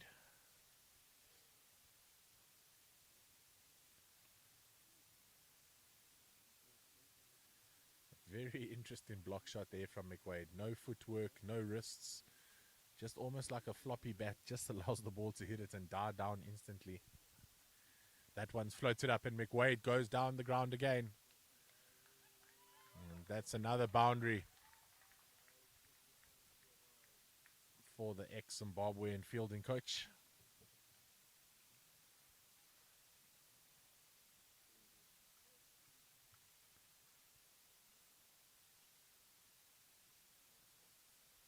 Ruining the figures of Andy Lint. Now 34 for no wicket in his 7 overs.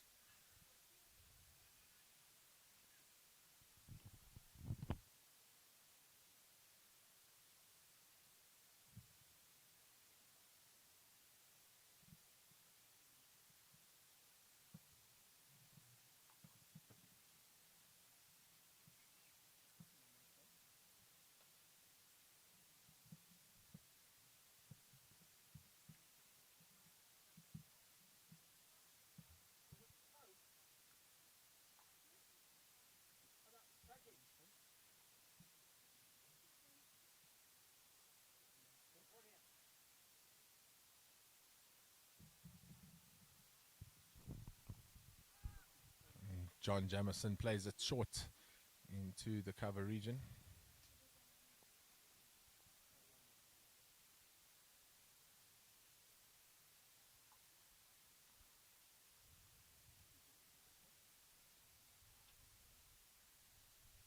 John Jamison on the back foot cuts it through. And the sweeper will run around and collect that. Encouraged to run through for a second. McWade turns blind. And trots back. He sets off so quickly for his first run, does McWade, that the second is always available.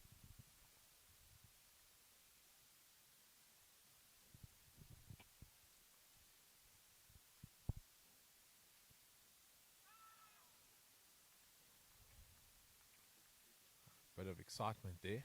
Ismail Taladia. Change of bowler on that far end. Just a little bit of extra bounce from his height, beating the bat of John Jamison.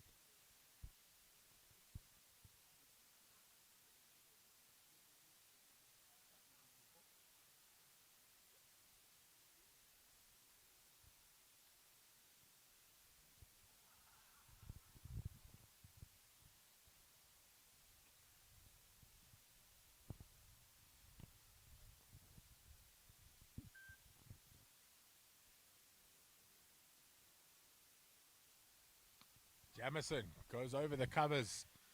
An aerial shot, the first shot of real authority from JJ. And he'll find his boundary.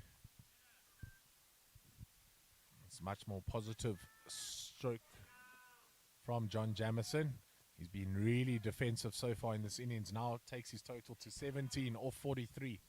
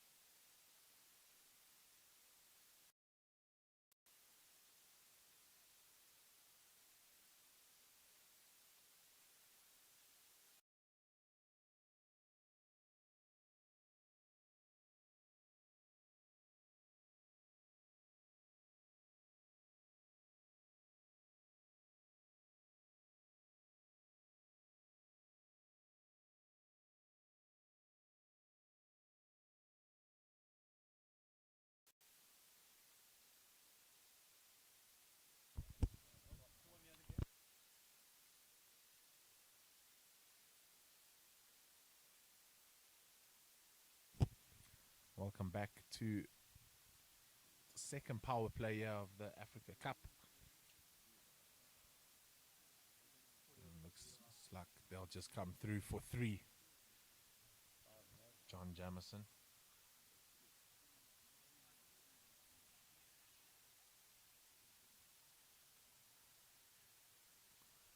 Andy Lund continues to bowl after the drinks break. Rory McWade tucked into him in his previous over. He drops that one short, fearful of McWade coming down the track, and he just pulls it to the leg side.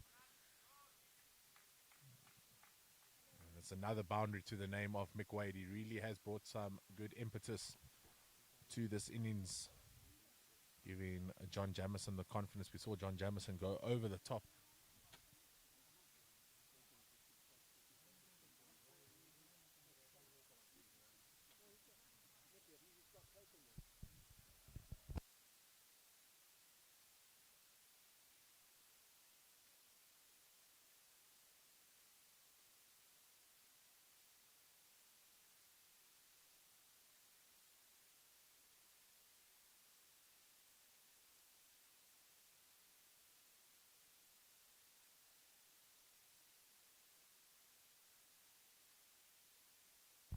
Cole Miller's just sharing his Coke with me. I'm worried it's sparked now. Next thing, I might start complimenting him. Miller's getting ready to go on the field. Rory McWade, 17 off 11. The host of Cole Miller's. John Jamison, 25 of 46. A slow start for John Jamison, but now really needs to grow some roots and build a steady innings. Zimbabwe will look to bat around him.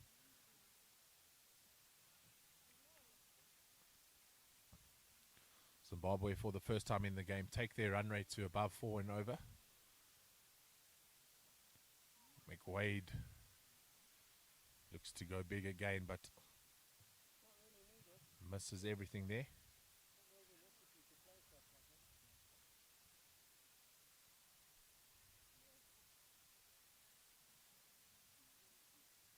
That's better from McWade, showing respect to the bowler. He's had a good start, but he doesn't want to throw it away now. So just the one boundary, and then can look for a couple of singles in this over. It would be a great over for the Zimbabwe side. And McWade looks to go big. And pulls that one bounce 4. Andy Lund fearful of pitching the ball up to Rory McWade. This time drops it short. McWade drops onto that back foot and muscles it through the mid-wicket area. And at the end of the 16th, Zimbabwe 69 for 2.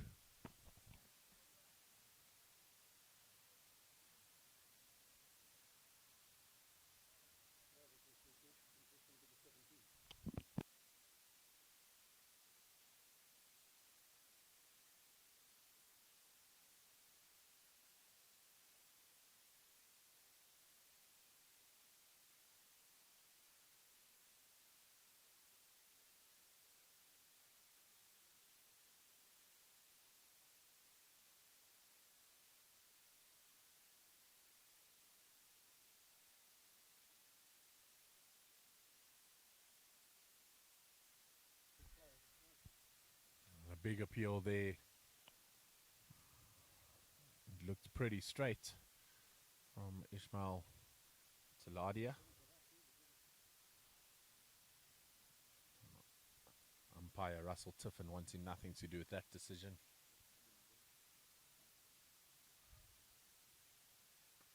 Jamison close to the body, but punches it through the covers. Lots of work to be done by mid-off.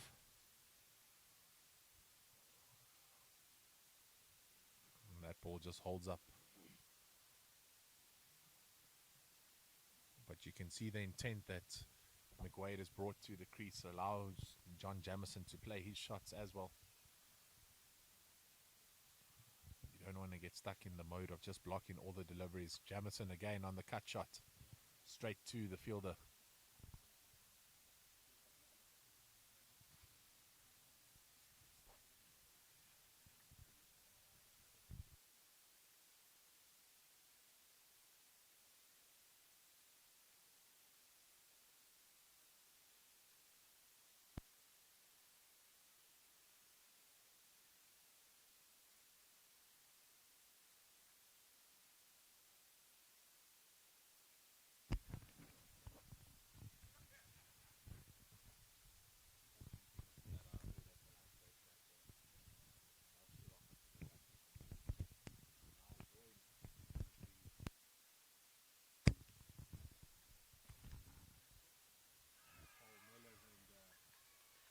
done his team a goodie and got them a wicket.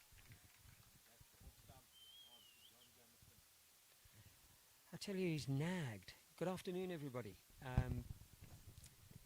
The doctor has actually nagged at that length, and earlier on in the over prior, you know, when JJ went over the top, I actually thought he'd erred by being a little bit too full and too straight. But it looked, and I was saying to Greg McDonald, it certainly looks as if he can never really get in on this track. And even the track at the other venue that we have the privilege here in Zimbabwe of playing on, you can never really get right in. They're difficult tracks, you know. I suppose at this level as well, at over 60s, we end up in a situation where you nudge the ball around, which obviously then impacts on your fitness, but you never really can hit through the ball. And the games that we've played, we've actually seen that. It's either very, very full, and I think when you've got the power of my host, and Rory does it so well that when it's up to him, he can hit through it. And because he's so strong, he can hit it over the top. You're never really in, and I think with JJ's wicket there, Nicky, it just showed. Net back a little bit and took his off stump. Yeah, fantastic bowling. He's just been nagging at that length, Taladia, since he's come on. But into the wicket strolls Ian Harris. Ian Harris has had a fantastic tournament so far, 114 in the first game, an unbeaten 60 odd in the second. And Zimbabwe will be hoping he can play an innings of significance. The two of them, Rory McWade and Ian Harris, will run really well between the wickets, so the South Africans are going to have to be alert out there in the field. And that just shows the immediate intent, doesn't it? I made reference to the venues, Nicky, and I just want to give a special shout out to the Zimbabwean Vets Association. Really, we've been hosted by everybody in the Zimbabwe Vets side, and we've been treated like kings, really. It's been absolutely wonderful.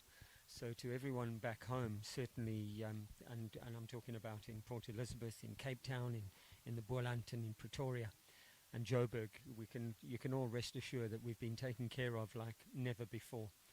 Such a privilege, really, to be here and to experience, you know, the hospitality that we've had, and quite frankly, it can't be faulted on any level.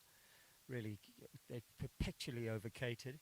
We had an absolutely fantastic day yesterday at one of the homes, and really and truly, we've been made to feel at home. Gives rise to why we ever bother going to hotels. But be that as it may, congratulations to Vikasa and to the Zimbabwean Vets Cricket Association, because it's been absolutely fantastic, and everybody involved. Yeah, it certainly has, and nobody can host like a Zimbabwean.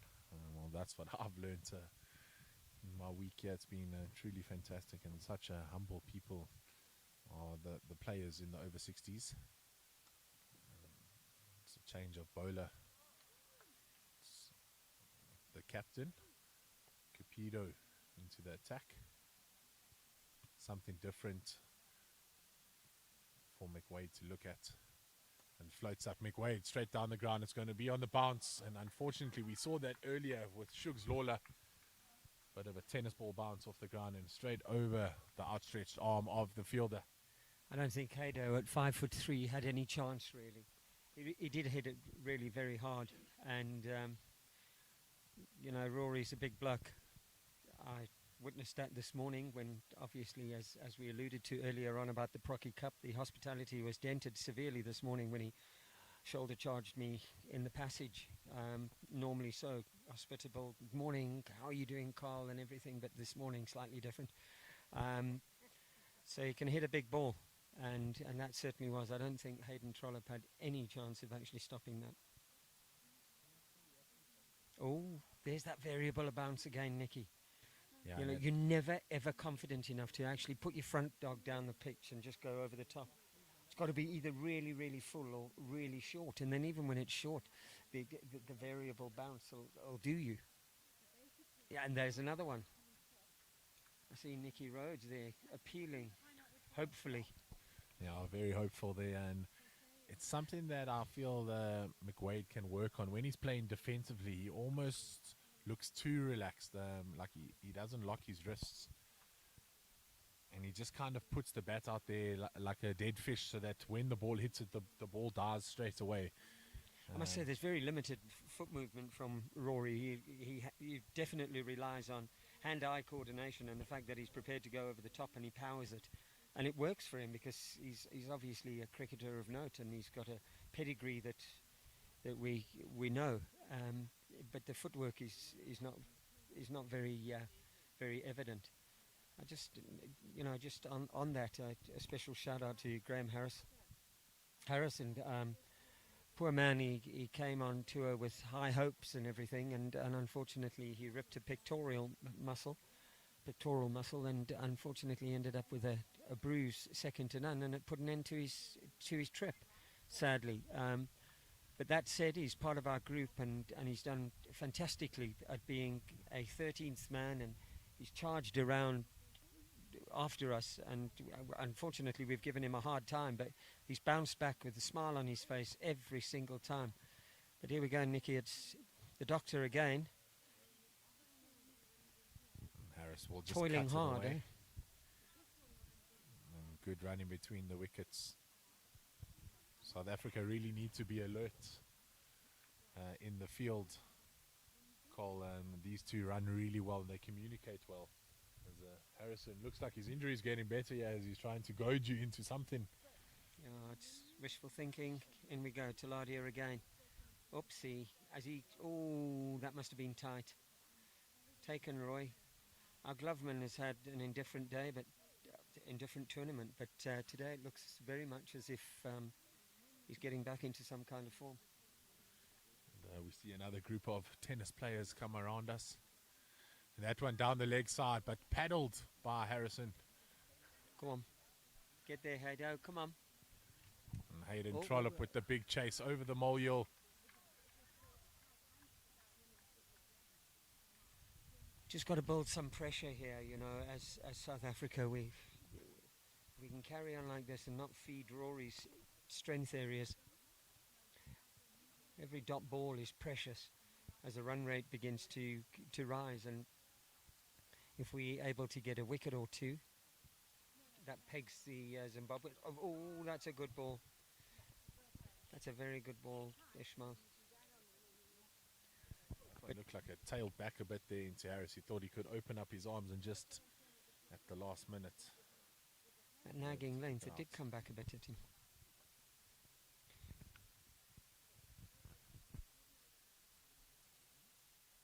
Ooh, there we go.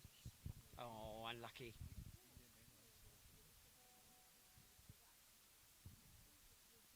Here's Rambo back on strike. You feel like there'll be a lot of belief in the South African side if they can get Rory McWade out before he's in there too long, because once he stays in, he'll look to accelerate the run rate even more so. He likes to muscle the ball. And there's that forward defense, almost like he's just playing in the garden and just drops his hands like tip and run style. And that's the end of the 19th over. And South Africa trying to take another wicket here. Zimbabwe 81 for 3. Cole, your last over with us before you out there in the beautiful sun. Thank you your so body much. already, you've been out on the table. I must say, shout out again to the physiotherapists that have been around at the various grounds. They've done fantastic work and very efficient. Their time has been valued, and everybody that's been on the table has come off with heaps of praise for the work that they are doing. And I think at our age, it's almost a necessity more than a luxury. But they really are fantastic. So congratulations to everybody who arranged, first of all, that these physiotherapists are here, and then for them to take up their time. Robbing all of us old blokes has been huge. Oh, well bowled there, Akil. Yeah, There we Akil's go. really found the mark early on. He there has in indeed. I spell. think he's taken over from Lundi, because I thought Andy, apart from the one or two that he dropped short, and Rory got hold of it, He bowls really efficiently. Oh, there we go again. A short cover position's becoming extremely popular at our age group. Yeah, it's definitely a position that you see more in the vets than in the normal club leagues. A quicker one through the air there. He's gone across there. He's pulled it across. We blinded yeah by the side screen, but there must be a fielder out there because there was no excitement from the batsmen as they trot through for a single. I think, give us a score there, Mickey. What is that? That's 19.4 overs, 82 for 3. So we're even at the moment. Oopsie. No interest there from the umpire, but efficient work there from Peter Marks. Threw it in, and Roy Measer took the bails off rather rapidly. Here we go. We can keep this up, but we'll put the pressure back on the Zimbabweans. And that's what we're really looking for. So Oi, well bowled a kill. Lekker, man, lekker. So after 20 overs, South Africa were 81 for 1. Zimbabwe found themselves 83 for 3. But it's the 3 wickets that could see Zimbabwe in trouble. Carl, it's been a pleasure to have you on, and you'll enjoy your time on the field now. Good luck out there.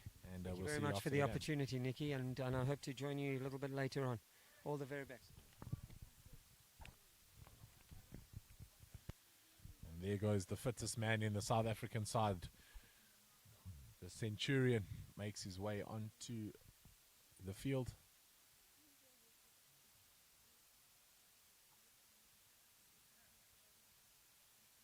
McWade 26 of 23.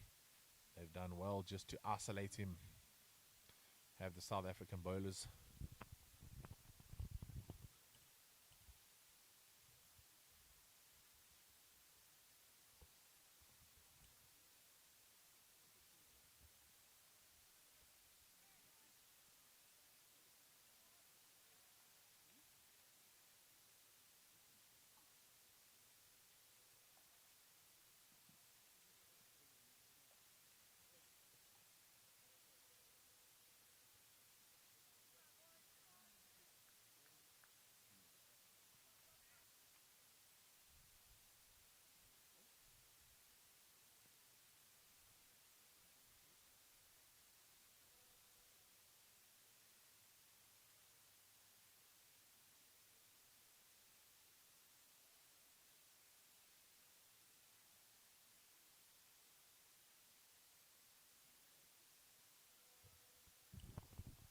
McWade tickles it around backward square.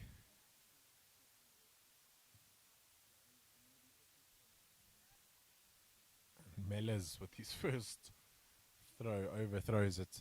Fortunately for him, his host didn't scamper through for a second. I think the South Africans would have been really upset with Cole for that.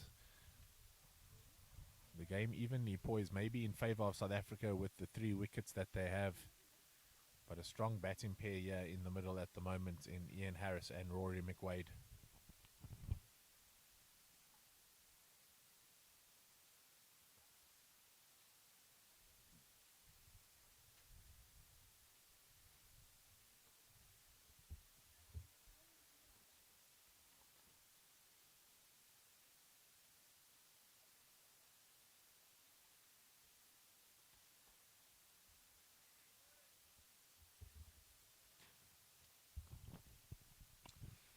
Rare wide from Ismail Taladia.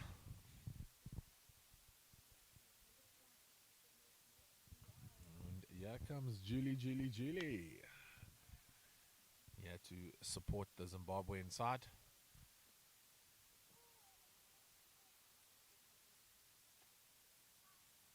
Another wide down the leg side. McWade's going to scamper through. He'll call Harris back for a second. Testing the arm of Mellors.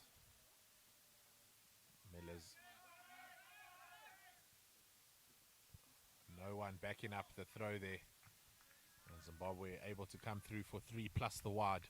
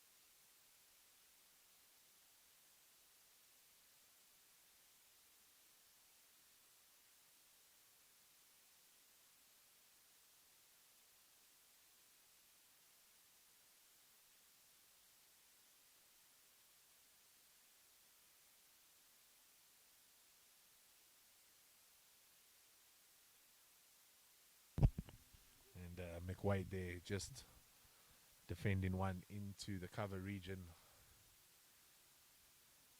Captain of South Africa trying to find a breakthrough. McWade slaps it through. The fielder turns straight away. McWade will turn blind and come for a second.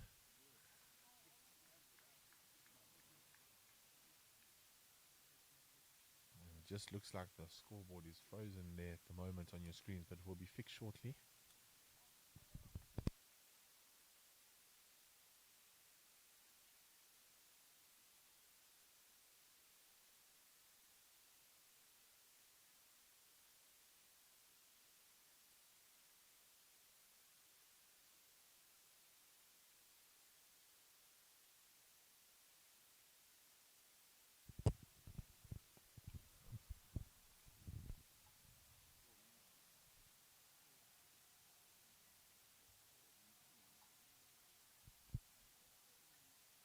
Harris on the front foot. Capido landing the ball where every captain wants to.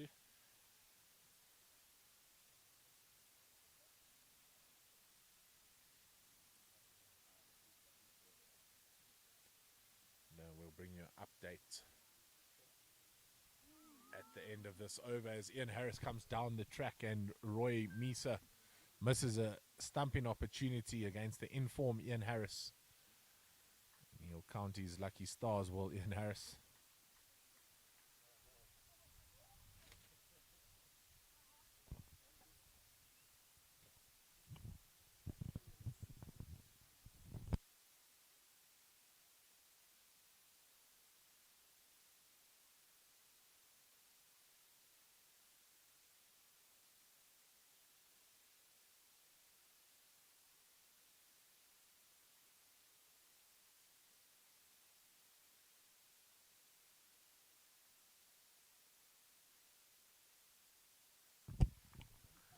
There you can see the Proctor Cup on the left.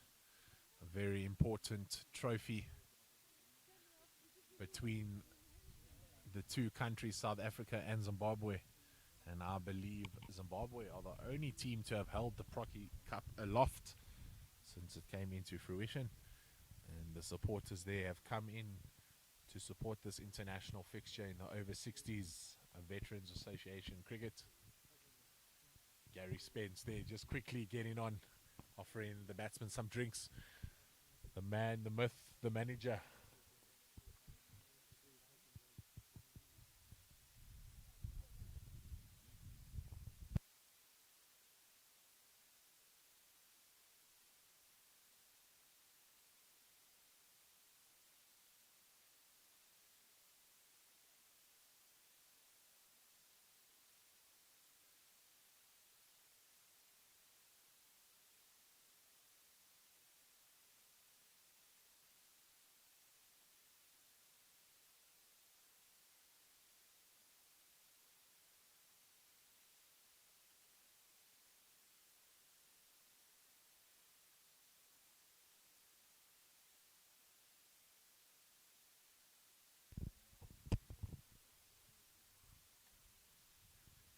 All the stats men coming out around to see the score in the last couple of overs and make sure Zimbabwe are ahead of where South Africa were.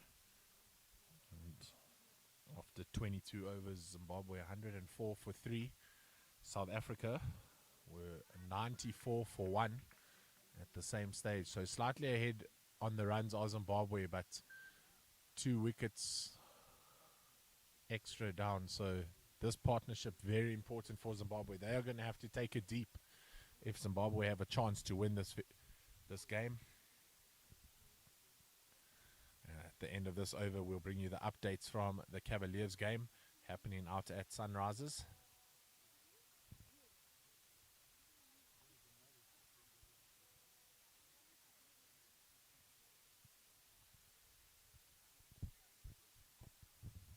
That's a lot quicker there from the bowler, and it's a change of bowler, Peter Marks.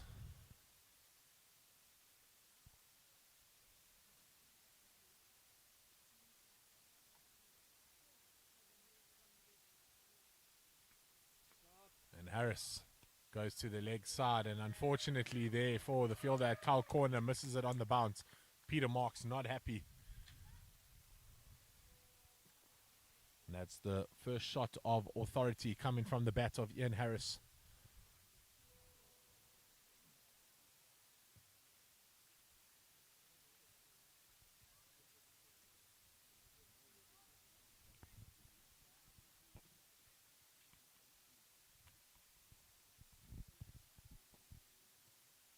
Harris down the track. This one straight to long on, and they'll come through for a single.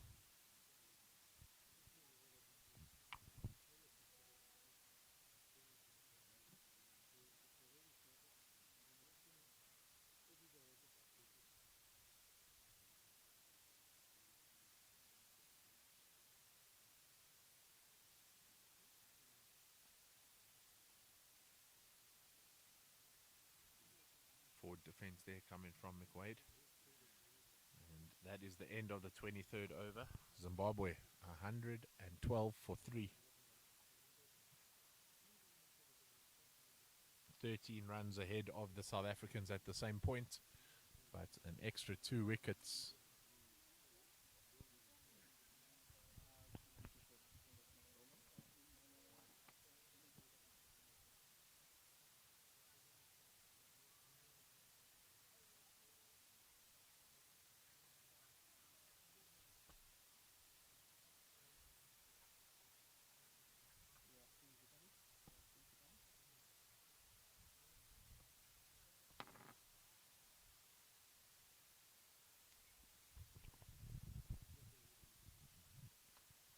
Harris whips it through mid-wicket once again.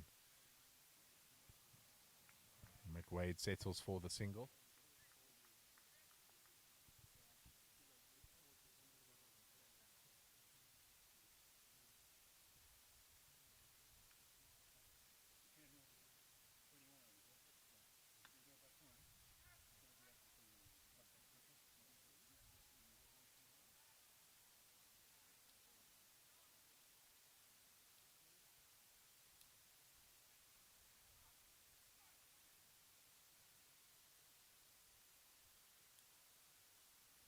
Floated up and straight over the umpire's head. That ball's going to split the fielders. Hayden Trollope with a great effort on the boundary. Does a beautiful job to keep it here. Excellent piece of fielding right here in front of us. Hayden Trollope.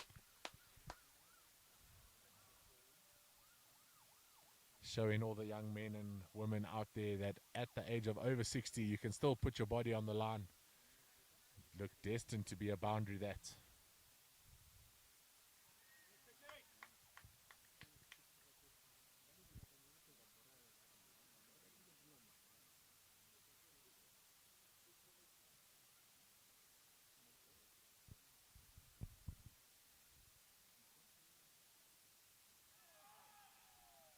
Wade tries to paddle one from outside off stump.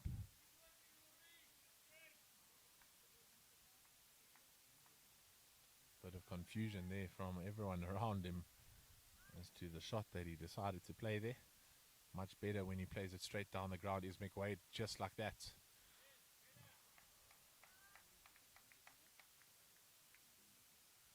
Just raises his hand to apologize there to his captain who made his way down the hill.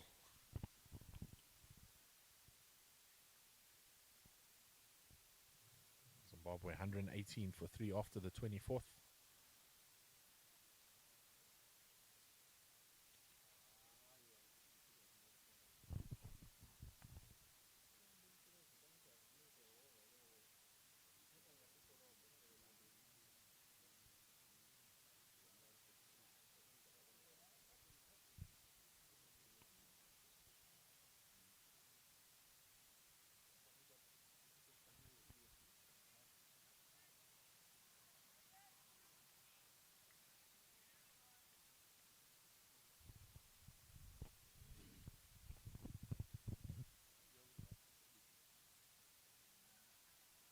Wade calls him through for a quick single.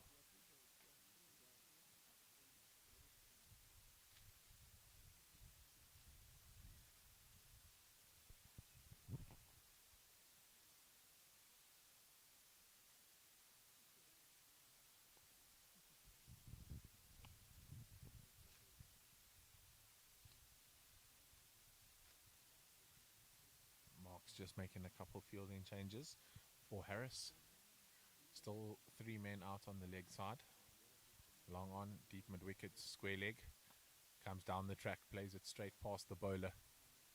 And long off will come in. Long barrier there to pick it up. Little underarm throw from the softball fields.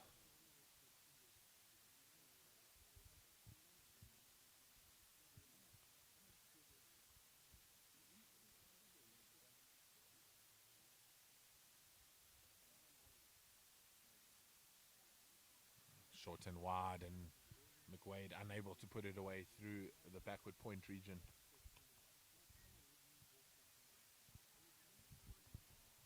Starting to get a lot cooler here in Harare. Some clouds building up behind us. And McWade goes down the ground. There's one bounce too long off. Looks like Andy Lunt doing the fielding down there. And that's the 50 partnership coming up for the Zimbabwe pair. Harris to the famous sweep shot. He goes backward of square, and that's going to race away to the boundary.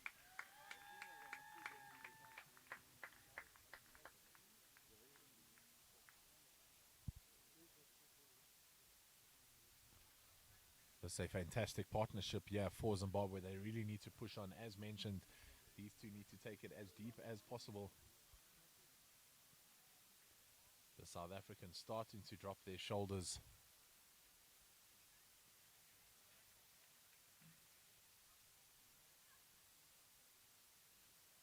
Just a reminder that South Africa have lost both their games so far in this Africa Cup.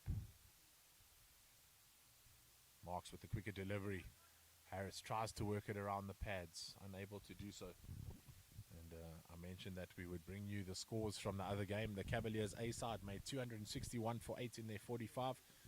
The Cavaliers B side 93 for 2 after 15.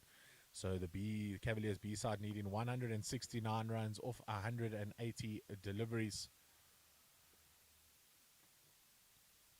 And Zimbabwe at the moment 125 for 3 after 25 overs. South Africa at the same stage were 106 for 1. So Zimbabwe ahead on the runs but behind on the wickets. This partnership needs to go deep for Zimbabwe to chase down this total. McWade and Harris looking good at the crease.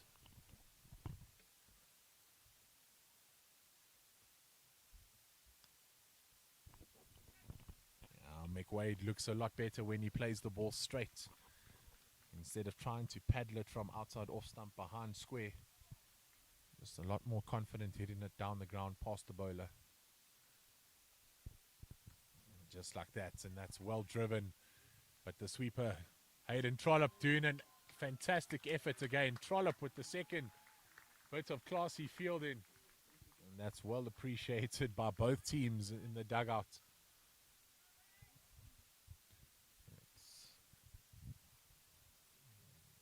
He's back to business straight away. No smiles from Hayden Trollope here on the boundary. Understanding that this is a tight partnership and not allowing those boundaries to be scored so easily here in front of us.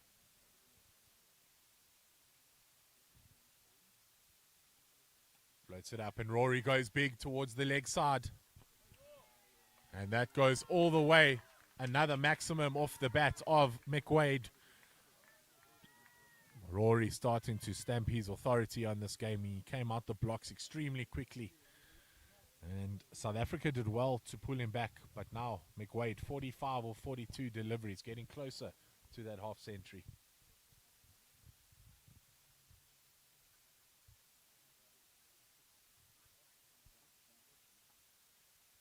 And like any good batsman after a boundary, shows the bowler he can still get on that front foot defense.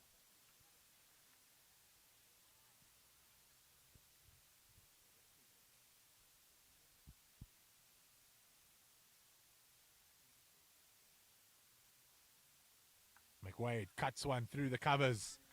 It's a big chase here for Cole Mellors. McWade turns blind, pushes back for the second. That takes his total to 47.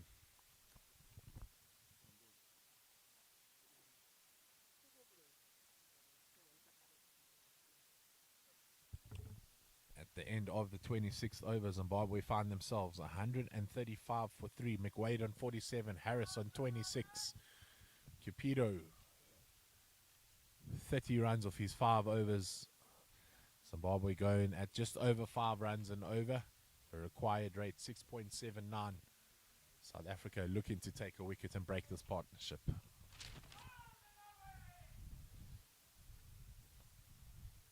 Nothing like Kevin Shadow, eh?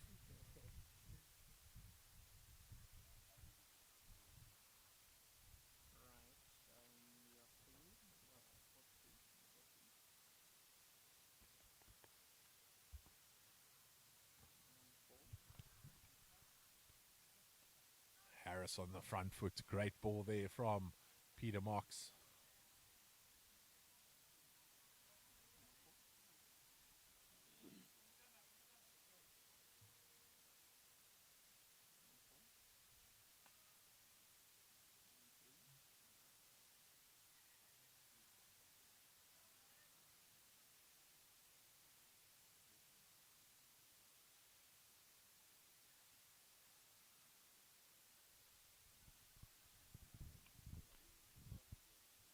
McWade 3 away from a milestone. They're just bringing in the deep square leg up to the umpire.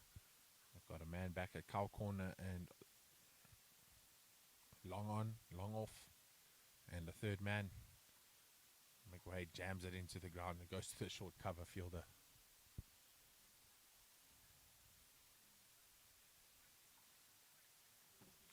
It's been a different innings to normal from Rory McWade. Often gets his runs by 1s and 2s and the odd 3. But today he's been dealing in boundaries and he scampers through for another single there.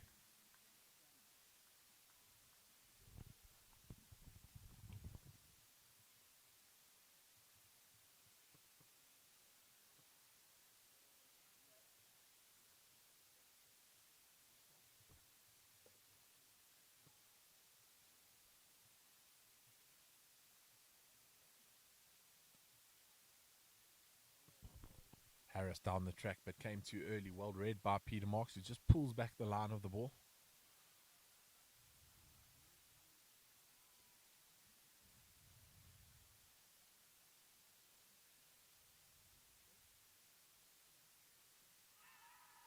And hits the pads of Harris, and it's the breakthrough South Africa have been looking for.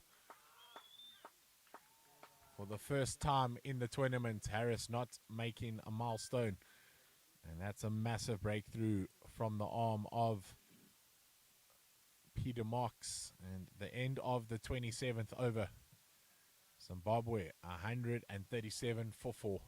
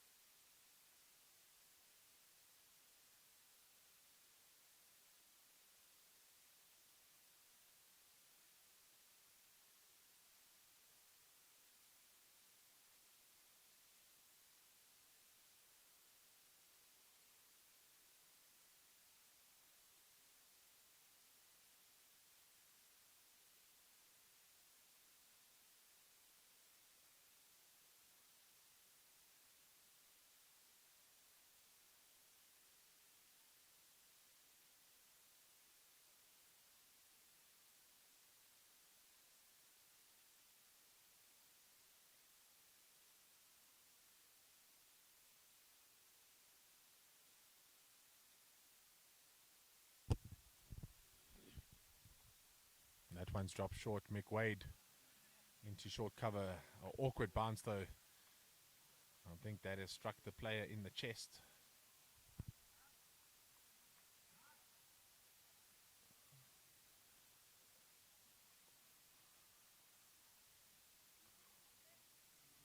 It looks like a Nick Rhodes who got hit there. McWade on the front foot. No footwork though. Just backs his hands, does McWade.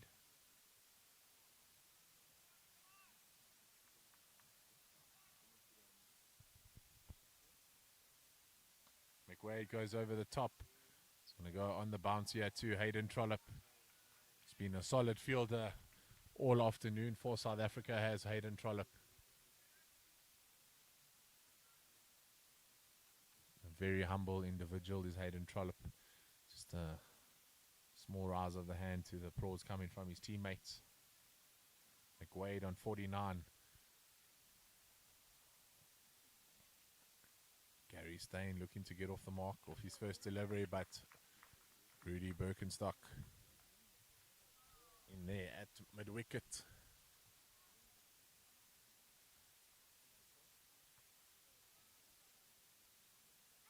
And it's a leaning edge here.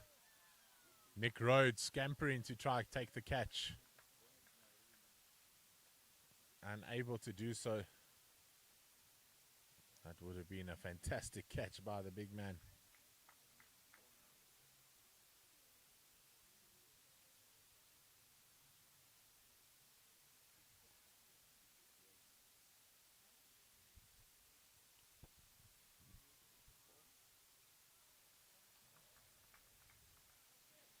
And that's the end of the 28th. It's 138 for 4.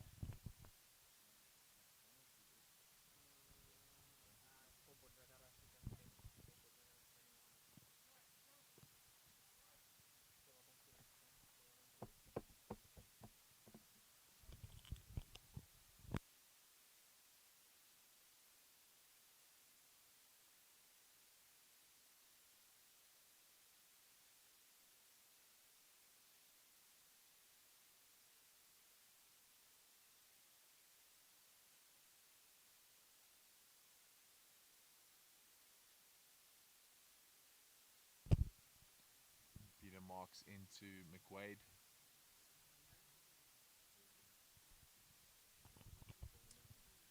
McWade a runnable 49 at the moment.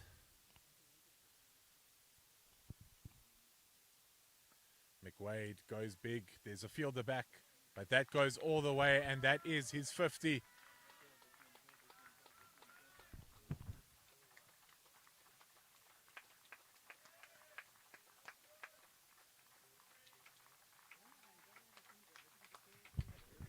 He didn't realize he went to the 50 with the big blow over mid-wicket.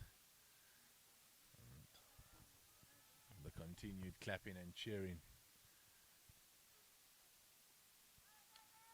then caught his attention.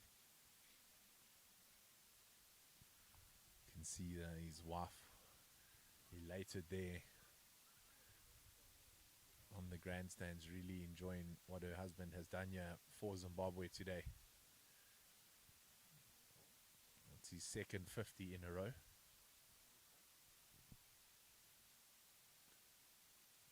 Marks pitches it wide. McWade drives it. Looks like Capito there doing the fielding.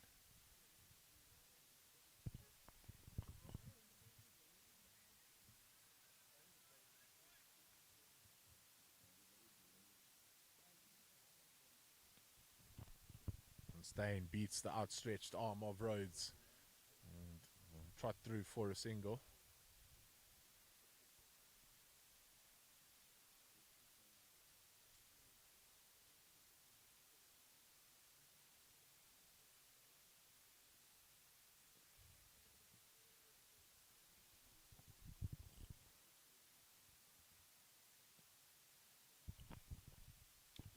McWade on the front foot.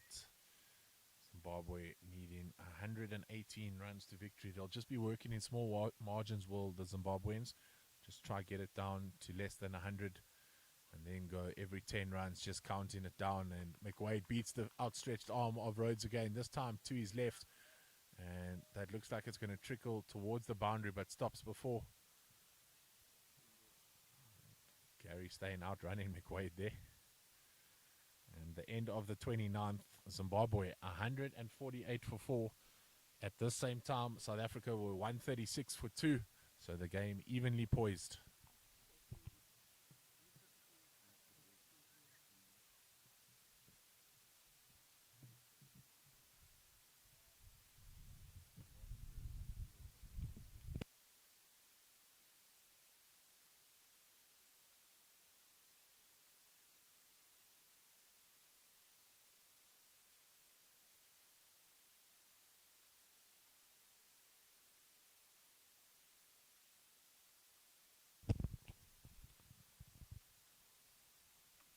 Steyn on the cut, well fielded. It looks like Ross Hollin. Feeding off Hayden Trottip's field in there is Ross Hollin. Big dive and saving a couple of runs. That one drifting down the leg side and well left there by Steyn.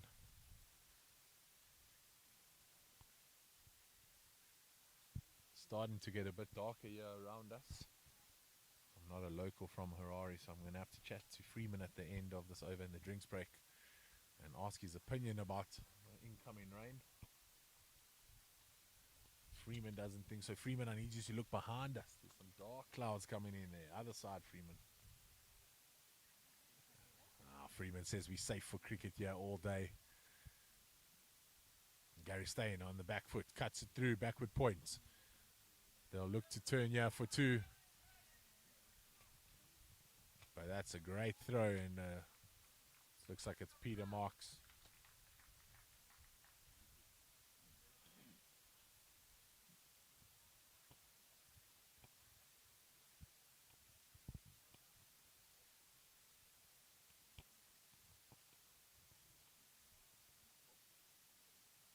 They work that one. It's a wide down the leg side.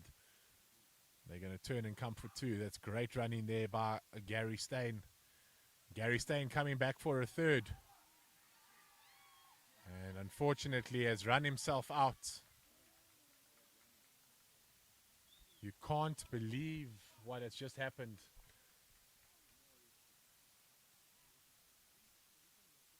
It was such a great throw there from Peter Marks. They just saw his arm the ball before. They should never have taken it on.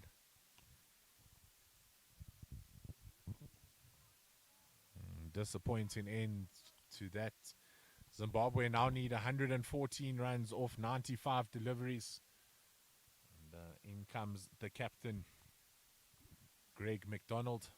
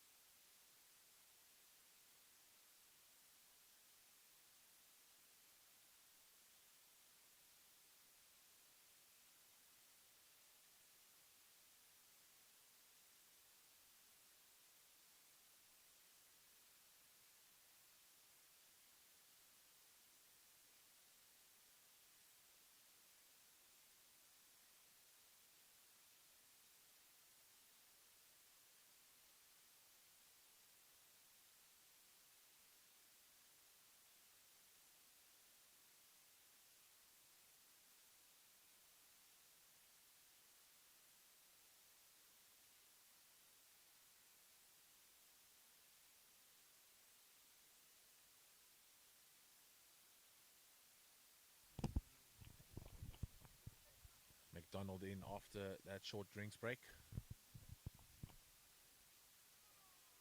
He looks to cut a wide delivery.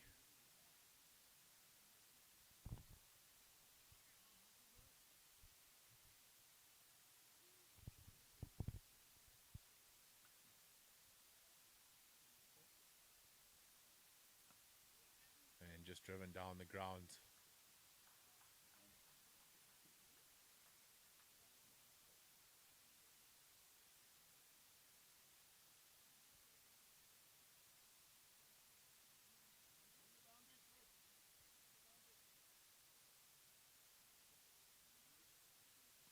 Floated up McWade, same place as McGregor, just down the ground, and they'll push through for a single.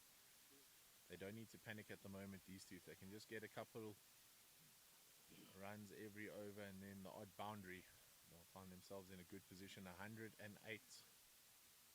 needed off 91.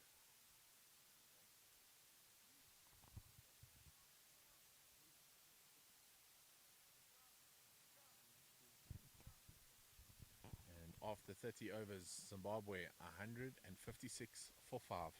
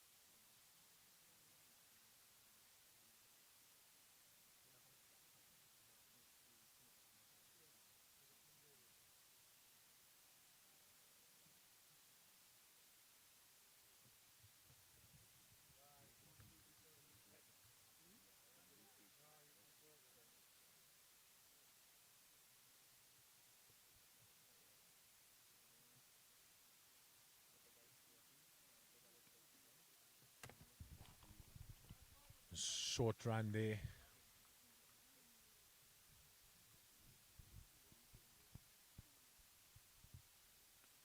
For McWade. McDonald just asking for a leg stump guard.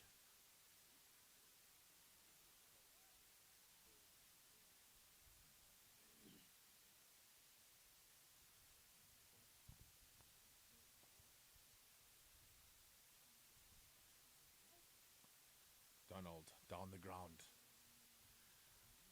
An ex-provincial hockey goalkeeper and paddle champion currently in Harare. And that's a wide one by Peter Marks and well left by McWade. Just keep your eye on that run right there at the bottom of your screen.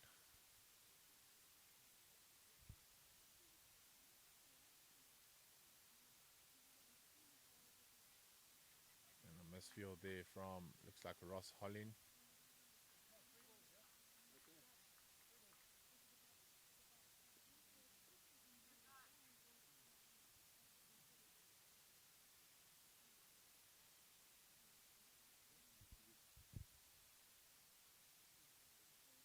McDonald drives one through the covers. Slightly aerial, bounces just before Capito, who sees himself floating on the inner ring.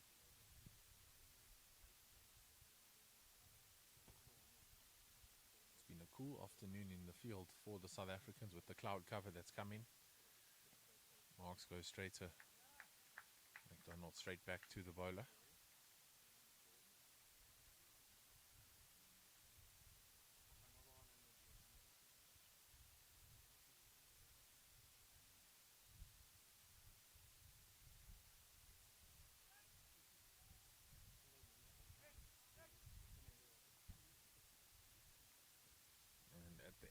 of the 31st, 160 for 5.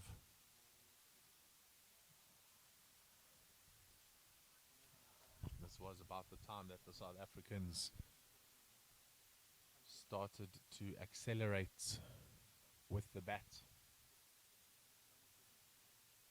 Ismail Taladia makes his way back onto the field.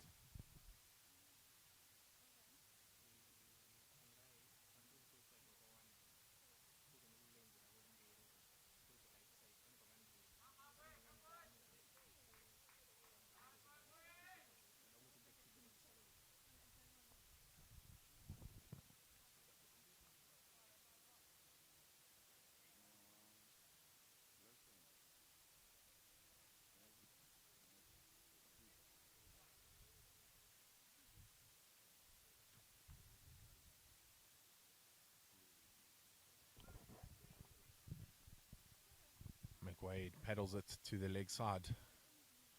Just a single, they're unable to beat the fielder in the ring next to the umpire.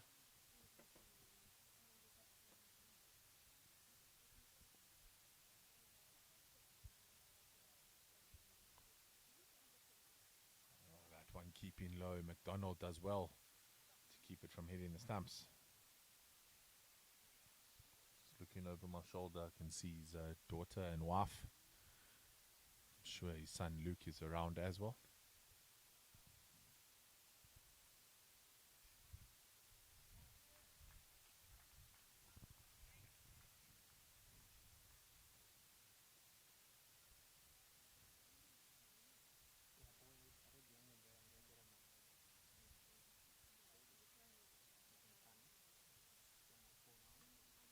McDonald gets hold of one through mid-wicket. It's great fielding though. He has to scamper through. And an appeal coming there, but fortunately for Zimbabwe, the captain gets in just in time.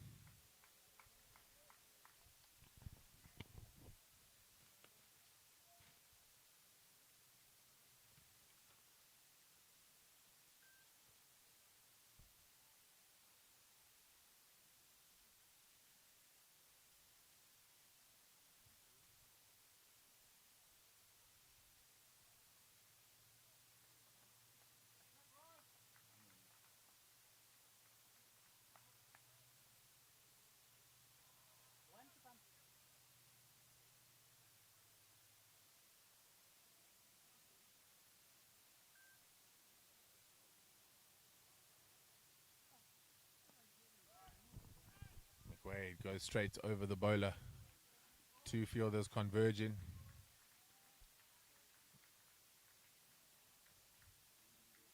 And just a single down the ground, and it's 163 for 5 after 32 overs. 13 overs remain.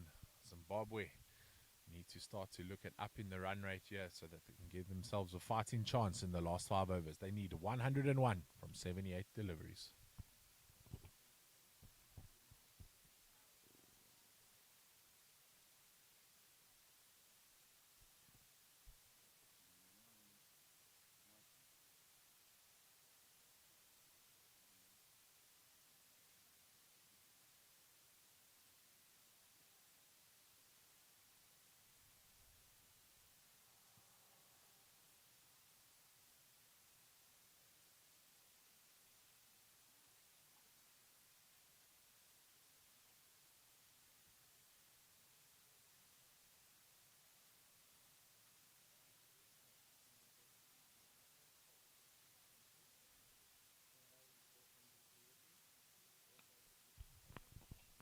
Wade pulls it across.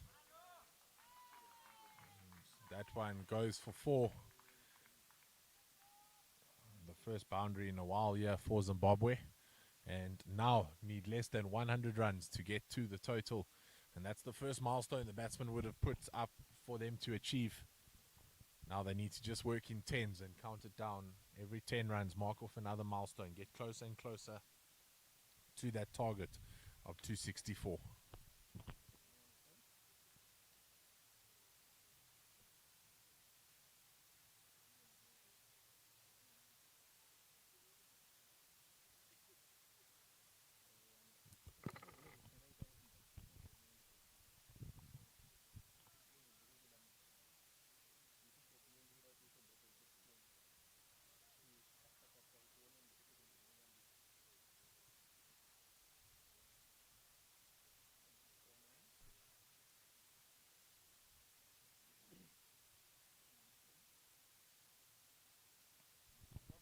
McWade goes big to the leg side.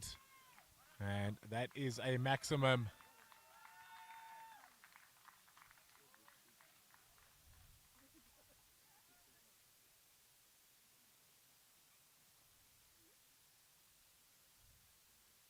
McWade needs to make sure he is there at the end for Zimbabwe to have a fighting chance. Still needing to go at over 7.5 and over to get to this total. Currently 5.3 runs and over for the side in red. McWade on 73 off 63 deliveries. It's been a beautiful innings from McWade. Came in, changed the look of the game.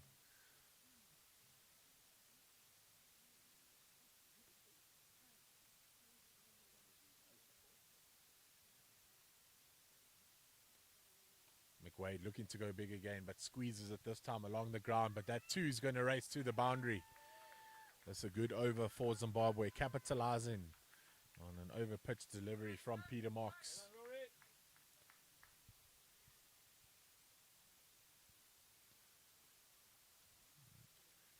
We know that those watching at home are also very interested in the Cavaliers game, so we'll bring you those stats shortly.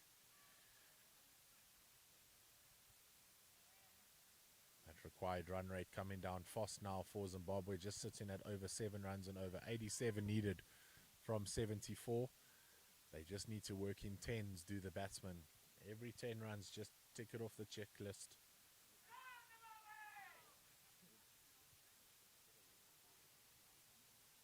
And the fans behind us, yeah, Freeman, asking for a warning every time Shadwell shouts. And McWade tickles it down the leg side. The keeper, Roy Messer, after it. McWade notices he'll come back for a second. McDonald of no interest in running a second there. And an update from the Cavaliers game. The Cavaliers A side posting 261 for 8. And the Cavaliers B side, 138 for 3 after 21. Requiring 124 from 140 deliveries. That match too seems to be going down to the wire at Sunrisers.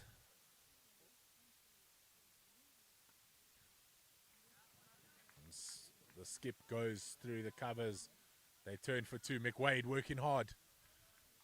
It's not the greatest throw from the outfield there, and McWade makes it back easily. And the dugout of Zimbabwe starting to come more alive. After 33 overs, Zimbabwe 180 for 5. At the same stage, South Africa 155 for 2.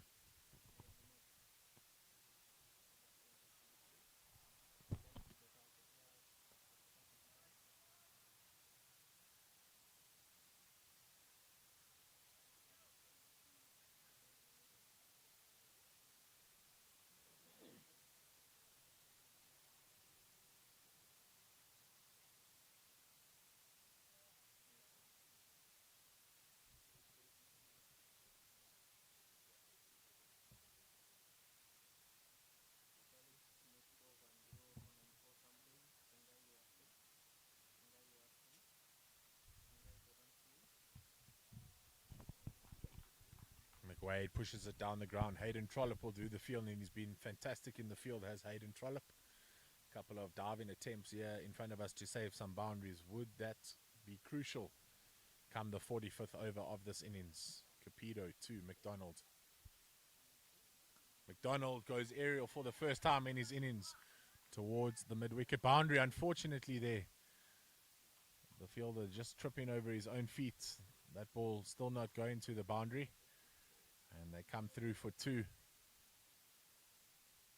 that's a 30 partnership of 23 balls here. So these two really applying the pressure. You feel that these two need to take it deep. 81 of 70 deliveries to come.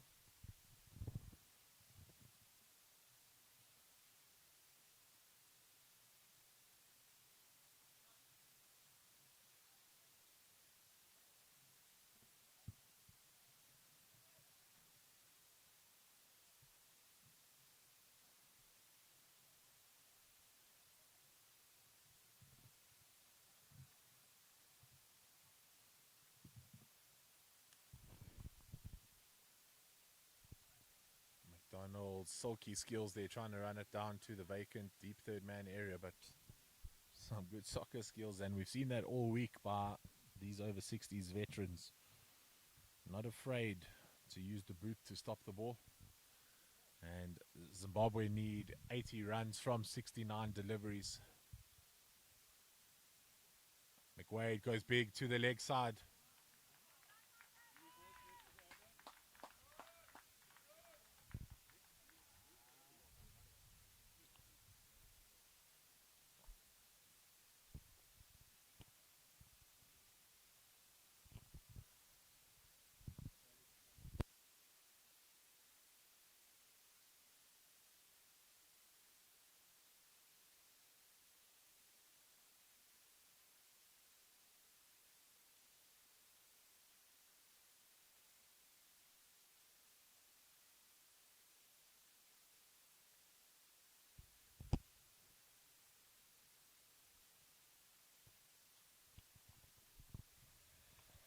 Couple of lusty lows coming in the last couple of overs from McWade. He races to 82 of 69 deliveries.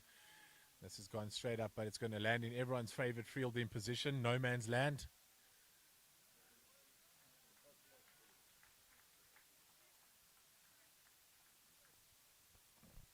And at the end of the 34th over, Zimbabwe 190 for 5.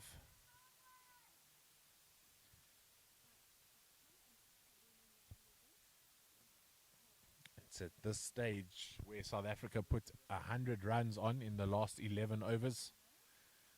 Zimbabwe will need to do a similar deal here. As you can see there, 74 of 66.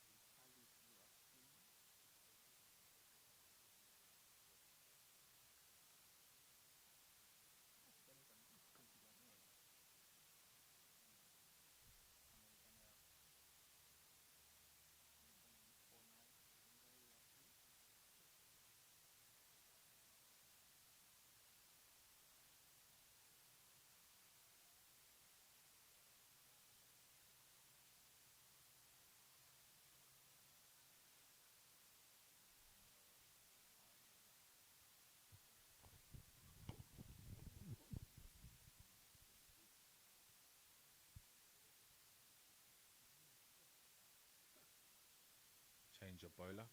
Paul Gouge back into the attack. And McDonald just punches him down the ground for a single.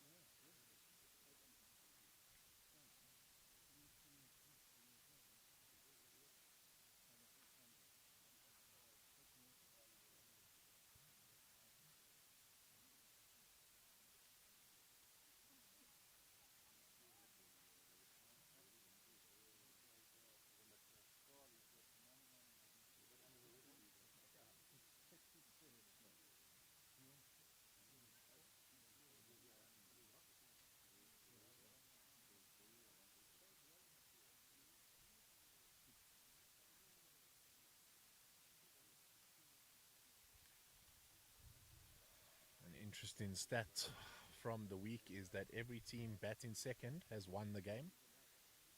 And it looks that way at the Cavaliers game at Sunrisers. This game, though, is very tight. 73 of 65, 5 wickets in hand.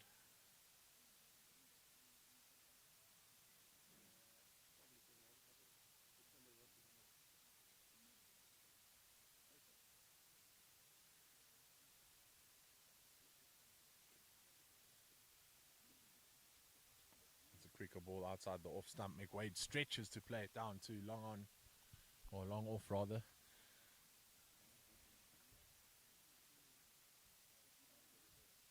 need to just maintain the singles and twos between the over. They don't want to give a maiden over away here to the change of bowler. Need to keep applying the pressure.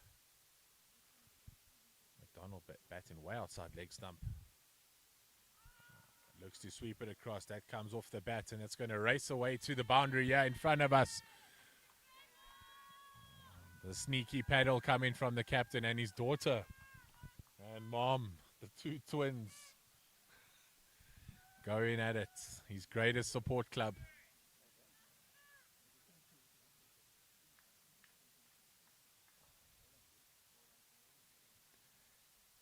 It's a dangerous shot there from the captain if he had missed that.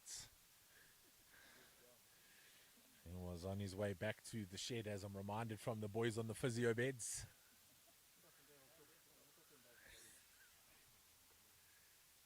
He tries it again. This time gets it inside the stumps, past Messer. And it's rolling away to the boundary. And this time it's given as bars.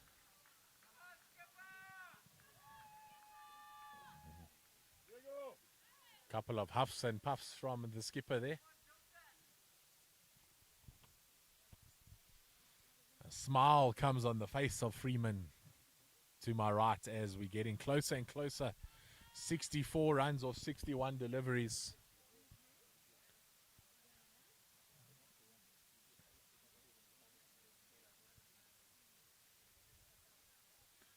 McDonald loves the sneaky paddle around the corner. This time gets on the front foot and the big stare down the wickets. And at the end of the 35th over, Zimbabwe 200 for 5.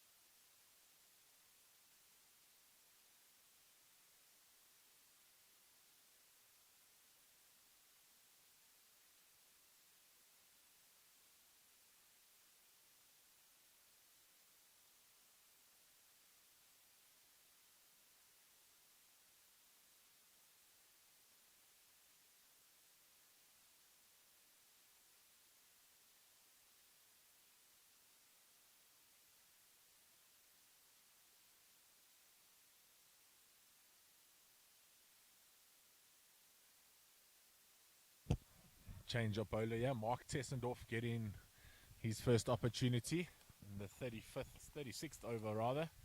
Rory McWade 85 of 71. Greg McDonald 13 of 16. Tessendorf to McWade. Short and wide, and that will be an extra. Mrs. McWade getting nervous, starting to stroll around the pitch. Can't sit still anymore.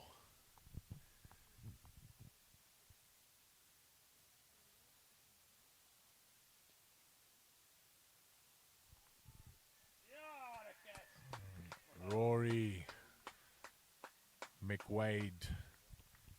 Great catch there from Peter Marks at backward point. McWade 85 off 71. A great innings. Looks like it just got the edge of his bat there and scarred to the point region. And lovely moment there. As the man from Vancouver, Canada, makes his way to the middle. 31 years living in Canada. 45 years outside of the country of Zimbabwe. Warm applause from all. I can only imagine the emojis and the stickers he'll come up with after this innings. A fantastic knock from McWade. But is this the chance that South Africa need to come back into this game?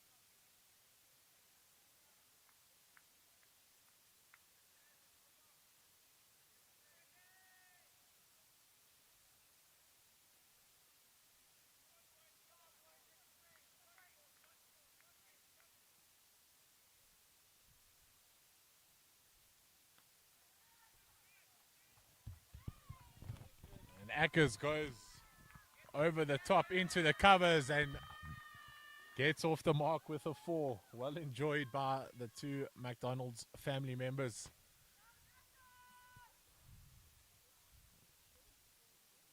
Ackers a really loved member of this Zimbabwean vet side. Met them out in Chennai. Plays all his cricket in Canada on artificial pitches, so said he was so excited to get out there on the grass pitch and enjoy his time in the middle. This is his second opportunity. Tessendorf wide. Ackers shoulders arms and will accept the extra run from the wide delivery.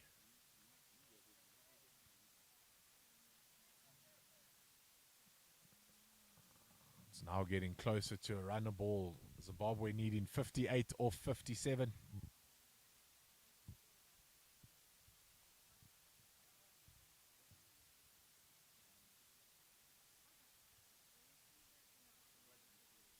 Tessendorf wide. Ackers down the ground. Will find the boundary again. Splits the fielders who are both in the ring for the new batsman. That's smart batting by Ackers. No risk taken there.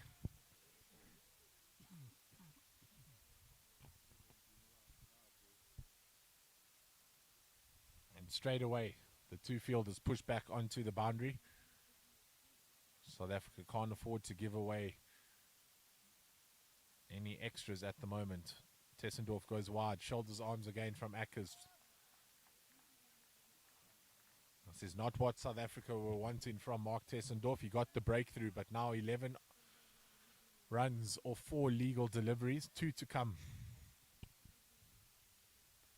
That one's down the leg side and they'll run through for the extra.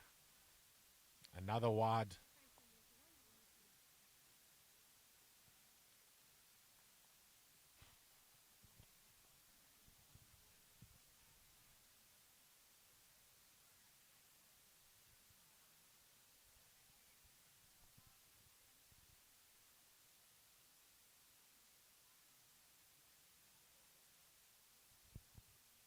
For the first time in the game.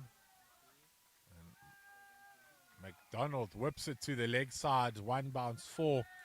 And for the first time in the game, Zimbabwe ahead of the required balls. And you can hear Rory McWade, even after batting for 30 odd overs, still has the energy to cheer on his captain. Zimbabwe now need less than 50 runs, 47 or 55 deliveries.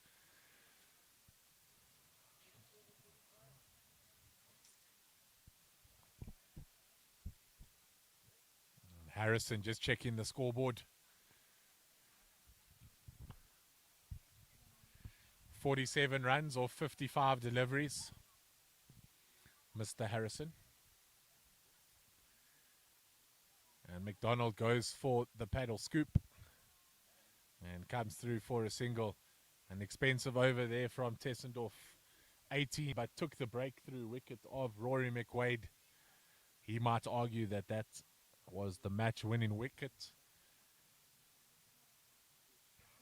46 of 54. This game.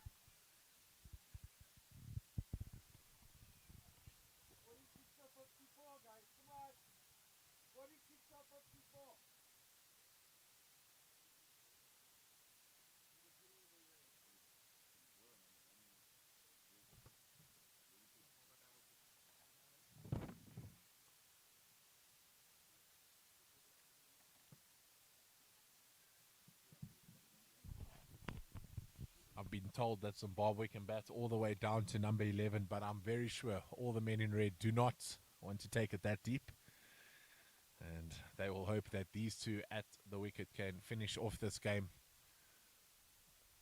McDonald on 18 of 18 deliveries. Ackhurst 8 of 3. 2 lofty blows coming from the bat of Warren Ackhurst.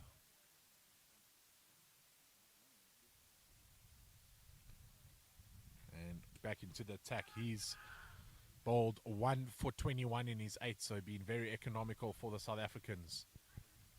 And McDonald tries to guide it down. And unfortunately, finds the man at short third man.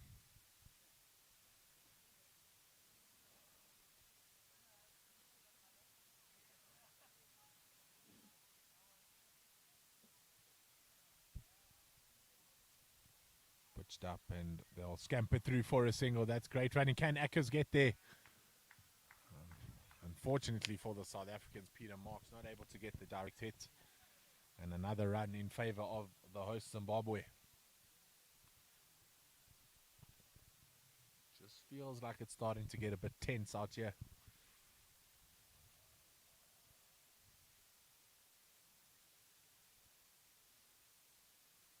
No one backward of square. Just the two men on the leg side on the boundary. Long on and deep mid wicket, or the cow corner position. I wouldn't be surprised if Ackers walks across here and looks for the space behind the umpire.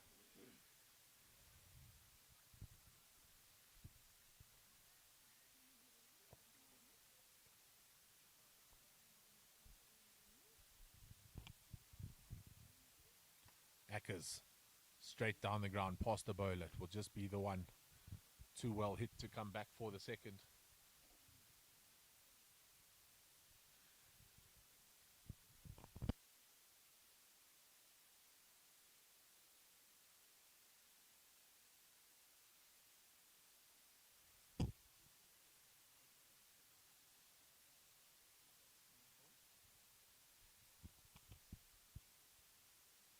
Full toss. McDonald looks to put it away. Straight to the fielder.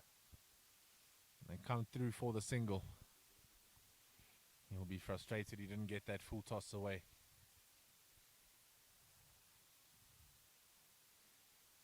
Another good over here from Paul Gouge.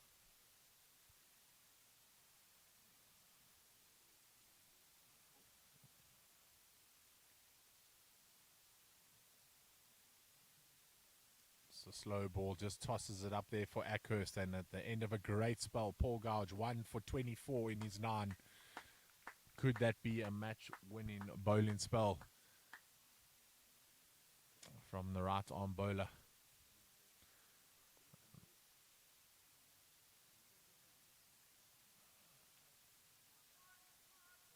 And let us not forget the fielding efforts of Hayden Trollope, saving 2 boundaries right in front of us earlier on. You see a change in bowling and ends for Peter Marks.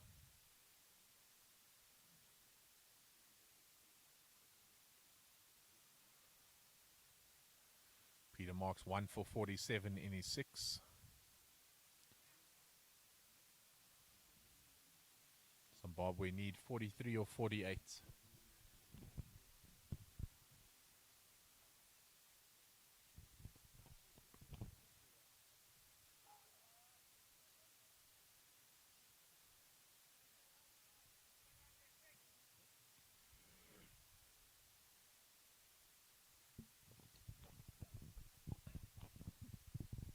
Couple of fielding changes being made here by the South African. They've got a long off, deep extra cover, a point fielder right on the inner ring, a man at 45, a short square leg, a mid wicket, and a deep square leg. And I've just brought the man next to the umpire, and they're going to bring him here to the offside into the covers.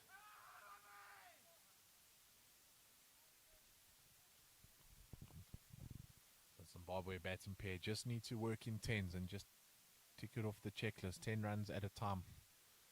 Work in small milestones, 43 or 48 needed.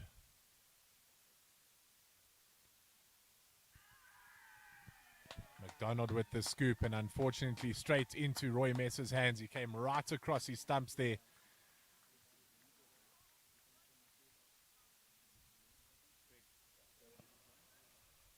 Not what Zimbabwe needed at this time of the game.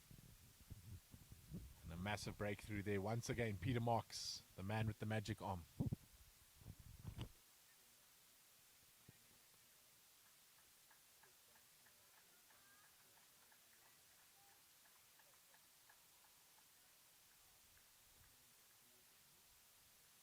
Just around the ball now, sir. Straight up your alley.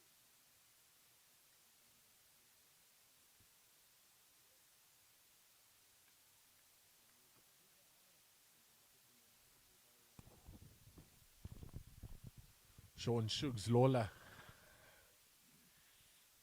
way to the middle. And Greg McDonald with a quick fire innings, 20 of 21.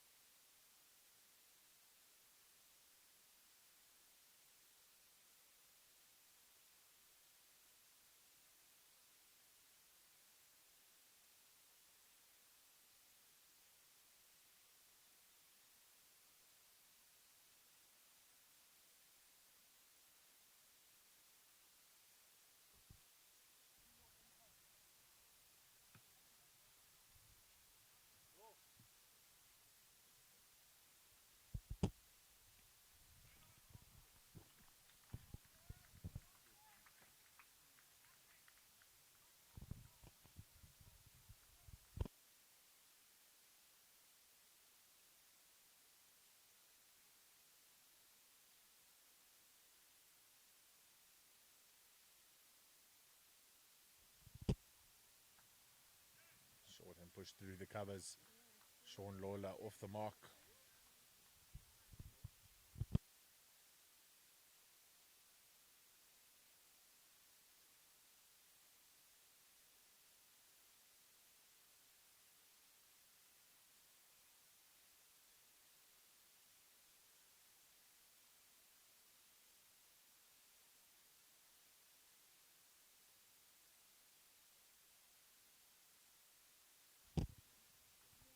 At a full toss, and Ackhurst pulls it to the leg side. It's a big chase to the boundary. And that looks like it's going to hold up just before. Did it touch the rope? It did so. And just the relief that Zimbabwe needed. They just need a couple of boundaries just to settle the South Africans. The South Africans slightly on top at the moment after taking a couple wickets there.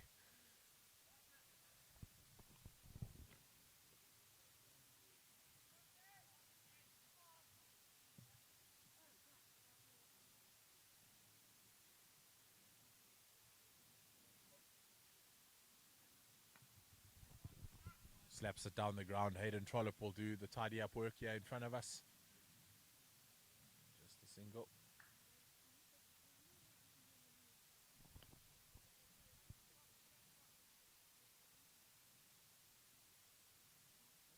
He floats that up and straight past the bowler. Marks tries his best to get it.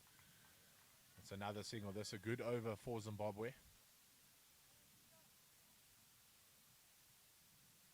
At the end of the 38th, Zimbabwe 228 for 7.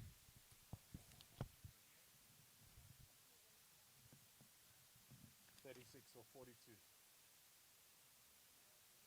Just block and run, man. Block and run.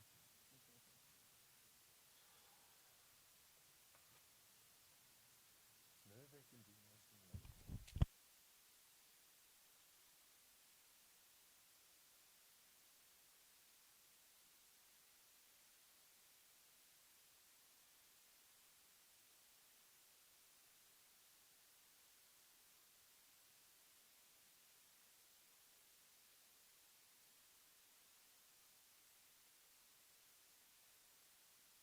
Just a shout out to the Free K Stream team, yeah, with Freeman at OGs as well as Bothwell and Nurai, who have fantastically been keeping up to date with the score electronically and manually. And poor Bothwell also has to draw up the wagon wheels for the players straight after each innings, and that's the thing that they're most interested in. It's the wagon wheel. And Bothwell, I'm sure you know, certain bowlers will be coming up to you straight away to check their bowling stats. Batsmen want to know how many balls they faced. So, and if they win, they come a lot more happier to you. Peter Lind now back into the attack again. Shugs Lawler whips it off his legs.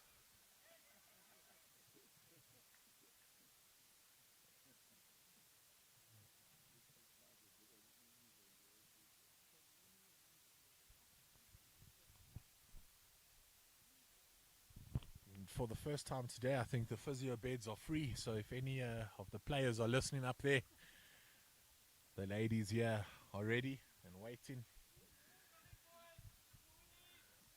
I think after all the stress, my shoulders are feeling tight here.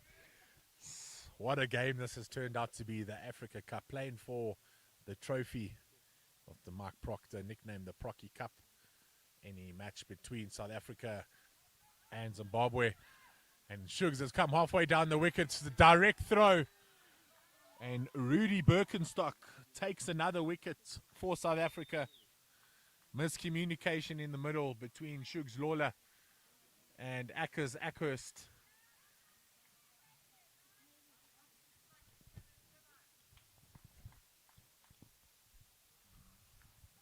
Now Peter Sands Thomas makes his way to the crease.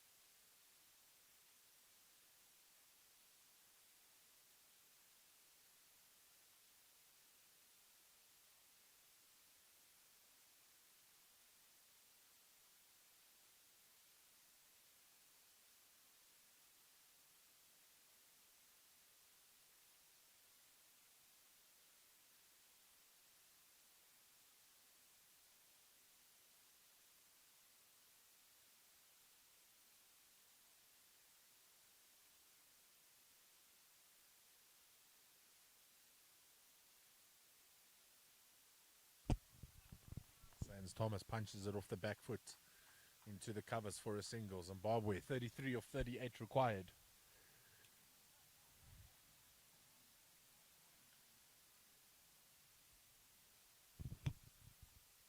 It's dropped short. Akhurst looks to pull it. It's a top edge, and that's going to run down to the boundary here in front of us. A much needed boundary for Zimbabwe. Fortune favors the brave, and Akhurst's trying to pull Zimbabwe to a victory here.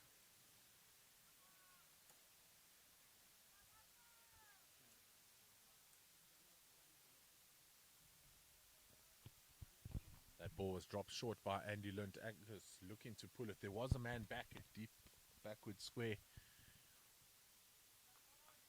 Akhurst with the top edge into the vacant fine leg area. That ball better. Akhurst, miscommunication again between the Zimbabwean batsmen.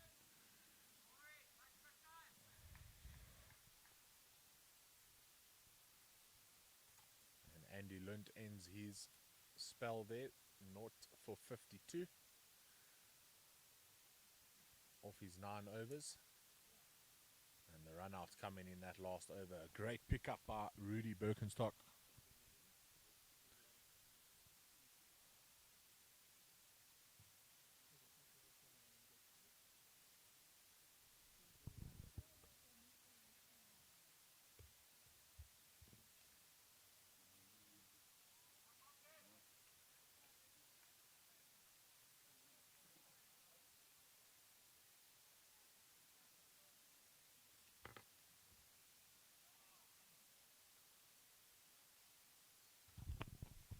Peter Marks 2 for 54 in his 7, so travelled off the willow as Marks. However, he took 2 massive wickets in this game.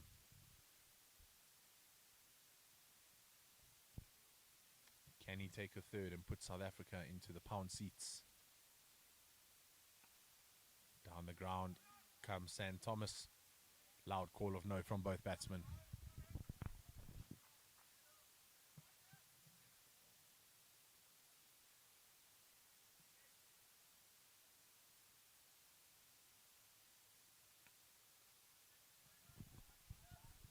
Sans Thomas through the covers, well collected by the sweeper Cole Millers, and they come through for a single.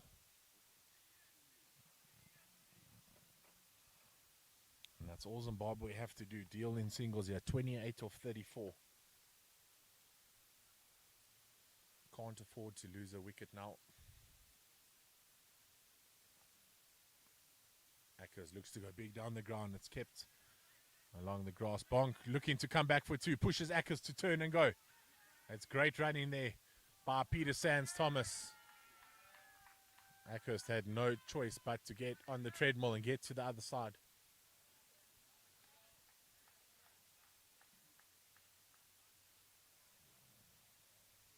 That's what they need to do. Put pressure on the fielders. Hope for the mistake and then push through for a second or third. 26 of 33.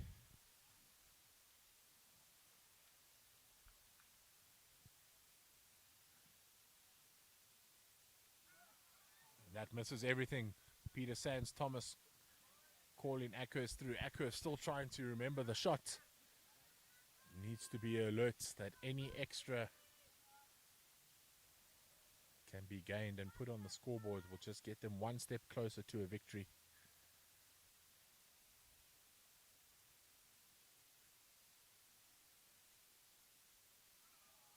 And a mis-stumping attempt here.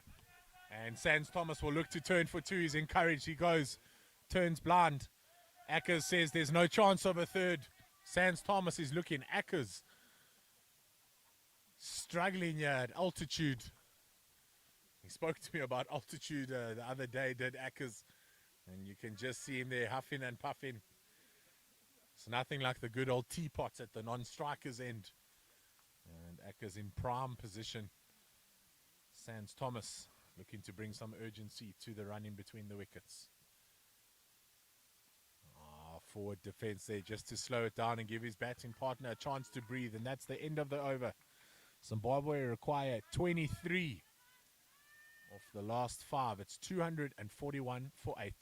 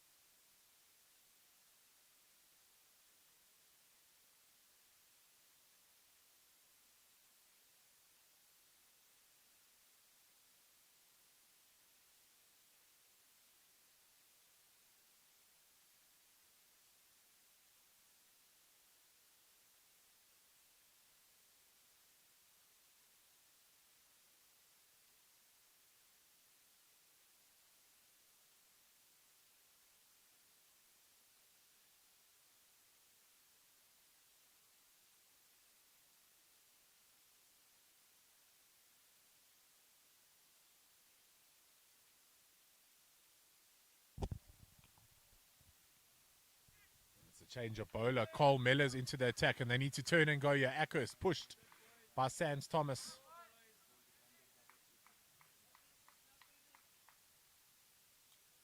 (21 of 29 needed).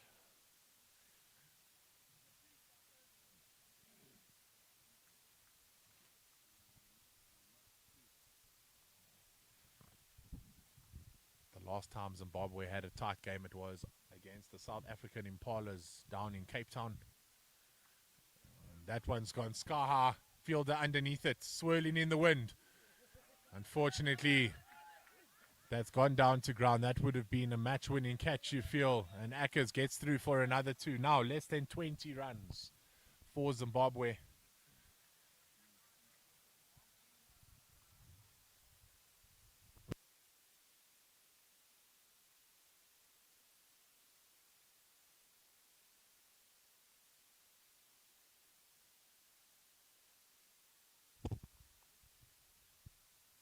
It's a quicker ball there, but that's a wide.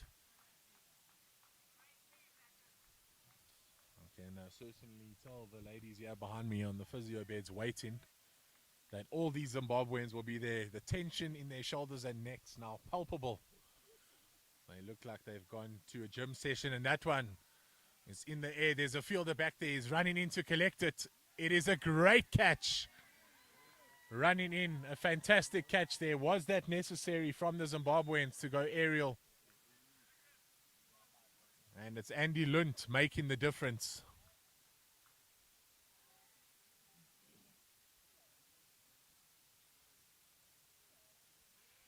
That shot really unnecessary there from the Zimbabwean lower order batsman.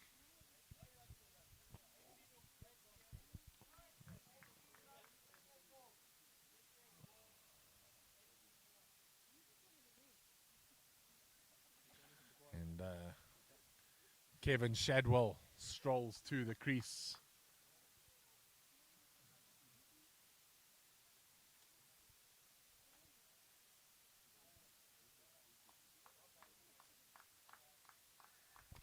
Captain Greg McDonald taking on the drinks, making sure the two batsmen know what the game plan is. They need to just count in 5s. Every 5 runs mark off another milestone. Get closer and closer.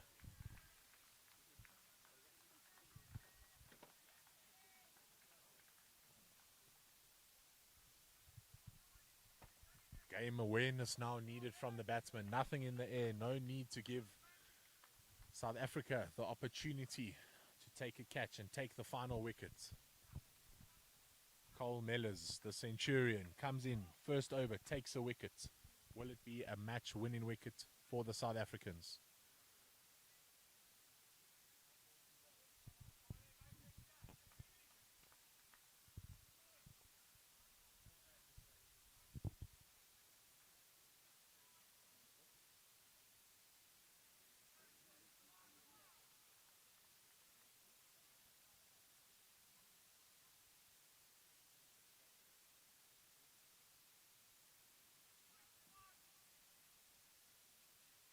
South Africa looking to take the Proctor Cup for the first time in 3 attempts.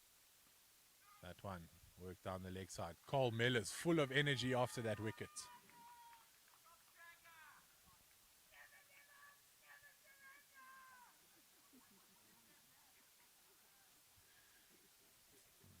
The cry of never give up, never surrender coming from one of the Zimbabwean supporters.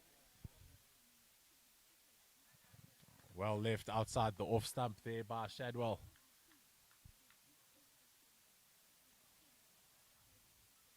Kevin Shadwell, an ex-international rugby referee. Drives it into the covers. No run there. And that's the end of a fantastic over for Cole Mellors. 246 for 9.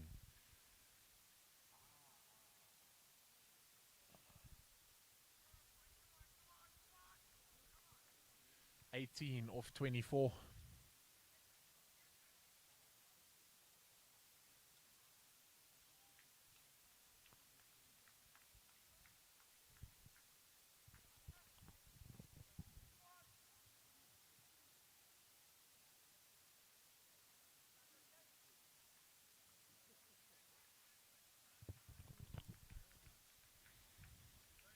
Peter Marks in for his last.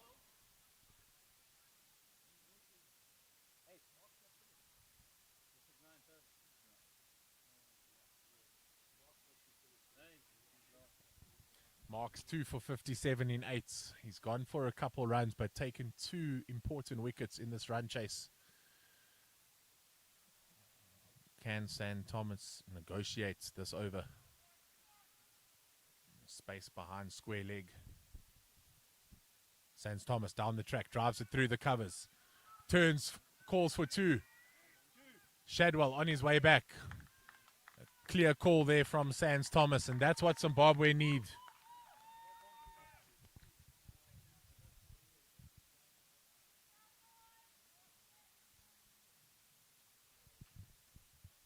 If the Zimbabwean bench can get any closer to the field, they might become fielders here on the boundary rope. Sans Thomas shows the face of the bat there. Forward defense.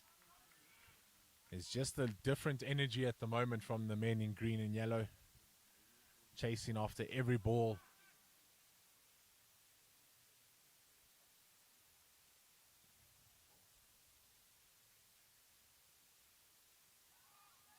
And that has missed everything, but a good run there from Kevin Shadwell. And it's getting a little bit nervy out there, and yeah, to my left.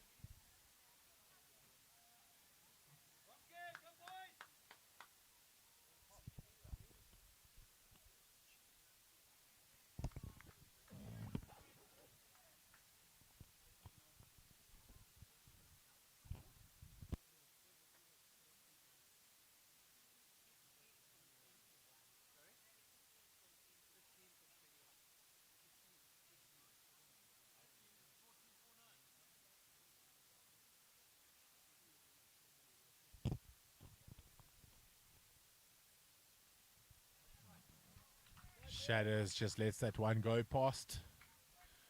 Looked like Sans Thomas was ready to get another single there. Straight to the keeper. Smartly gets back in his crease. Peter Marks 2 for 60 in 8.4. Shadows down the ground. Missed by Marks. And the long barrier there, and they come through for the single.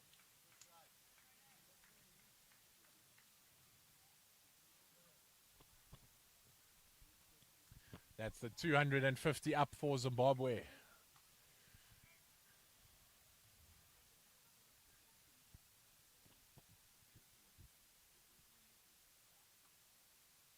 Thomas comes down the ground, plays a forward defense. They're going to turn and go.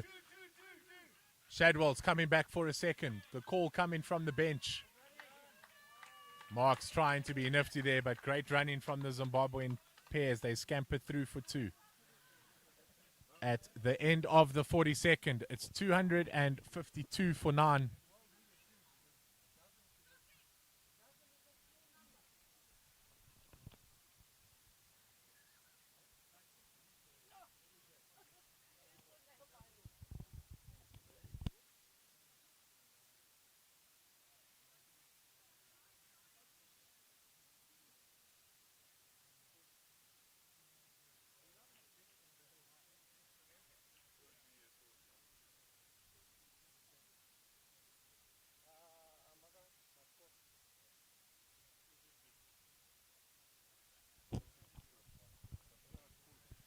And there's the batting pair looking to write their name in history. Yeah, to win the Africa Cup and the Proctor Cup. Fighting for a place in the final tomorrow.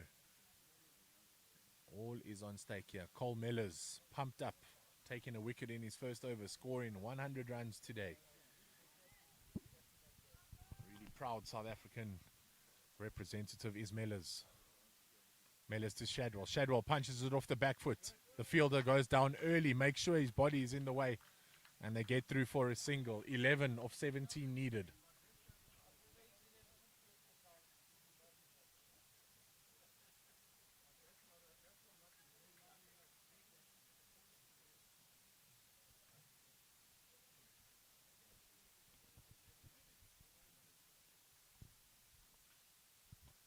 And he whips it through mid-wicket. It's well struck there, so they'll just come through for the single. You feel like either side of the fielder, they could have pushed for 2, but that directly too long on.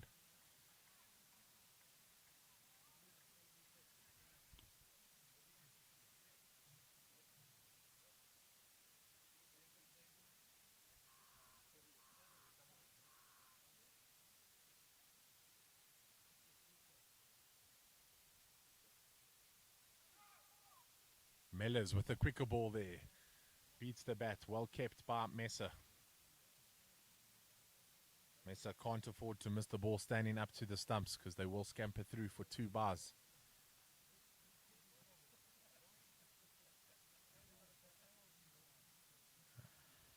Opening bowler giving advice to the number 11 batsman.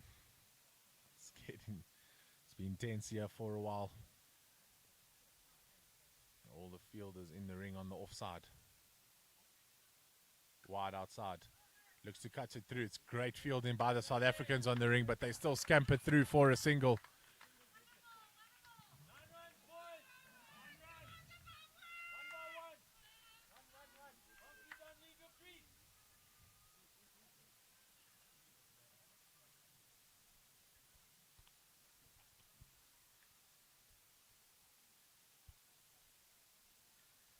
It's not often you see Captain Cool look nervous, but Greg McDonald to our left, marching up and down. The groundskeeper is certainly going to have to replace the grass there.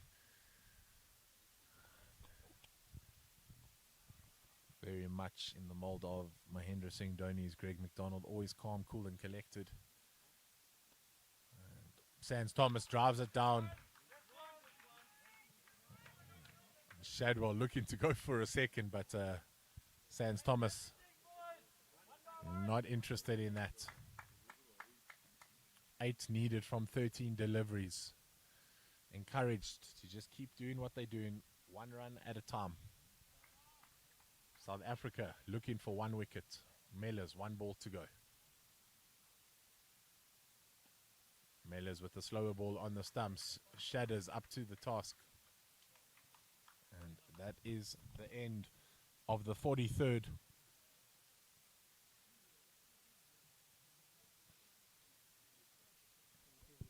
$256 for 9.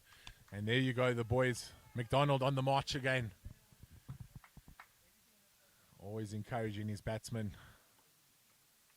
Up and down to the boundary. All those gentlemen have been well seated on the balcony behind us. Now on their feet. Too nervous to sit.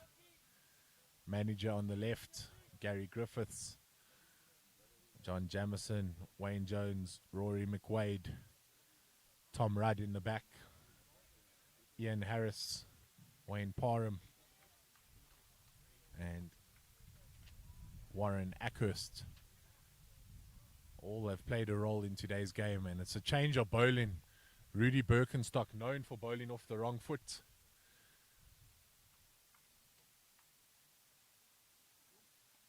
And something different for the batsman to have to navigate through, yeah.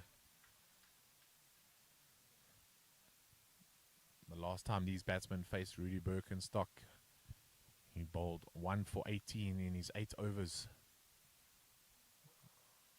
Slow bowling, and you need to make the pace, and Bong finds the gap here. Is running towards the boundary. Hayden Trollope can't make it this time, and Peter Sans Thomas splits the field. Hayden Trollope has been absolutely fantastic in the field for South Africa, but that time Sans Thomas beats the infield of Peter Marks, diving to his right. Hayden Trollope gallivanting to his left, and Sans Thomas splitting the field. The pressure showing on the number 10 batsman.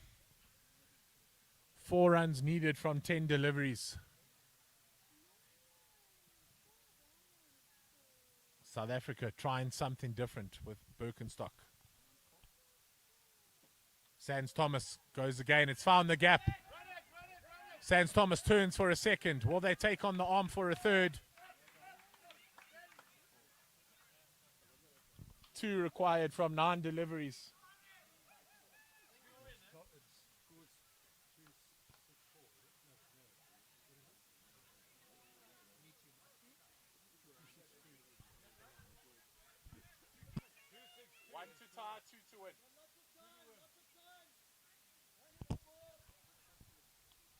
And South Africa now trying to put pressure on Sans Thomas, bringing all the fielders into the ring. A smart move, yeah, by Birkenstock and captain Akil Capito.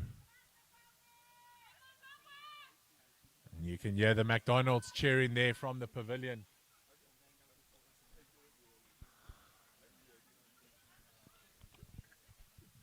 Birkenstock. In the face of the bat, showing the sponsor's name, Sans Thomas, with a wry smile.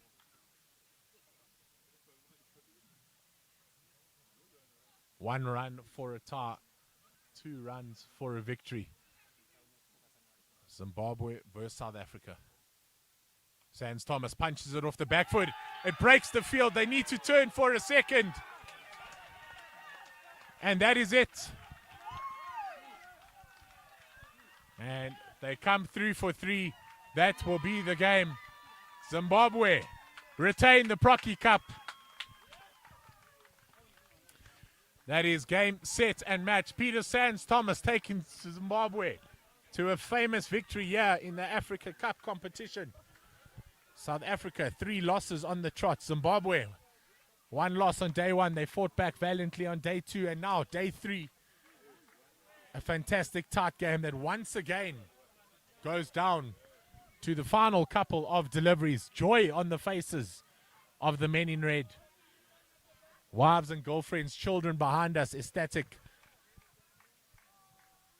Rory McWade, 85 off 72 deliveries.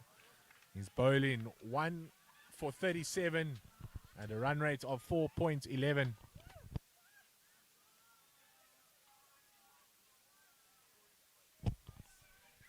And he will get the Man of the Match award today.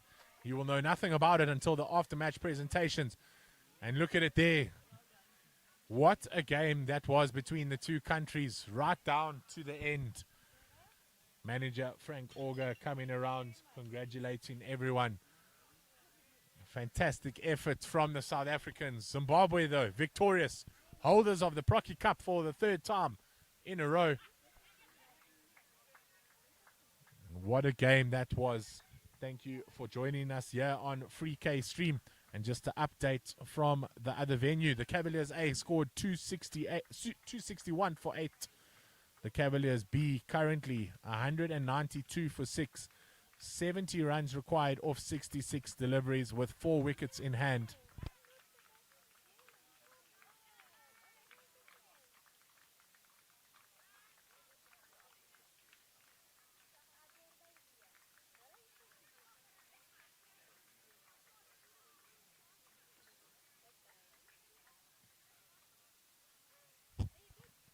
Which means currently on the log, Zimbabwe sits pretty at the top. 3 games, 2 wins, 1 loss at a net run rate of 0.556. The Cavaliers A side at the moment trying to close off that game against the Bs. It will all get a bit interesting if the B side win the game at the other venue, needing 70 runs off 66 balls there. That's going to go down to the end. The McDonald clan have come in around and big smiles on their faces, and we'll be back with you tomorrow for the finals and the playoffs.